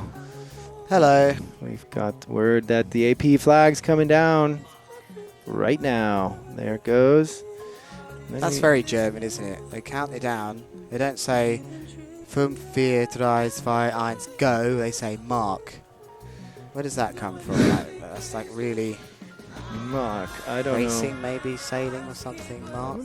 Mark Jacobs, is that what they say? Maybe so. Maybe it's a prelude to... maybe it's his prediction to the winner of this next event, but I think it's very... I don't know, he's got a 50% chance because he's up against, that's right, Mr. Alex Pastor. Alejandro, as his friends. Alejandro. Yep, that song is about him. Alejandro. That song is about him. And Alex, actually, the weird thing is, like, sometimes you go over to Alex's house and it's, midday, and you come and he's just cranking that tune at his house, like dancing around. Out the car. Yeah, it's everywhere. So starting to see some of the riders now in the double elimination. The Brazilians are out there having a little feel of the conditions. That looks to me like maybe De Silva. Which is two of them brothers, I believe. Well, there's Silva, Evandro. There's Evandro De Silva and Eudazio. They are not related, surprisingly. I didn't know that. Glad I didn't walk into that one during the start of the doubles. That's what I understand. But one of them has started the brand De Silva. So yeah, that's Eudazio. He is, starting that up with his trainer. I'm not sure, I forget his trainer's name, a Polish guy who's been traveling with them, managing them, and basically supporting them throughout their competition. I think we could do with these two guys out the way here, Dave, as we're... I think... It's going to be hard work to move there. Maybe we should get the Polizei to have a chat with him. We've got some guys in front of our booth here, standing in the way. Looks like some of our competitors, though. Achtung, ich sehe nicht. Achtung. We are getting ready to go with this next heat as we are in sequence. Red flag up. That means one thing. Under 3 minutes to the start of this men's final. This is it, the culmination of many days waiting and about 23 heats for these men. We've got on the water Mark Jacobs versus Alex Pastor, current vice world champion, versus Mark Jacobs from New Zealand. Where is he then? Where is Alex? We can see probably the two different styles of the start to a heat. The one which is one man riding, and the other one is one man just sits there. And what's great about these two-man heats, Dave, is you can get away with doing that. I mean, when you have a four-man heat or something, you've really got... He's coming in quite far downwind here, is Alex. I'm surprised about this. He's got less than 1 minute to go now, and he's only just come through the left-hand side. I'm sure he'll get into a good position, but I don't know. I think that's unusual. Maybe that AP flag really done him in a bit there, because he's not as far upwind as maybe he would like to be, or is he gonna? He's gonna be okay, isn't he? He was sort of out finding his own peaceful place out on the water, going for a big Tokyo tack, as we call them. Tokyo tack. That's what we call them in the Pacific Northwest, because you basically go out towards Tokyo. But we're nowhere near Tokyo here right now. I think this tack would be towards France. Towards France or Belgium. Might come in down there somewhere. Probably North Germany. But anyway, the Yelp flagger is still up. That means that the riders have not started the heat yet, but it's going to be... They're both going to be coming on the port tack. It's going to be the favoured tack for these two riders as the green flag goes. I think we're going to see a... what do you reckon? Slim 5 from Alex and a 3-1-3. Oh, no, it won't be for Mark. It might even be the front blind hillside for Mark. He's confident. I think Alex is going to open up with a 3-1-5. I think he knows he's got to play for keeps, and every trick attempt is going to count. There's the front blind move to hillside. You were so right. It was the two first ones I thought. And confident there is Mark Jacobs to throw that. And don't forget here, DQs, disqualifications can happen very easily in that situation where the other rider's just downwind from you. If you get a leash wrap or something, it's over. So, confident start. KGB then from... no, it's not. It's a front blind mobe hillside of his own from Alex Pastor. There's a low mobe. Doesn't get lower than that. Maybe not the distance, but kite position was a metre above the water from Mark Jacobs there. So... Nice start as we see the windsurfer out the back there, barely going now. So it's probably I think around Alex 15 knots. Bumped up to his 13, and Jacobs clearly is on a pretty sizey kite, probably a 14, 13. Yeah. I'm not sure what the switch sizing is. He's definitely got the upwind edge of this heat, has Jacobs here. We've seen Alex go quite far out the zone. And it's going to be Mark Jacobs. I think we're going to see a... S-bend 3 from Mark Jacobs now. Right, KGB, that was the other option on that tack. Perfectly executed. Perfect landing, just as fast as when he took off. And maybe the Mobe 5 for Alex. He's right up the beach here. You can see no, you can't blow this one, Dave, or it's in the crowd. You can't blow it. Oh, and he doesn't. Doesn't. Really fine Mobe margins. 5, yeah. These guys really go into these tricks with confidence that they are going to land them, and that's basically what you have to do. If you hesitate at all in any of these tricks, it's a recipe for disaster. You're just going down. You're not going to land. Look at that action going on. That's brilliant. Nice late mobe, if you like, from Mark Jacobs, the man from New Zealand. He'll be looking to win this for sure, Dave. He must. There's only a certain amount of time you can keep finishing second to someone until you had enough of it, and you want to take the first. And Mark Jacobs, I think he's currently in might be in third position. Yeah. Who's second then? Oh, that's Yuri, obviously. So Mark is setting himself up quite well so far in this heat. Alex is looking really well also. What's Alex going to do? He might be lining up the 317 maybe. Has he done a 315 yet? I haven't seen it, no. But certainly Mark's next trick, if he comes in on the port tack, will be... I I've forgotten what it was going to be now. Ah, the S-bend pass, or the double S-bend 3, something like that. It's going to involve an S-bend anyway. That's what I think. Both these guys getting pretty far down in the box.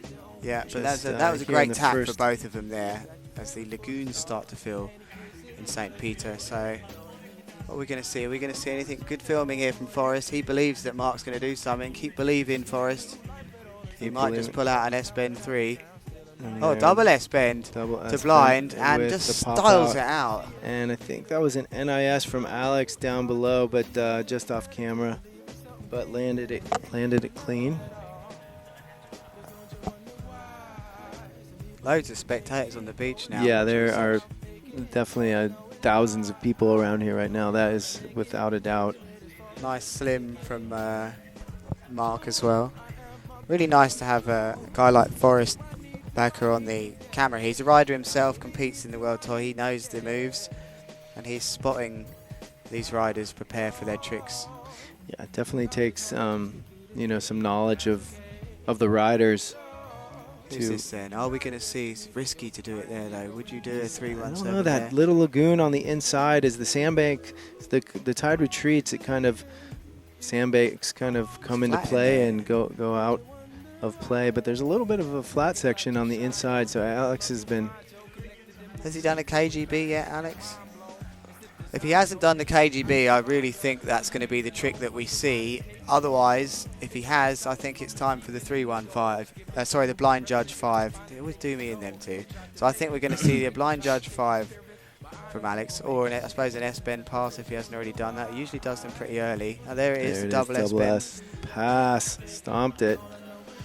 He's going to be... KGB to blind from Mark Jacobs. I'm not sure how that's going to be scored. Little fumble at the end. We really couldn't see it because of all the people in the foreground. These guys are really sticking to that flat water right up next to the beach. Interesting. That's the first time we've seen him try that, and maybe that's what happens. These finals producing the best from these guys, as Alex must be working his way upwind here. So Forrest gets a nice break, zooms out for you to see the scene on the beach here. There's one of the Brazilians for sure. As Alex is going to be struggling to get upwind here now, Dave. I think he's definitely trying to hand slap his way upwind, but clearly that's a sign of him enjoying himself here. He's just messing around, feeling the sea. He's going to nick a couple of 50 meters maybe upwind on the inside as we see Mark Jacobs. Will he go for that trick? Wow, the sun's out, Dave. Yeah, this is the sun is shining over our final here in St. Peter Ording with Alex Pastor and Mark Jacobs on the water. That's Mark Jacobs front and center. He's going for it again, Dave. Oh, he just didn't get the pop he needed. Didn't, yeah. Over to Alex there. We're going to see this trick now. I think we might miss that one. He's underpowered. He's definitely down in the warm-up area. He needs to get back up in front of these judges. He's been somewhat struggling his past 2 heats. What's Mark going to do here then? Interesting to see what he does here. The wind's kind of light for this final of the singles. It's going to be last trick for one of these guys if they can get in the zone. Yeah, we've seen the Mode 5 from Alex. I think the guys run out of steam here as Alex Pastor might be lining up a Blind Judge 5. Yeah, it's got to be. It's got to be the Blind Judge 5 to seal the deal here as Forrest zooms nice and tightly as we gather around Dave's. Here he goes. There he goes. Oh, he'll claim that. I would be claiming that. It was a bit of a bounce out, but it may well have made a difference. What did Jacobs? Don't know. He just kind of missed it. He was right in. He's going to have a shot at one last trick. It's got to be on the buzzer. That's it. No, it's not going to happen. It's not going to count. It's got to be before the buzzer, but that's going to wrap it up. Guys, that is Mark Jacobs and Alex Pastor putting on an impressive show for you guys at home and for everyone here on the beach at St. Peter Ording. We are going to find out the results of that as well as the results of our last 4 heats, our women's final and losers final, as well as our men's losers final. And we're going to do the little prize ceremony here in front of the booth, basically. So stick around if you want to find out who is going to be sitting in the top position going into the double elimination. Was it Mark Jacobs from New Zealand, or was it Mr. Alex Pastor, our current vice world champion? You're going to have to just stick around to find out. So we will be back with more and results from our single elimination. I will leave you two, Dave. I'm going to go bust in for the toilet. Maybe grab some lunch, and I'll be back with you in the doubles. Awesome. Well, I appreciate you sitting in with me, Lewis, as always, and I appreciate you guys being here as well. So stick around. There's results and more action to unfold here live from the Beetle Kitesurf World Cup. Stick around.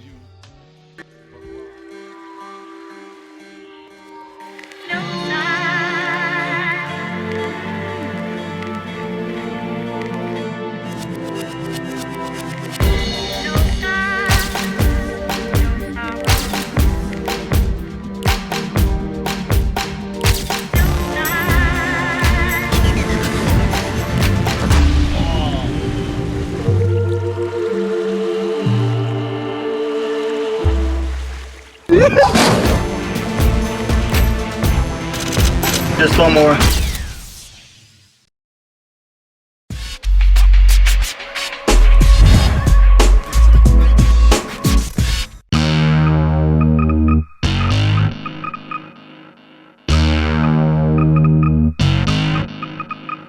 Hits its brakes and pops the trunk, says this you got to see.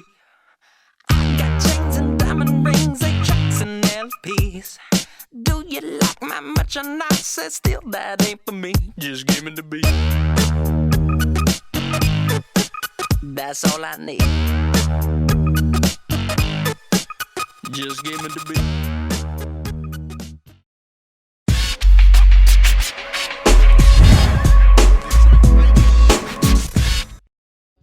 Chris, Derek, KC, RCDC, rock on, rock on, rock on, rock on, rock on.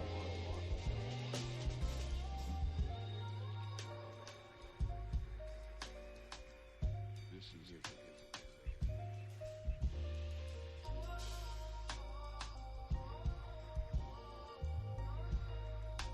This is the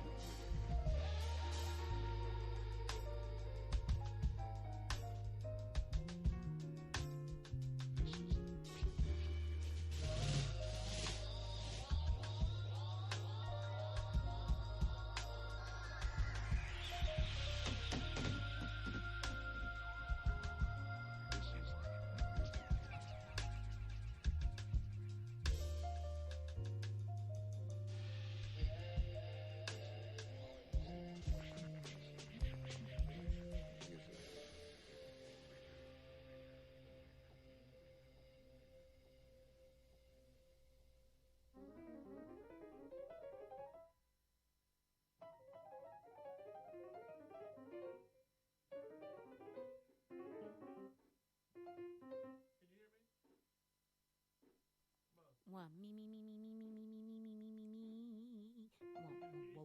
One, two, 1, 2. Let me get a little more on my left, and my head's right here, just a little more. Just a little more. 2 2 2 2. Hey hey. Something like. Check 1 2, mic check 1 2, mic check 1 2, mic. Microphone check 1 2 2 1 2. Save the bass. Check 1 2, mic check 1 2. Check 1 2, mic check 1 2, mic check 1 2, mic check 1 2, mic check.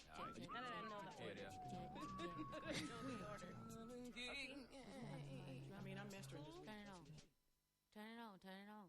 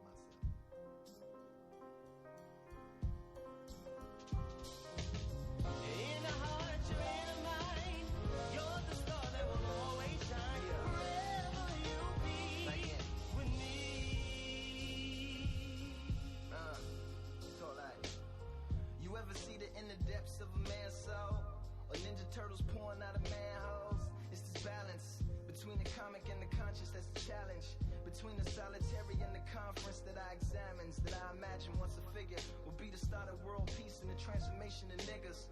Like the transubstantiation of liquor, but that's just turning them into blood. And we'll be right back where we was. Not a peace sign, but a fascination with scissors. So I can cut myself off from the calculations of empress empires and the centers for advancement of human suffering and other things trying to impede my publishing the editorials that's gonna bring it back to us again. A boomerang minus Holly Berry and Eddie and everybody fucking there, huh? All right, we've got kind of a funky angle, but we've got Annabelle Van Vestrop and Bruna Kajia right there, just giving the signs, announcing our final, or our women's Lunars final. So we've got Bruna Kajia finishing third in our women's fleet for our single elimination freestyle, followed by Annabelle Van Vestrop in fourth.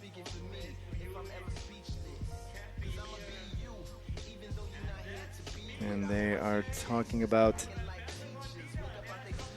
Yuri Zun finishing fourth place, going out with a unfortunate injury, getting carried away, I believe, in the ambulance. He's fine. He's walked there. He was, but clearly dealing with a shoulder or rib injury. We'll have to find out. And he is ending up. So right now we just got confirmation that Mark Jacobs has taken the single elimination here in St. Peter Ording. First place for Mark Jacobs, second place for Alex Pastor. Alberto Rondina finishing up in third place in an unfortunate heat for Yuri Zun, exiting with an injury. Yuri Zun in fourth place. So that is pretty interesting news for the kiteboarding world. Mark Jacobs on top of the podium here in the singles.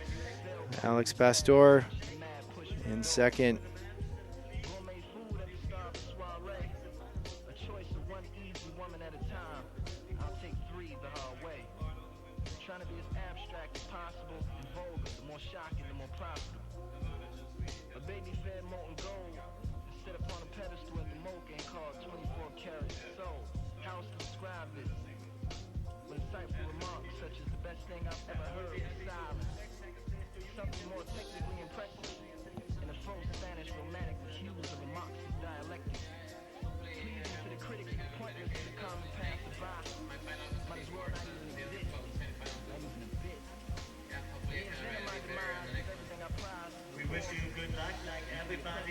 Ich würde sagen, jetzt gibt es nochmal einen dicken Applaus für alle unsere Finalisten, für Annabelle van Vesto, für Bruna Kajia, für Gisela Pulido, für Karolina Witkowska, natürlich auch für Yuri Zun, der nicht hier ist, für Alberto Rondina, für Alex Pastor und für Mark Jacobs. Most important for you, in 1 hour we meet up to continue in the double elimination. For you it will be a little bit more time. All right, so I'm not sure if that was coming up through the mic, but that was the single elimination podium. In first place for the women, we've got Karolina Winkowska. Second place, Gisela Pulido. Third place, we've got Bruna Kajia. Fourth place, Annabelle Van Vestrop. For the men, it was Mark Jacobs reigning supreme here on the beach, taking first place. And second place was Alex Pastor. Third place was Alberto Rondina, and fourth place, wrapping it up, was, unfortunately for Mr. Yuri Zun, it was him. And he's out with a little injury, so hopefully we'll get some information on what happened with Yuri. But great heats from all the competitors here, as we did just wrap up our single elimination. But as you heard, or maybe didn't hear, we're going to take a quick break, probably up to an hour, so we're probably going to break the stream and come back in about an hour's time, probably 45 minutes time. We'll come on a little bit early and bring the double elimination to you as the action continues here. Day 8, live from St. Peter Ording. So this is Dave Tyberski saying see you in a little bit as we are going to take a break and wait around, build everything up, and get ready for the action to continue here live from St. Peter-Ording, Germany. So thanks for being with us, and don't go anywhere. Come back soon.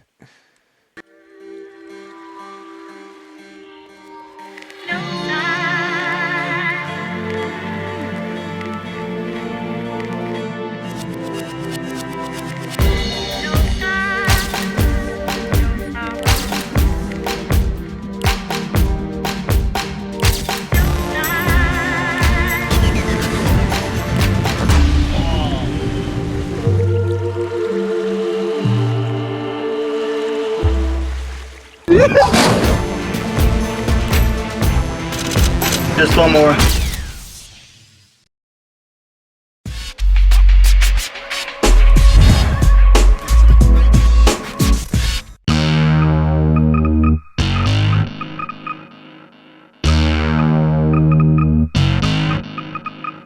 Hits its brakes and pops the trunk, says this you got to see. I got chains and diamond rings, 8 tracks and LPs. Do you like my merchandise? Says still that ain't for me. Just give me the beat. That's all I need. Just give me the